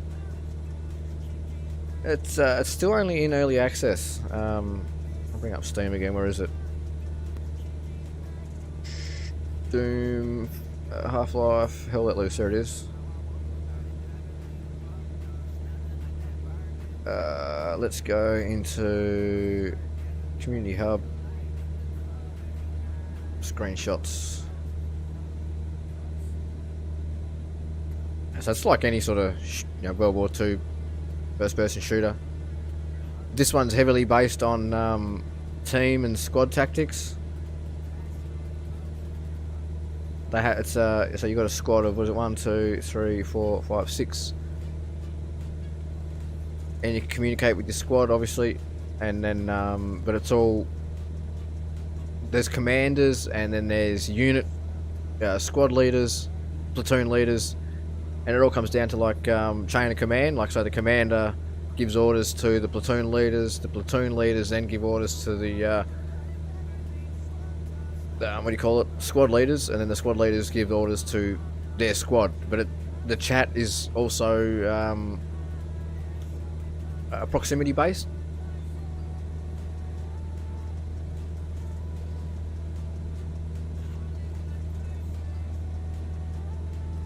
Up to 5,000. So yeah, it's proximity based. So you talk basically when you're near your other sort of people that aren't in your squad, for instance. When you're near them, you can talk to them, stuff like that.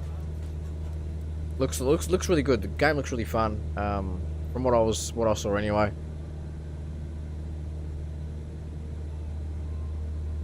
No, I've just been looking for like a military shooter game like that, for something to sort of replace Battlefield. I've been having that urge to want to play some multiplayer games, and I love Battlefield, but I don't really want to play that.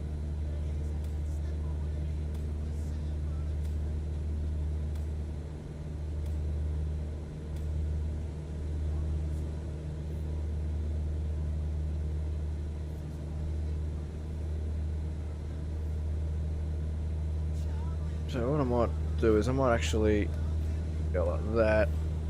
Reset that now. It's been about time that we need, and I'm just gonna have to keep my eye on it now, and then hopefully we're not flying very economically this flight either. Let's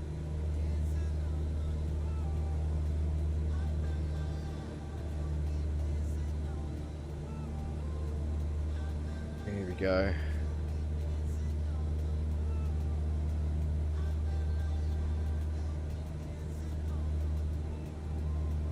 Yeah, it is a pretty cool game. Should check out some videos on it and that. Like, it's early access, so I don't know how what the deal is with streaming it.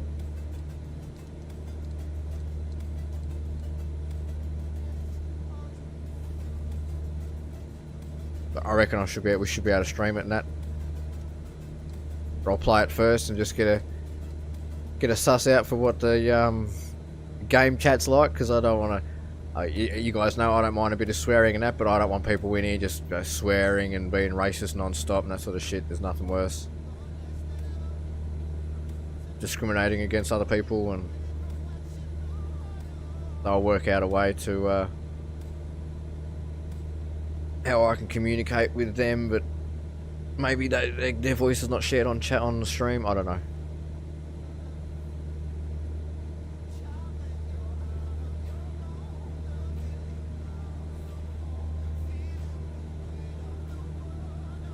So we're passing a couple of big peaks here. Let's get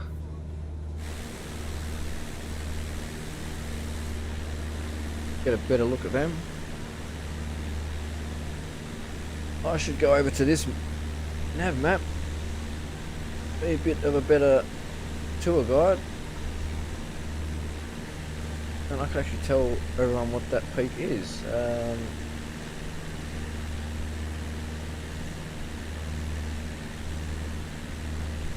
Mount Tongariro and Wreck Crater. I think that one must be Wreck Crater there.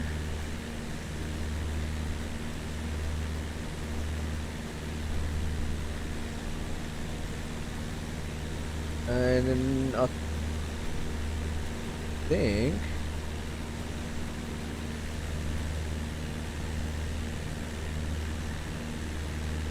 think that's Mount Tongariro.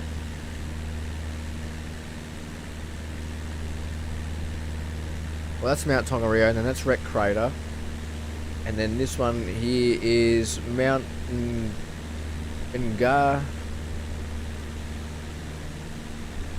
Ngayuho. Something like that. Once again, sorry to any Kiwis watching if I butchered the name of that.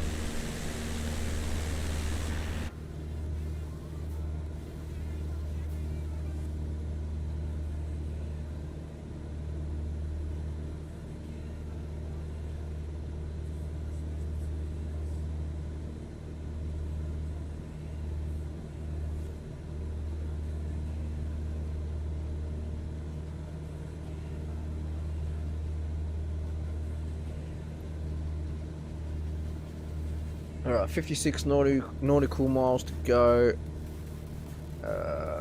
Yeah, we should be right. Actually, bummer that you can't change any of the weight and fuel stuff, because I would have taken the co-pilot weight out. That down there. Mountain bike track or something.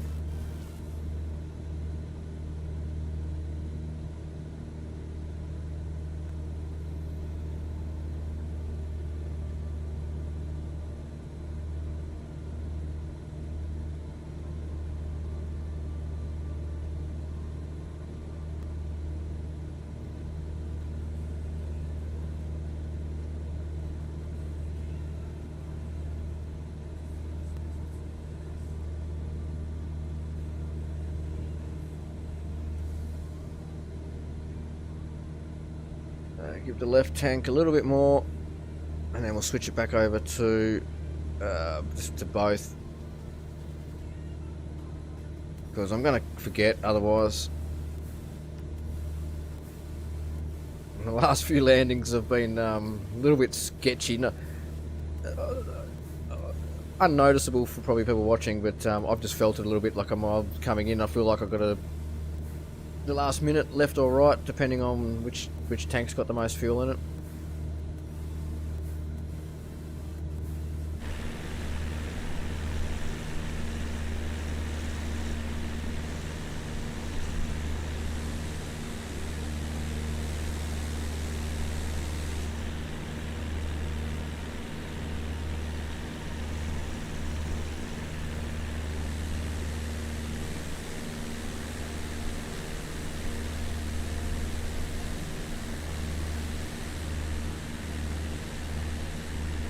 The wear strip down there.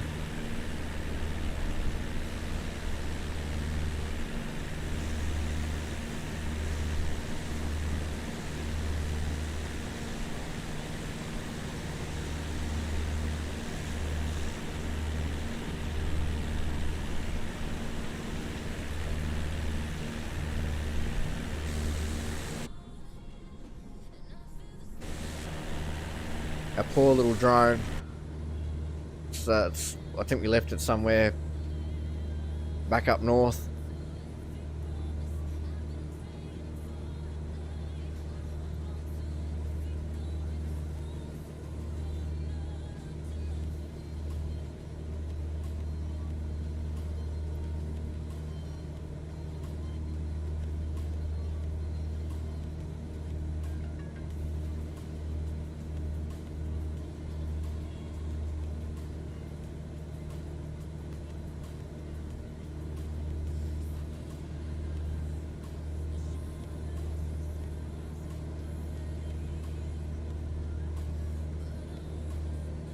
Tongariro Forest, so yeah, it's where we're at the moment.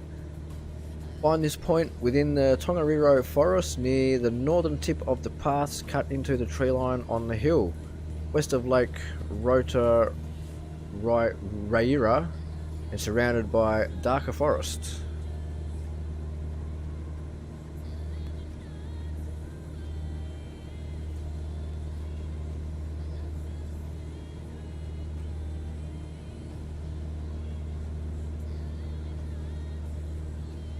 So we just passed the stunning Tongariro and Raupehi mountains on the left and find the paddocks leading to Raiatihi town.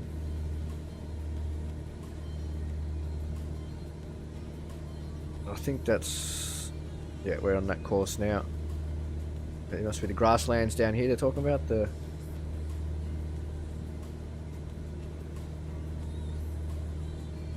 On the flooded paddocks, yeah, flooded paddocks leading to Raiatihi. I swear you have to have your tongue cut out to pronounce half of these Maori names. Yo, what's going on, Kaz Cola? How you doing?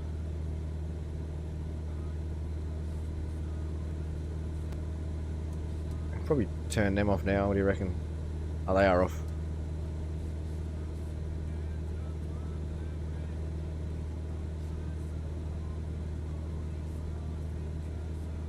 Yo, what's going on, Marco Silva?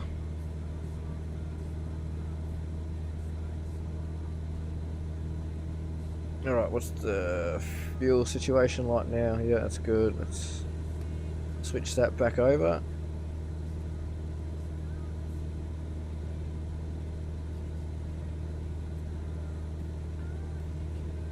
We're a bit over 45 nautical miles out now. We're making good progress, actually. 109 indicated airspeed.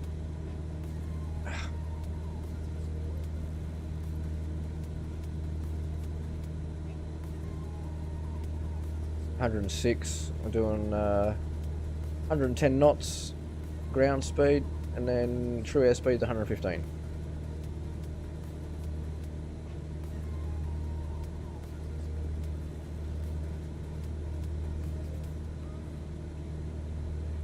.20 winds, 294. Oh, what we've got sort of, yeah, winds coming from the west.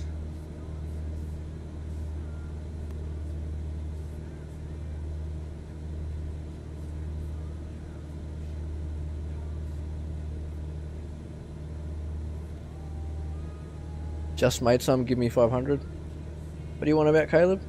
What did you just make?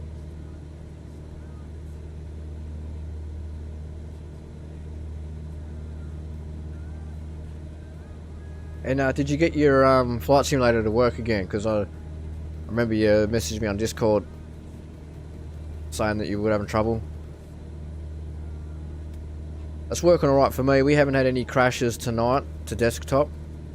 But I can guarantee you, as soon as I finish this flight and try and go back to the main menu, the game will crash.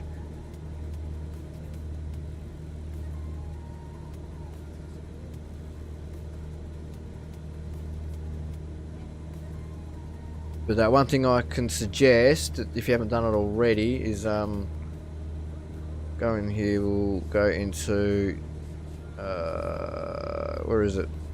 See, it's in here, isn't it? Steam library. If yours, you may not be able to do it if you got the Microsoft Store version, the Store Pass version. Flight Sim. Find where your exe file is, exe, and then right click on it, go down to your properties, compatibility, and then you can disable full screen optimizations, run as administrator, and then you can also change this one down here, high DPI scaling, and that can maybe have some fixes for some people. I haven't had to change any of that because it all works all right for me. I've got the Steam version. You have to yeah, sometimes that's what it is too. It's the add-ons. So every time there's an update, which is every 2 weeks at the moment, you have to go to your community folder. I've got mine pinned to the start, and basically anything that you have installed. So they're all A320 liveries. All my different liveries and all your different add-ons. You basically have to reinstall them. And what I do is I've got to keep all my zip files, the latest downloads. I keep them all here, so if there's a new update, I can just install them there, download them all again.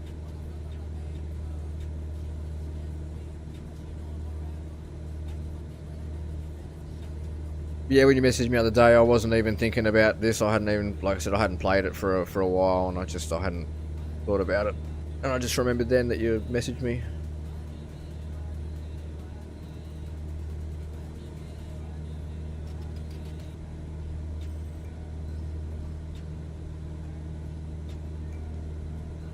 But I don't know if it's just because I'm flying the Cessna, but I seem to be getting much better performance than what I did have previously. I've got higher frames.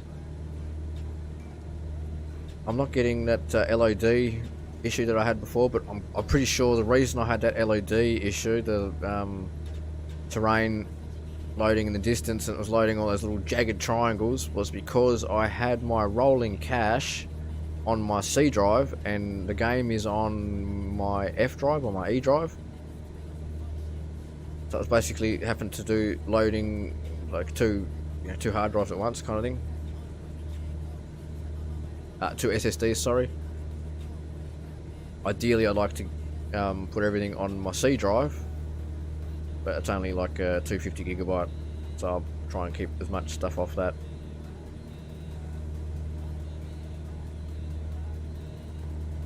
It's all G. Good, at least you got it working again.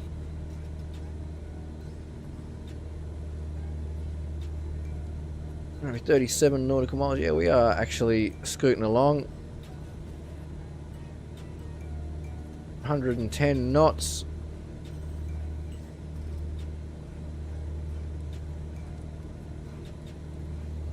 There's Wanganui there. That's where we've just flown from, I believe. I think that's where we just left from. Actually, no, it's further even. There, that's where we left from.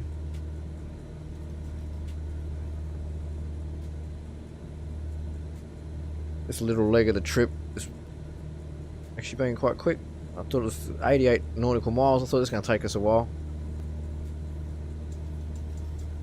We're we're actually about to get out of the mountain region, hilly region, island region, whatever you want to call it, and back into a bit of a flat area before we hit the coast.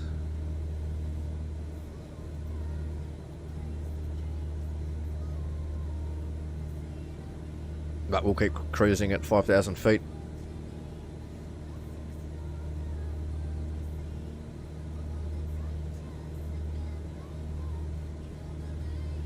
I actually should look at my VFR tutorial stuff and work out the altitudes for, like, when you're flying south. I think you have to fly like even altitude, so like at 5,000 feet, which is what we're doing now. And then west you have to fly plus 500, I think. And then they got, I can't remember exactly what it is. I remember reading it though.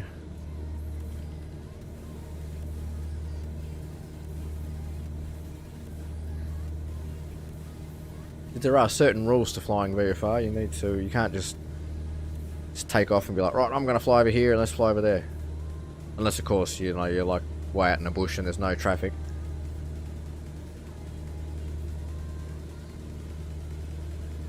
Somewhere like Alaska.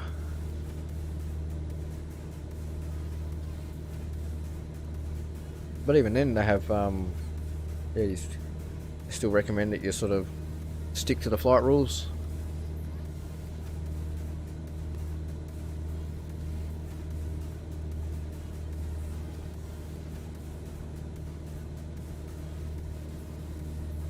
What's the good of having rules if you can't break them?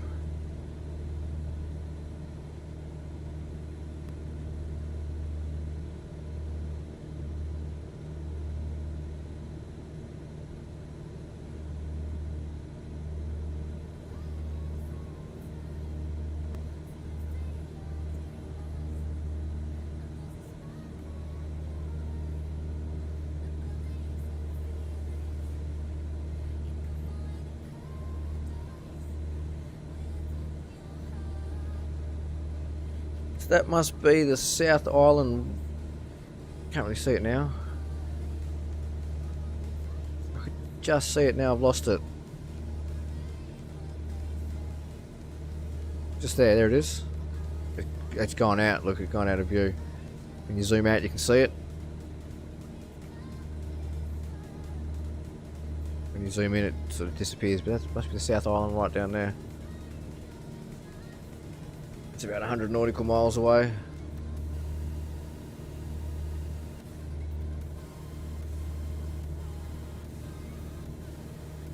Might actually start descending a little bit. Let's go for...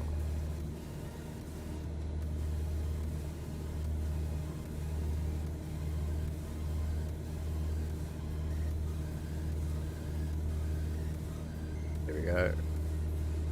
3,500.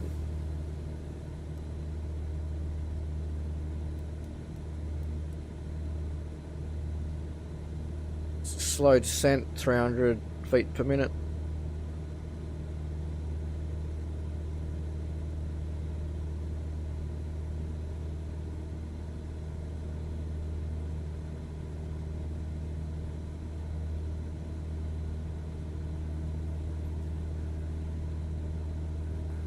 Alright, so let's work out what runway we're going to land on.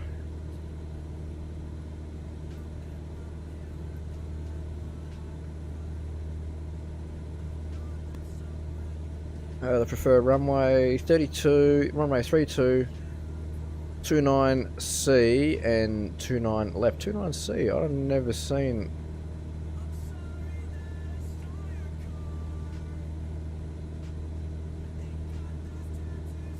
So what is that 29C? Was that for center or something? And there's 11C as well.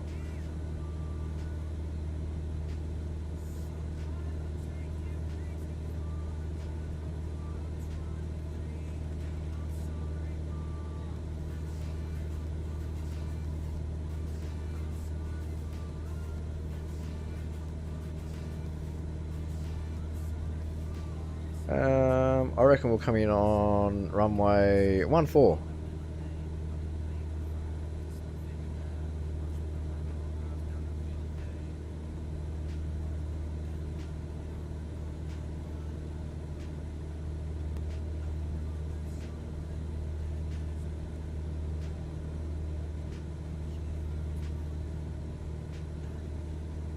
Or no, actually we'll come around for 29. Yeah, 29C. It's not for a while yet. We've still got a little bit to go.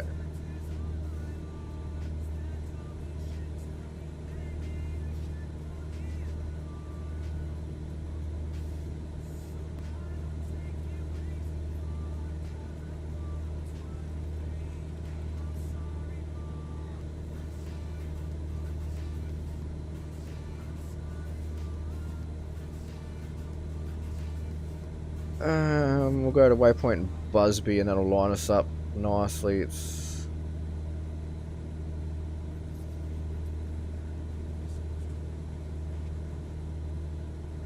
so let's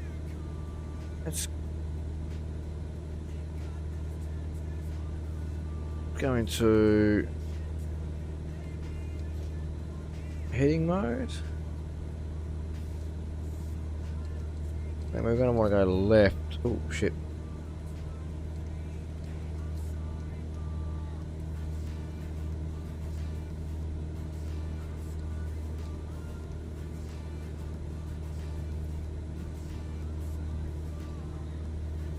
Should we go to Bassep?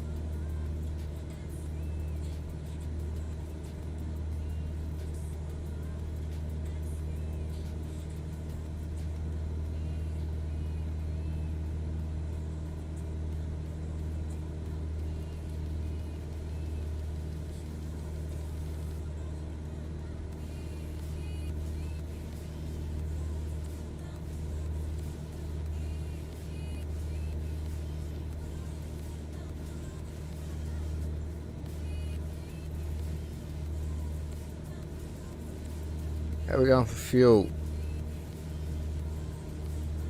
We're doing alright.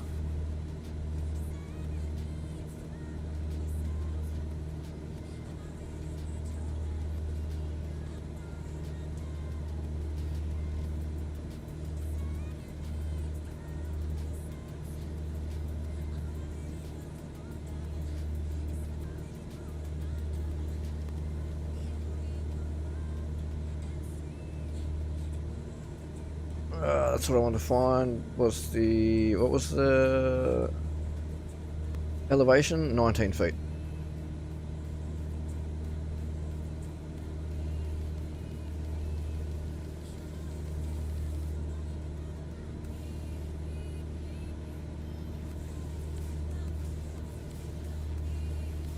And then once we hit waypoint and Bassett, we need to change our heading.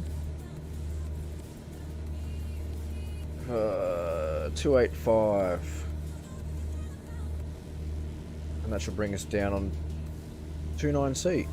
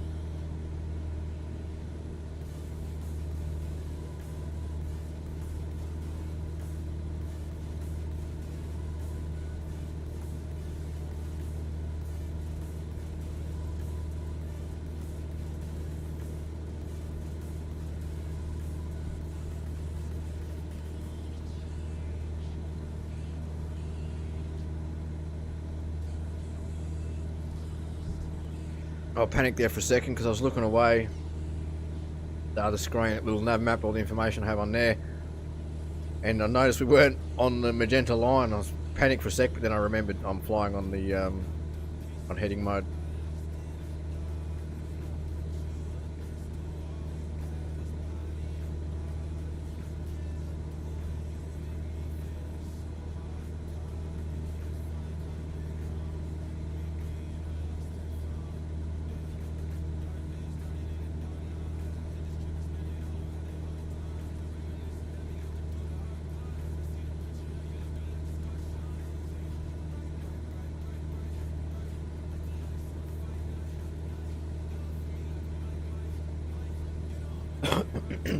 Excuse me.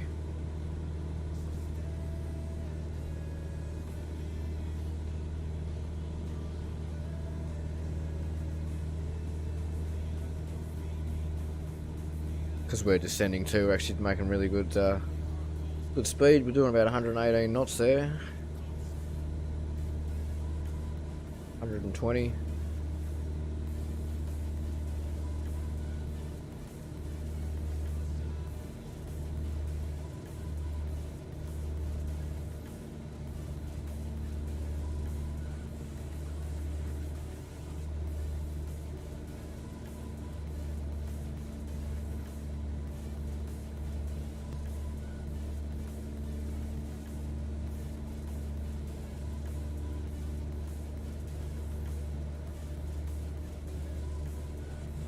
Now we can see the South Island a bit better.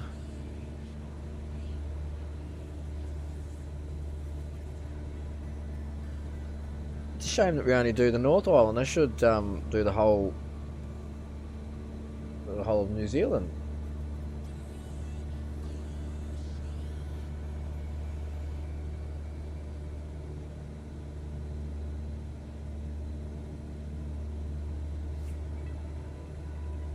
I'm not saying we do the whole lot tonight, but yeah, we could go all the way down to Stewart Island.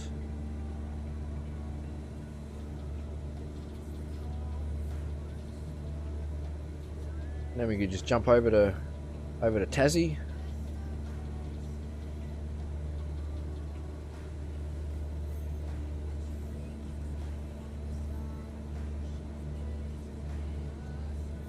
Macquarie Island Nature Reserve. I wonder if there's an airfield on there. It'd have to be.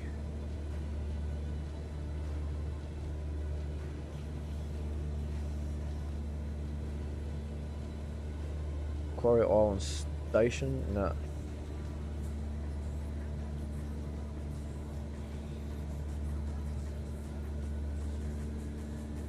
What about the Auckland Islands?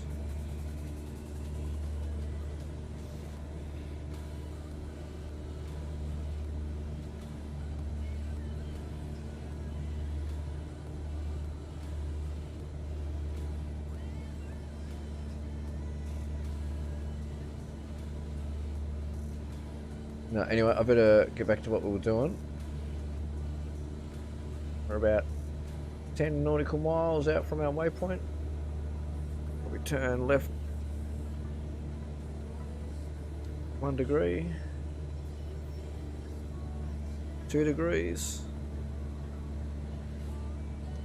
Actually, what we'll do, we'll go like this.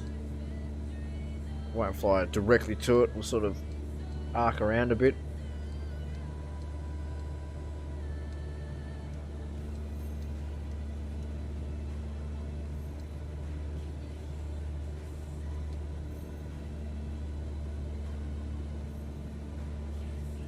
Sort of fly down around here a bit and then sort of come back around like that. Shoomph. And my estimations are correct. Wanganui Airport is sort of just before this little thing, what do you call it, little mouth of the river here,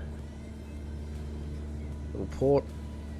I think it's just on that side there. That's the runway sort of right on it.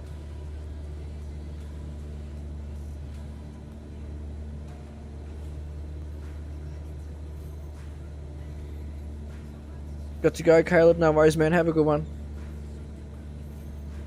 Thanks for tuning in again. Enjoy the rest of your night.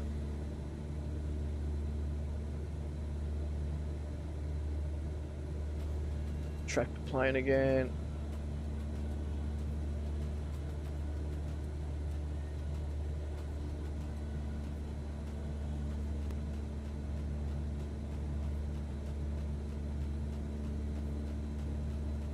So once we're over that, I think that's a road. Once we're over that road,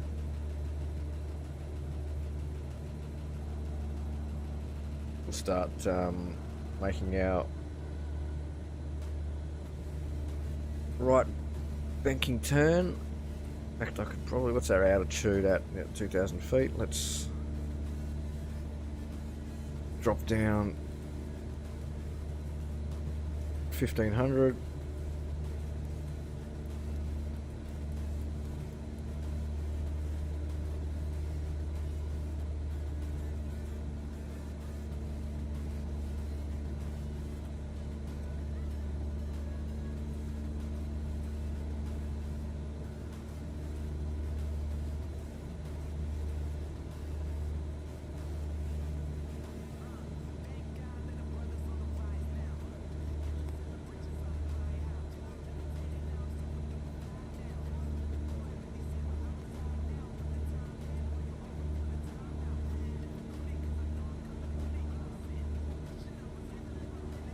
It's going to be on our right, that road.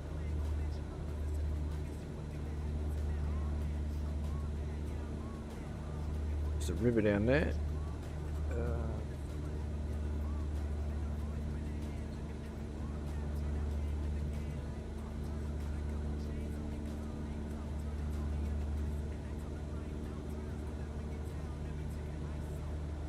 Anyway, I reckon we start coming back to the right anyway. It's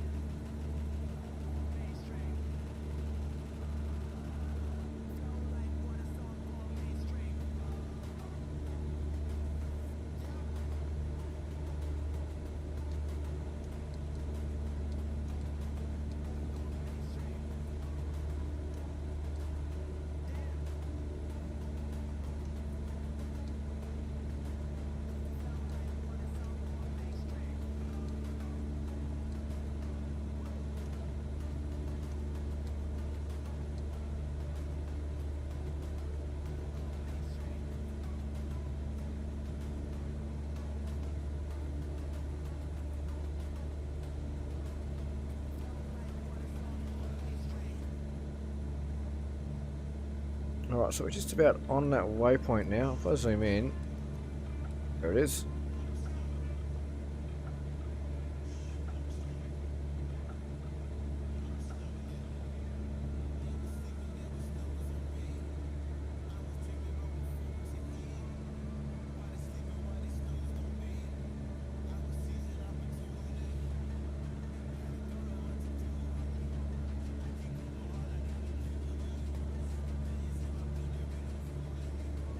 Alright, oh, this way.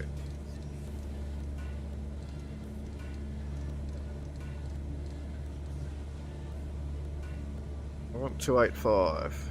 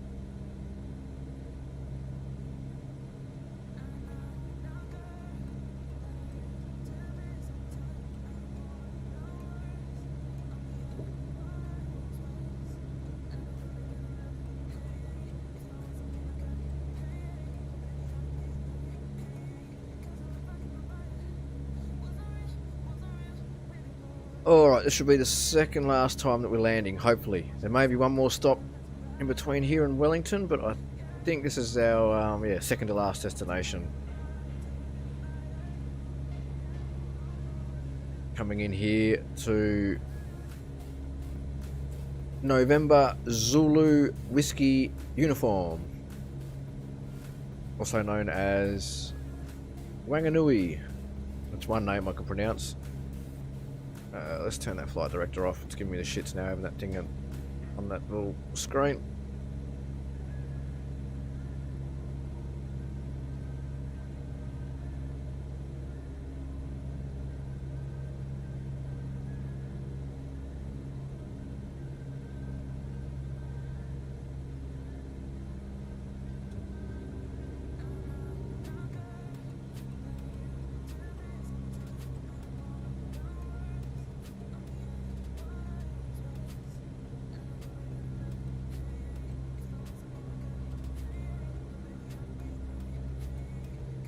A bit of a cold breeze coming in.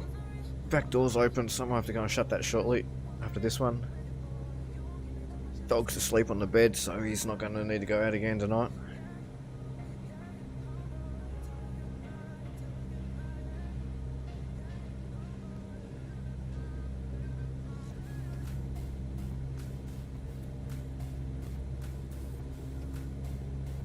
So we're at full flaps, lined up.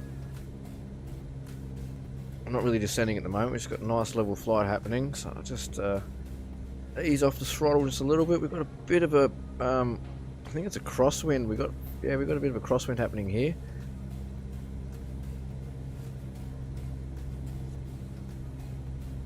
Sort of coming, yeah, it's a bit of a crosswind.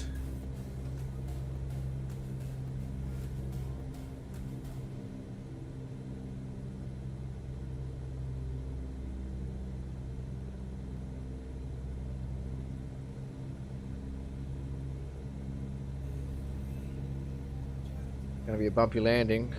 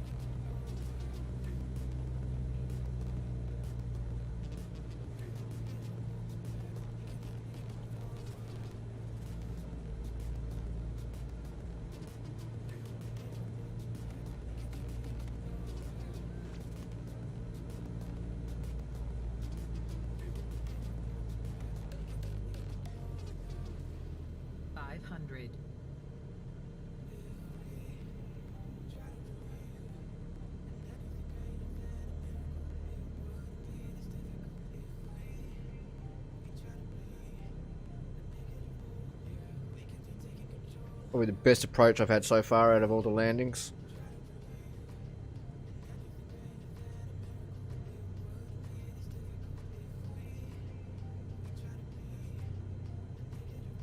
Let's glide down on its own. Not a very long runway, is it, to be honest? Let's start our flare. It's a nice, easy flare.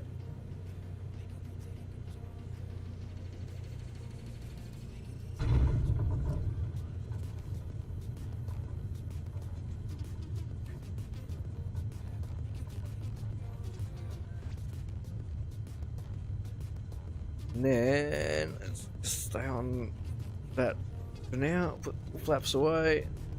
Do the same thing. We'll just go up the other end, taxi our way to the other end, turn around.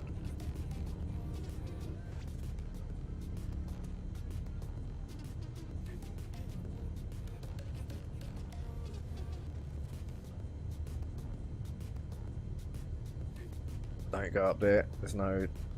Actually, there is a taxiway, but Just go up here, turn around. It's easier.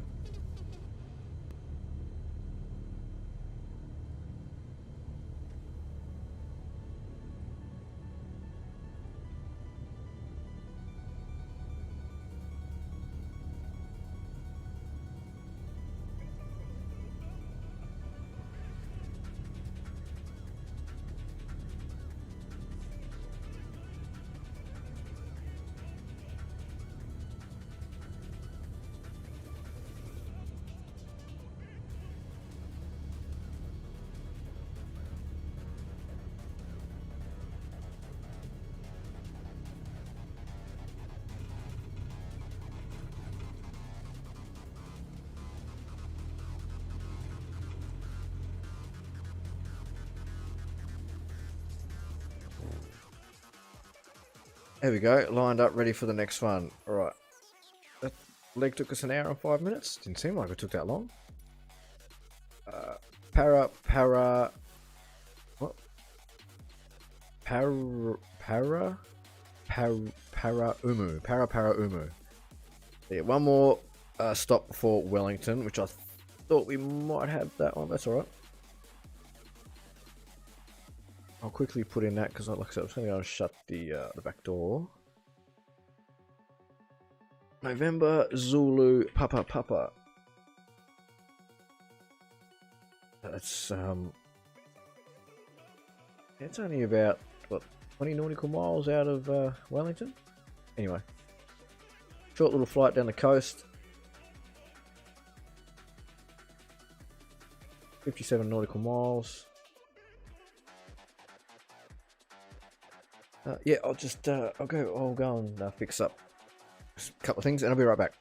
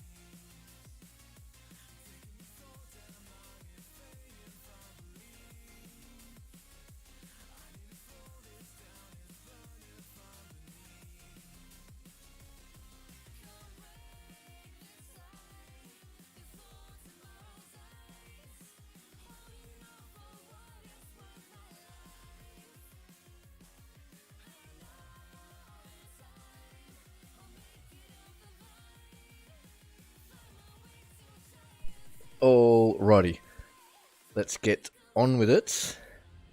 Next leg.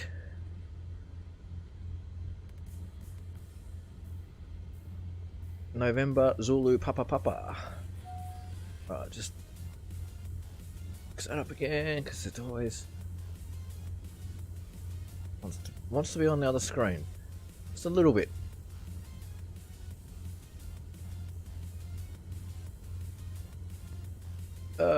Prison. A short distance to the southeast brings you to the square white buildings of the prison complex.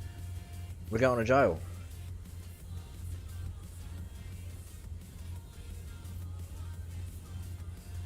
Are flaps set? No, they're not. They are now. Gee, let's go for halfway for this runway. It's a bit of a short runway, this one. Yep, we don't need that now. Release the parking brake. Oh, I keep clicking that bloody yoke.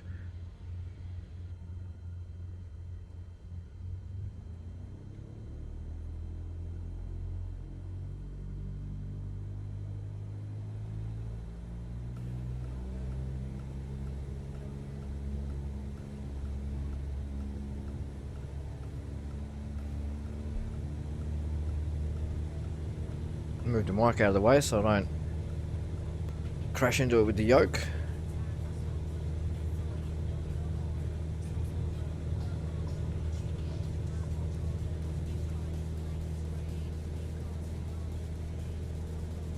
Oh.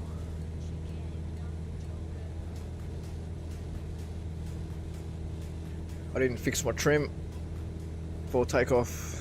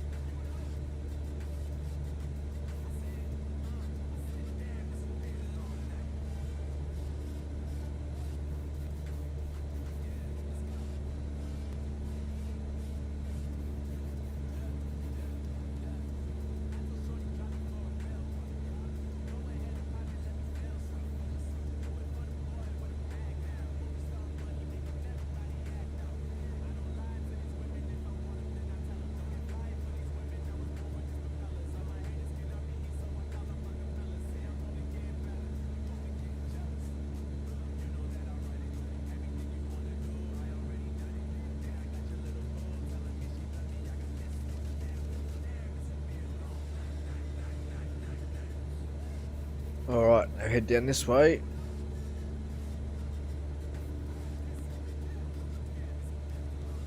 Down past Tangi Moana and Otaki Beach. That's going to bring us to Paraumu.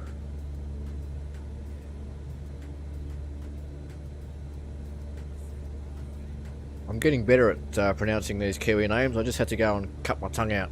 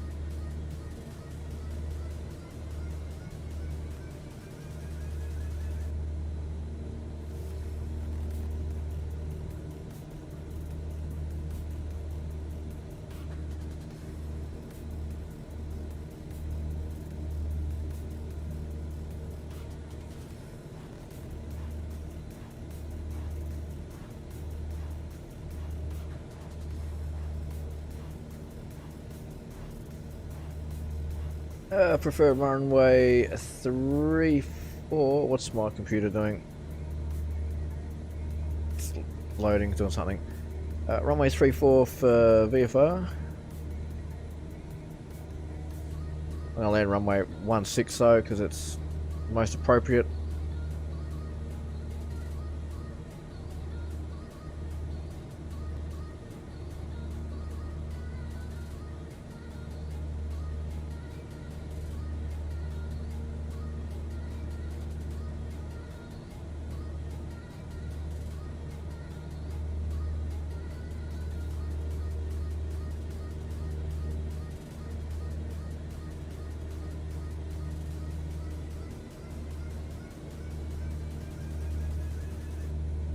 So this is our second to last leg to Wellington.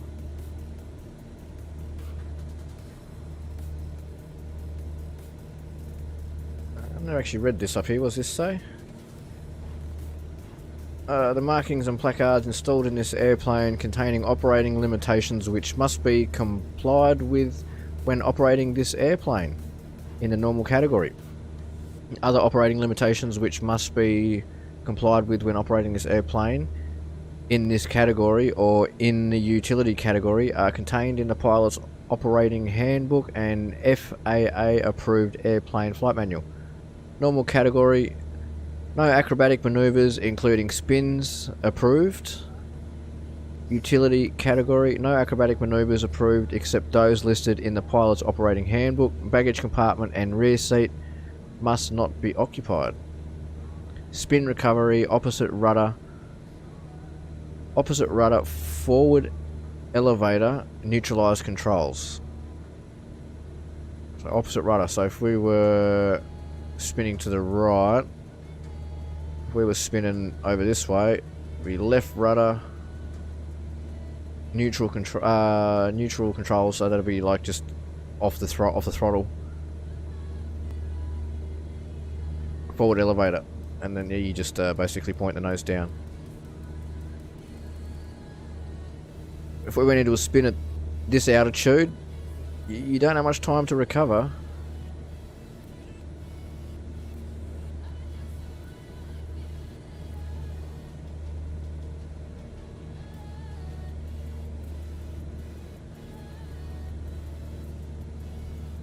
Flight into known icing conditions prohibited. This airplane is certified for the following flight operations as of date of original airworthiness certificate: day, night, VFR and IFR.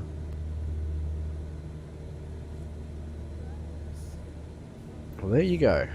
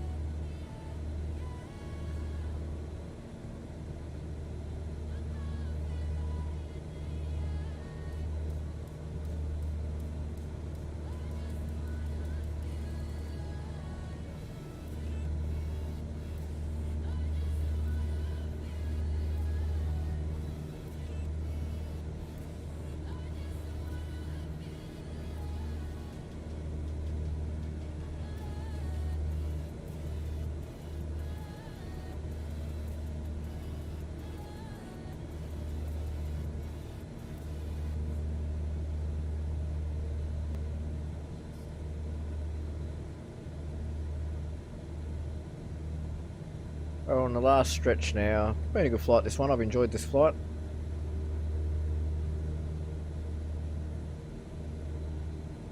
The length of the Northern Island of New Zealand. I hope, like I said, hopefully they bring out a Southern Island part 2, like a part 2 of this one, that'd be good.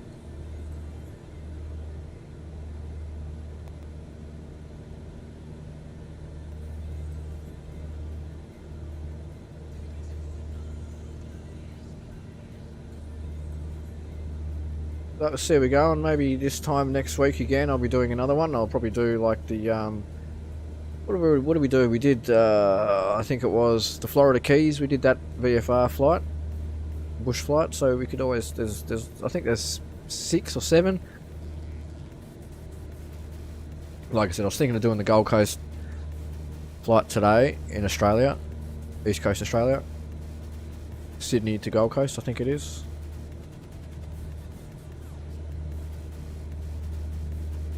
Or maybe, yeah, we do one of the other ones, the Swiss Alps. I don't know, there's a few there. There's also one that goes to Bryce Canyon. They're very similar to the Yosemite one, but basically takes you to the Grand Canyon. But yeah, I don't know, we'll work it out. I'll work it out during the week.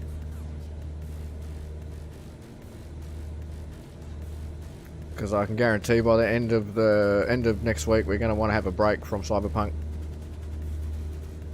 We're going to be cyberpunked out.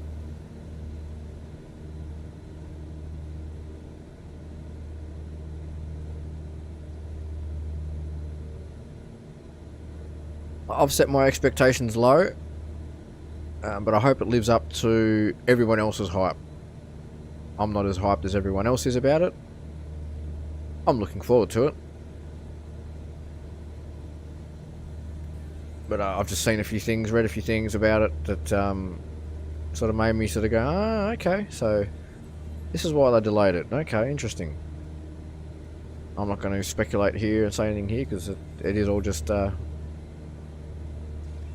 take it all with a grain of salt.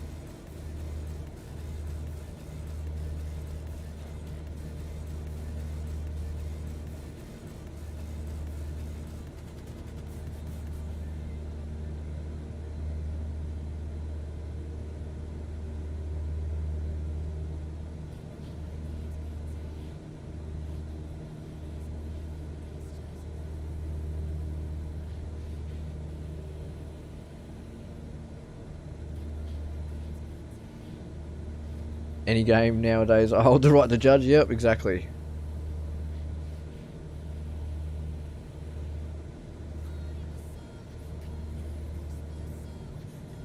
Then I think of all the games that have copped heaps of criticism over the past for various reasons, and then I think to myself, well, could I have actually made that game myself? No, I couldn't. I'm no game developer.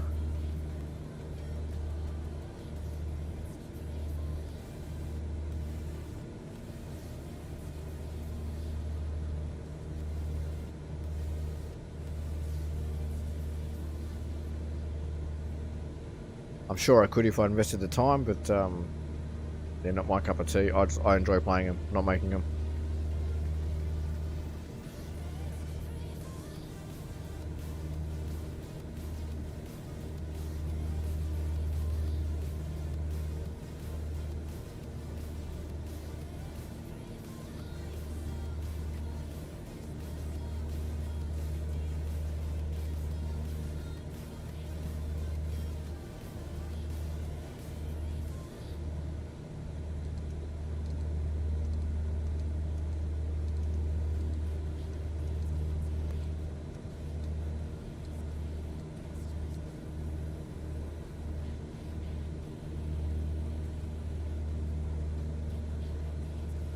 Greetings and salutations. Yo, what's going on, Howard? I'm not a game dev, but I'm a player and know what I want to play. Yeah, I'm the same. I know what I want to play. Sometimes. And then other days I sit here going, what do I want to play today?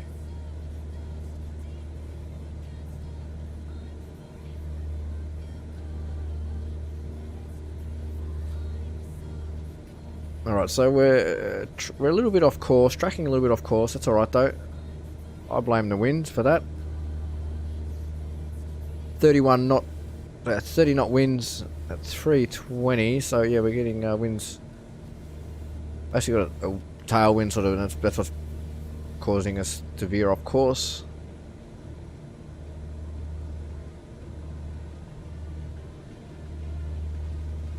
The wind's coming from that direction obviously, so it's hitting the back part of the plane, causing us to veer off to the right a bit.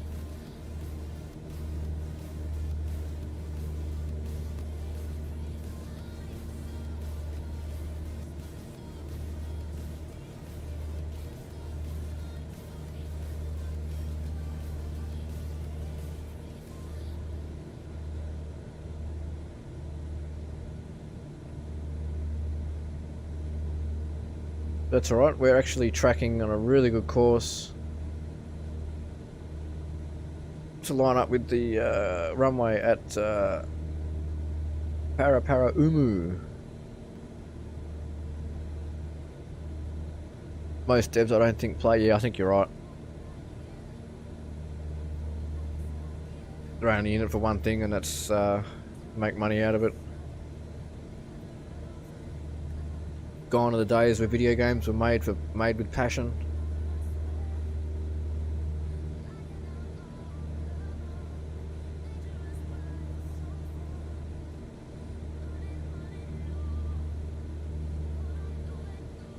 Australia should be over in that direction.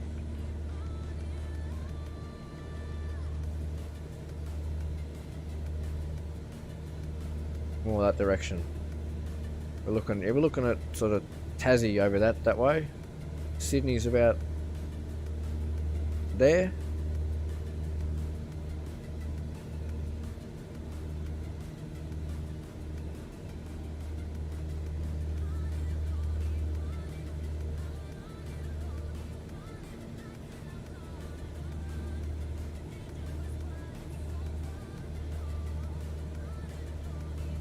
That'd be fun to do. See if we could do a trans-Tasman crossing from Australia to New Zealand in a small aircraft like one of these, because that would take us a few hours. I don't know. We wouldn't be able to do it in this.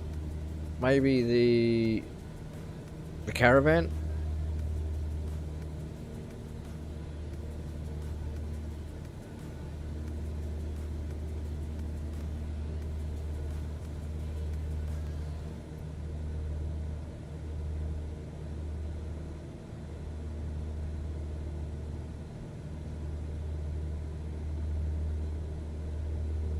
Because there's not really much between Australia and New Zealand. I mean, we could go from Brisbane We could like stop by was it Lord Howe or where's Norfolk Island, where's that? It's a bit further north, isn't it? Out there, but yeah. A bit more, it's too far to the east really, but yeah, you can fly from Gold Coast, fly to Lord Howe Island, we can land there, and then we can go from Lord Howe Island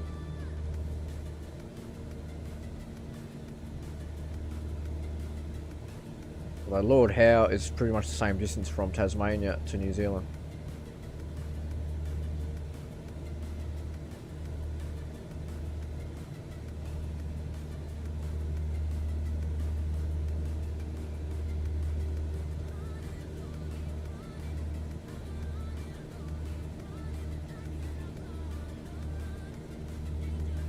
One tank for the Cessna, one full tank of the Cessna has basically got us from the north top of the North Island to the bottom of the North Island.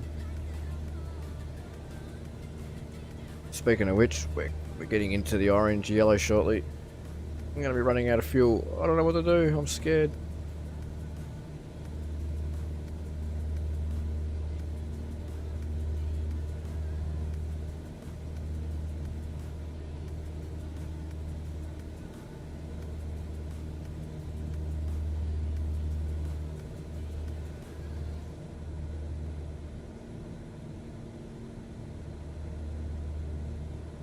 It's 20 nautical miles to Parapara-Umu, and then it's about another 20 nautical miles to Wellington after that. I think we'll be right.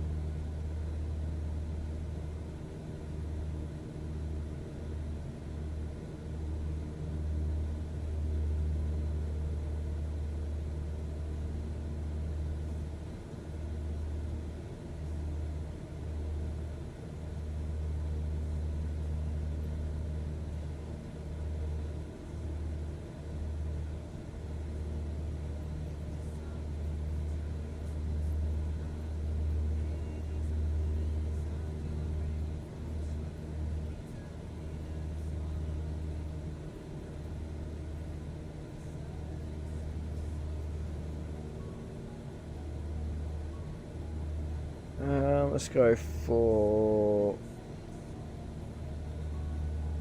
waypoint, was it Gugak? It's like 210, so we're going to put into heading mode.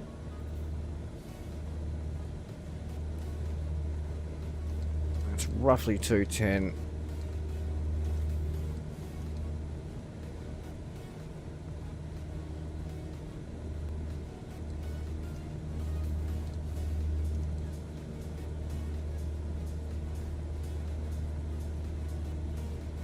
We'll go to waypoint Gugak, so that's what it's called, Gugak, and then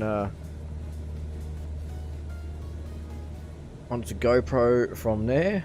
Waypoint GoPro, Gugak GoPro, and then that'll bring us in for runway 16.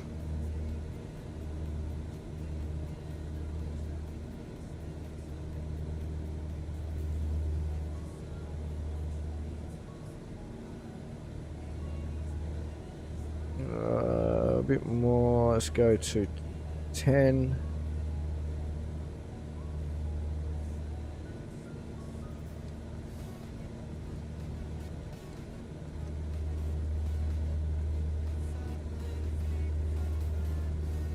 Runway 16, we're heading 158.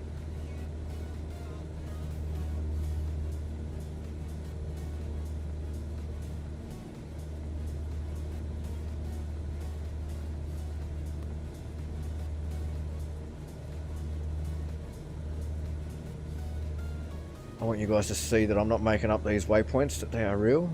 You'll see it on the nav screen over here.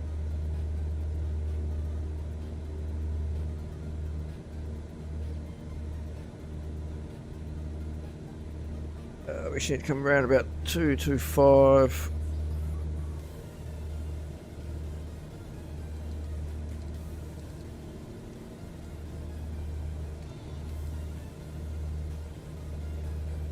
Schweppes.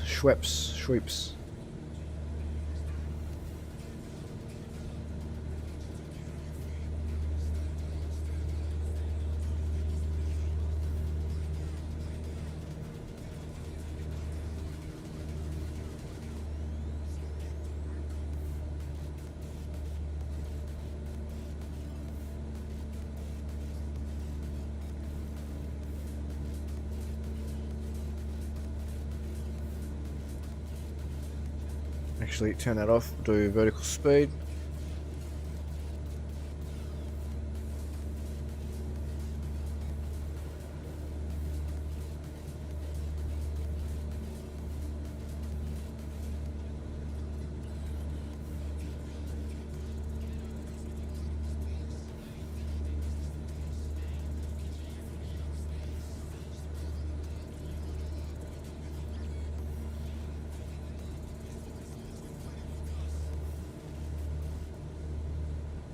Elevation 16 feet above sea level.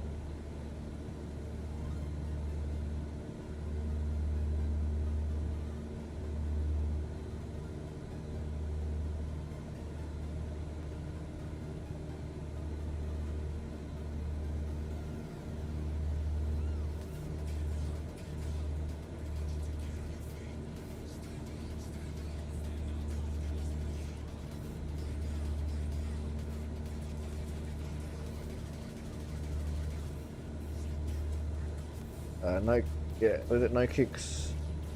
Gugak should be coming up. Should go to the right just a little bit more. Oh, right, not left.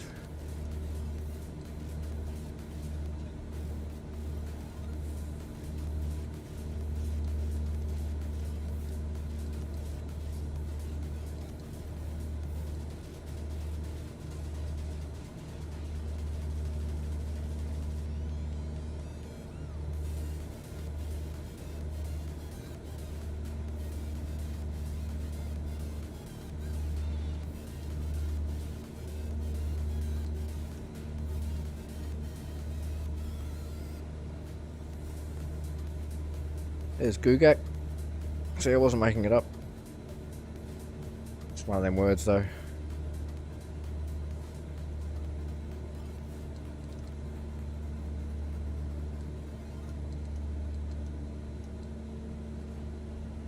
Go back to the runway. It's 158.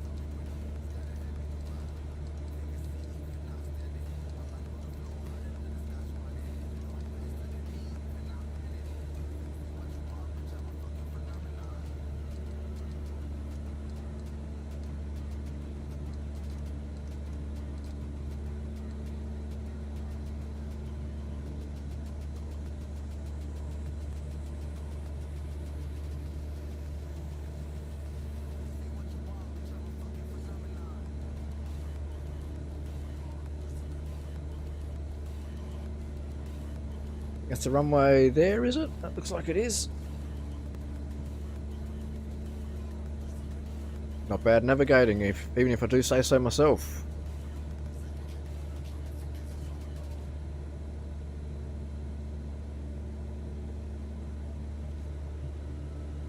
Let's go down to 1,000 feet now.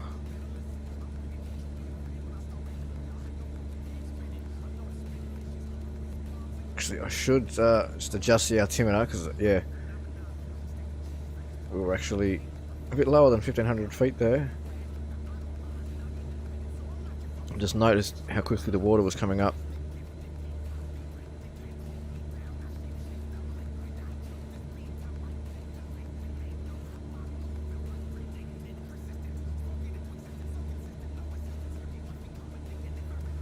Now landing lights on.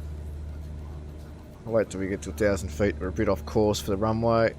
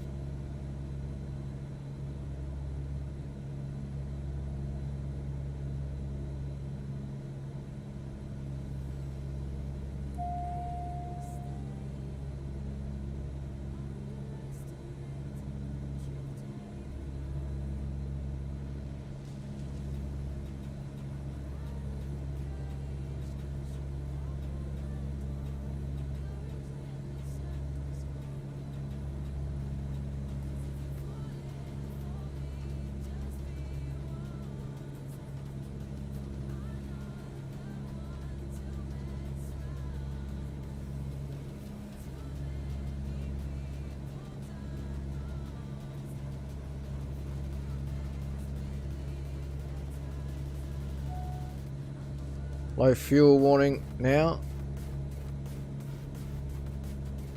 So that's at the right tank. Left tank will be getting low fuel warning pretty much almost same time, you'd think. Anyway, let's get some flaps out. Keep our nose pointed down like that. That's it. Not too much.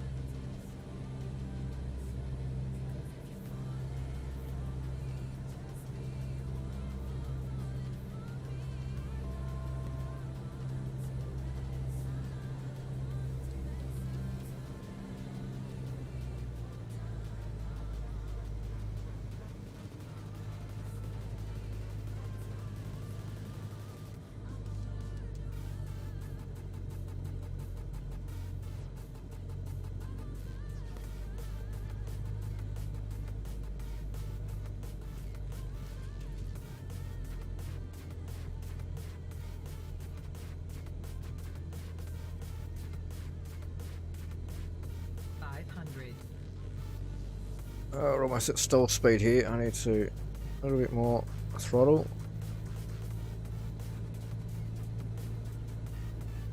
Oh, where are we going? Where's the plane going? Take me over there. There we go. Nose up, nose up, nose up, nose up.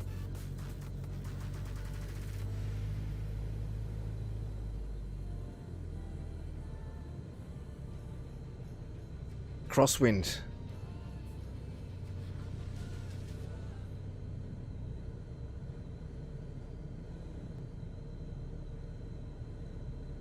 Not a very long runway.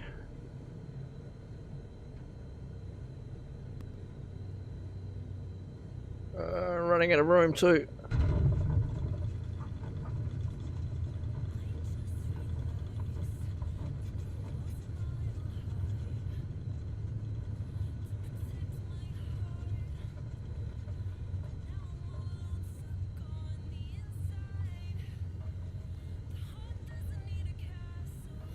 Nice, we're going to have to taxi down, back the other way. Full on the rudder. Turn that warning off, we know it's there.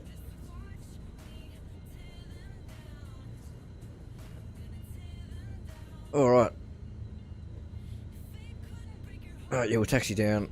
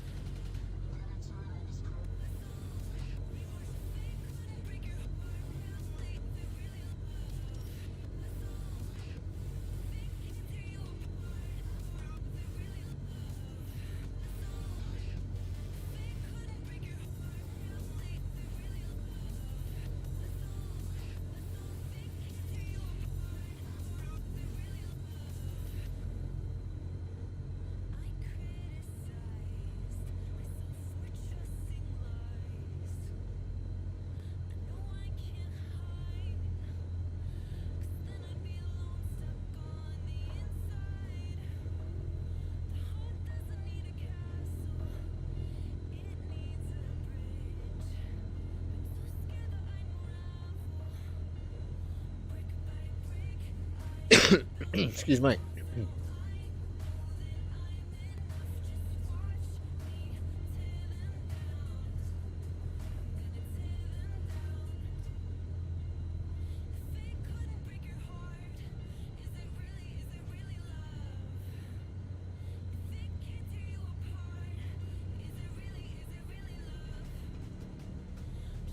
There seems to be a building on the taxiway.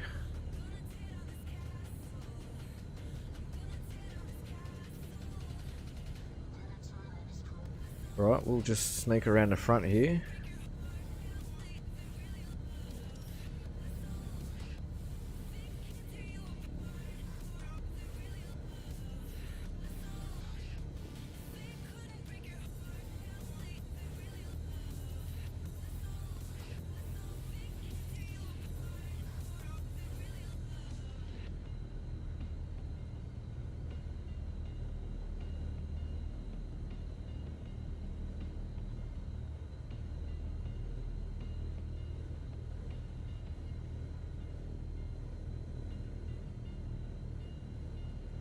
So where does this taxiway take us? Don't stop. Ah, damn it. Too late. Right, we can continue on the next one. Wellington International. Final destination.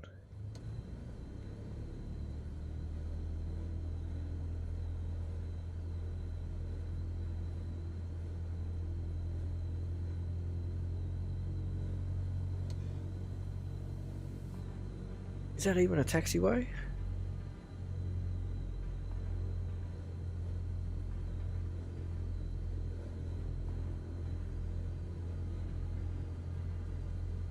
For 1-6.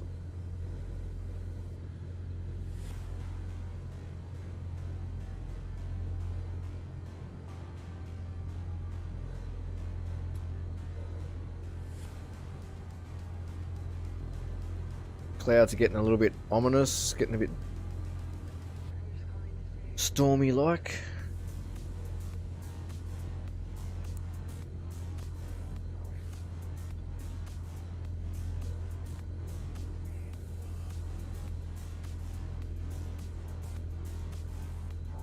And it'll be about a 15-20 minute flight down to Wellington, you would think.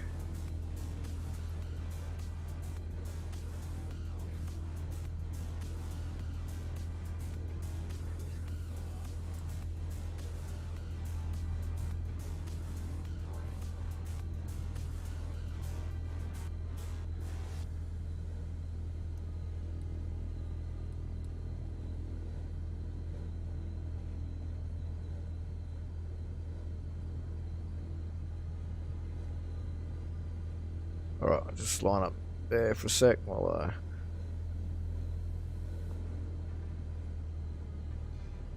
get everything set up. Turn the flight director on. Yeah, we'll go 2,500 feet. Let me just check on the map what our terrain is like.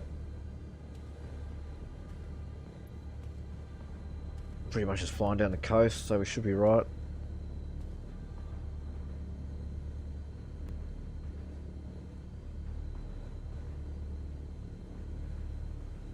Should be. Famous last words.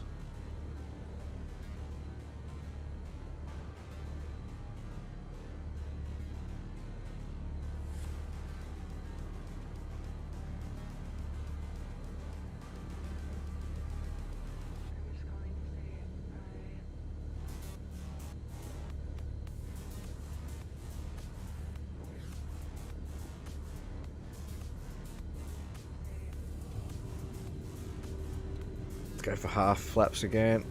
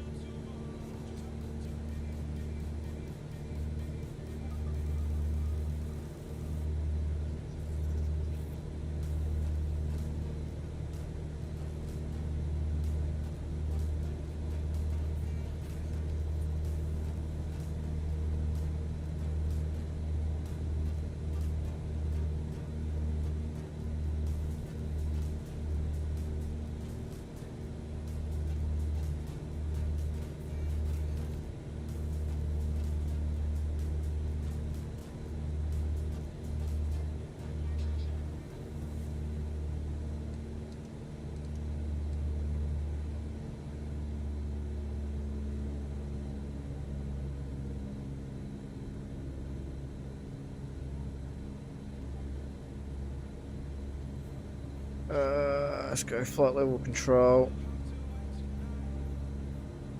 And then... Oh, no, I've got the speed up.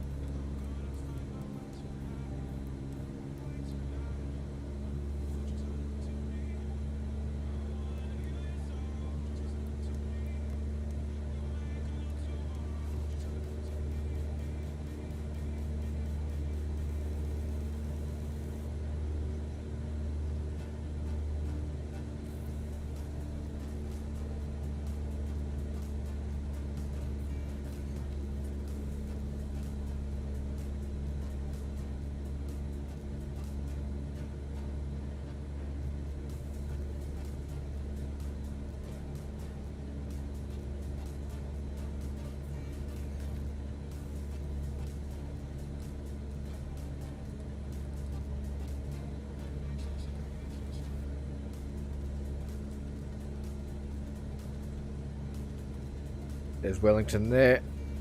What's that? 50 nautical miles across the whole map. It's only about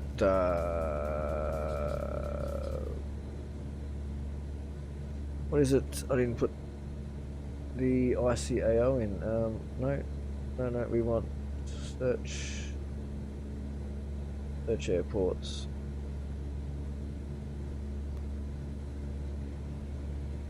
November. Zulu Whiskey November.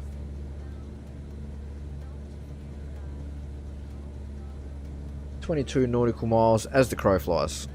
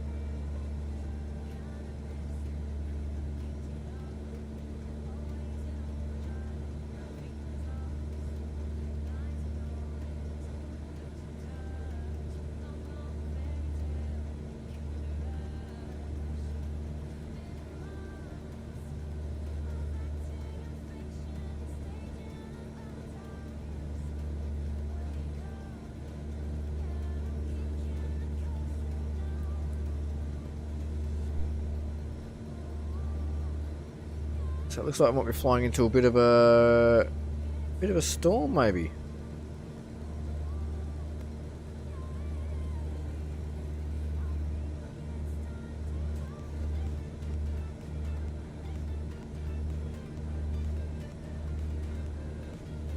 Winds are definitely picking up. 38 knots, so we're nearly getting 40 knot winds. As you can see, watch the plane getting buffeted around a bit.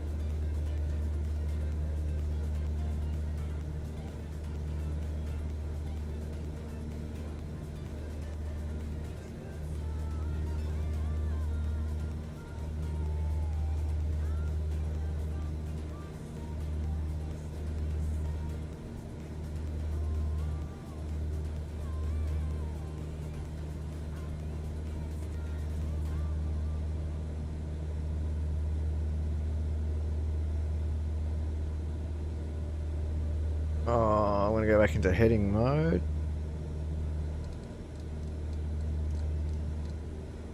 Oh, let's go right there.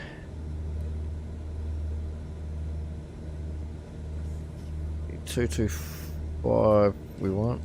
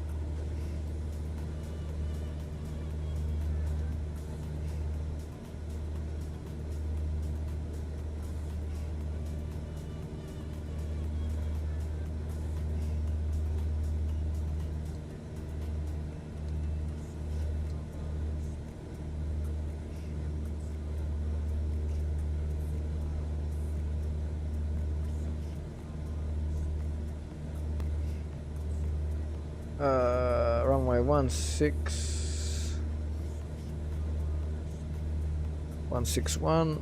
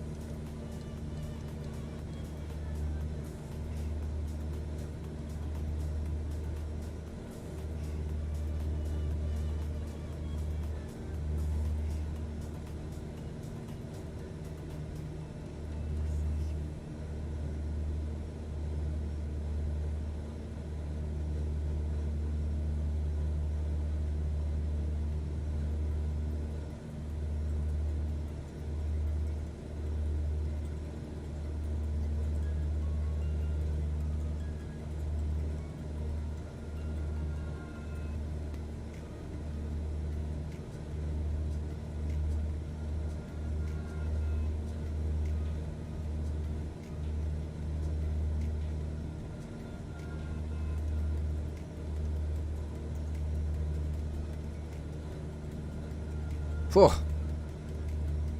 Wow.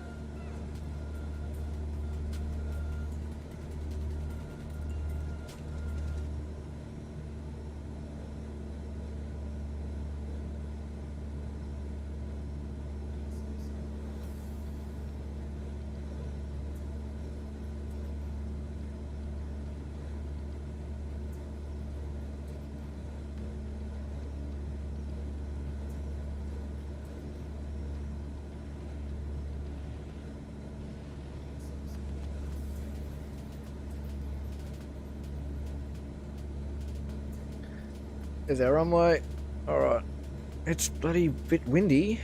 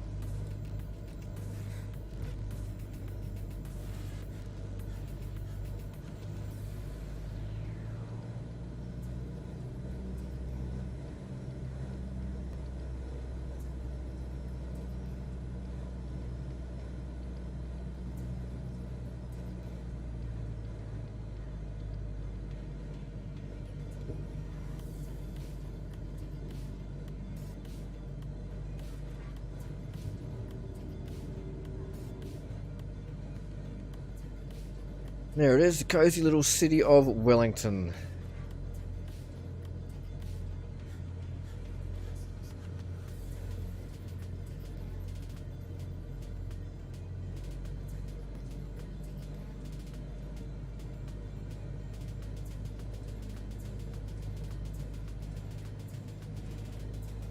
Oh, we should have our landing lights on. Oh, they're already on. We didn't turn them off.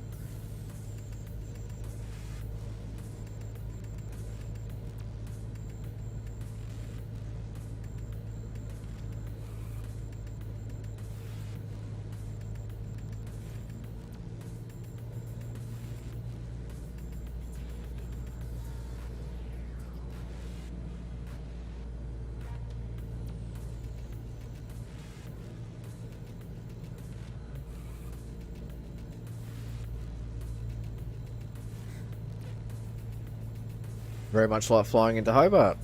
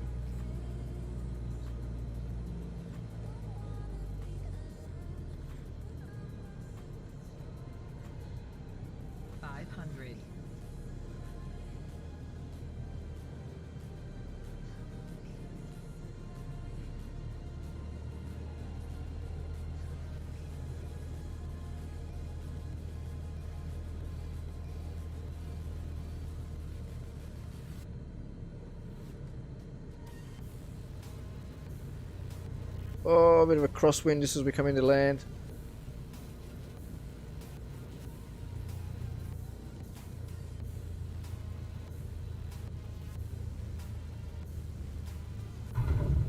Oh, stay on the runway, stay on the runway! Jesus.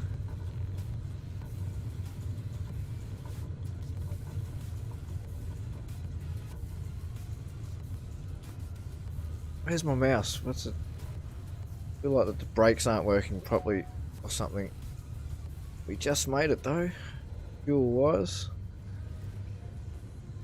Let's we'll go and taxi in here. Look, a couple of jetliners.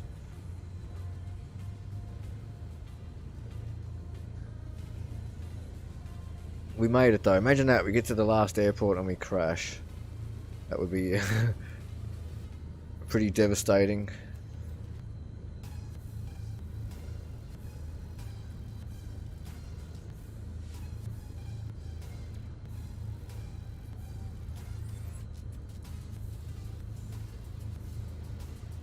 I don't know where we're meant to go. Let's go over here. Fuel depot.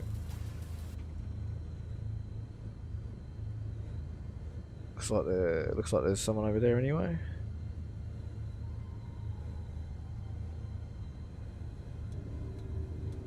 I'll put the flaps away.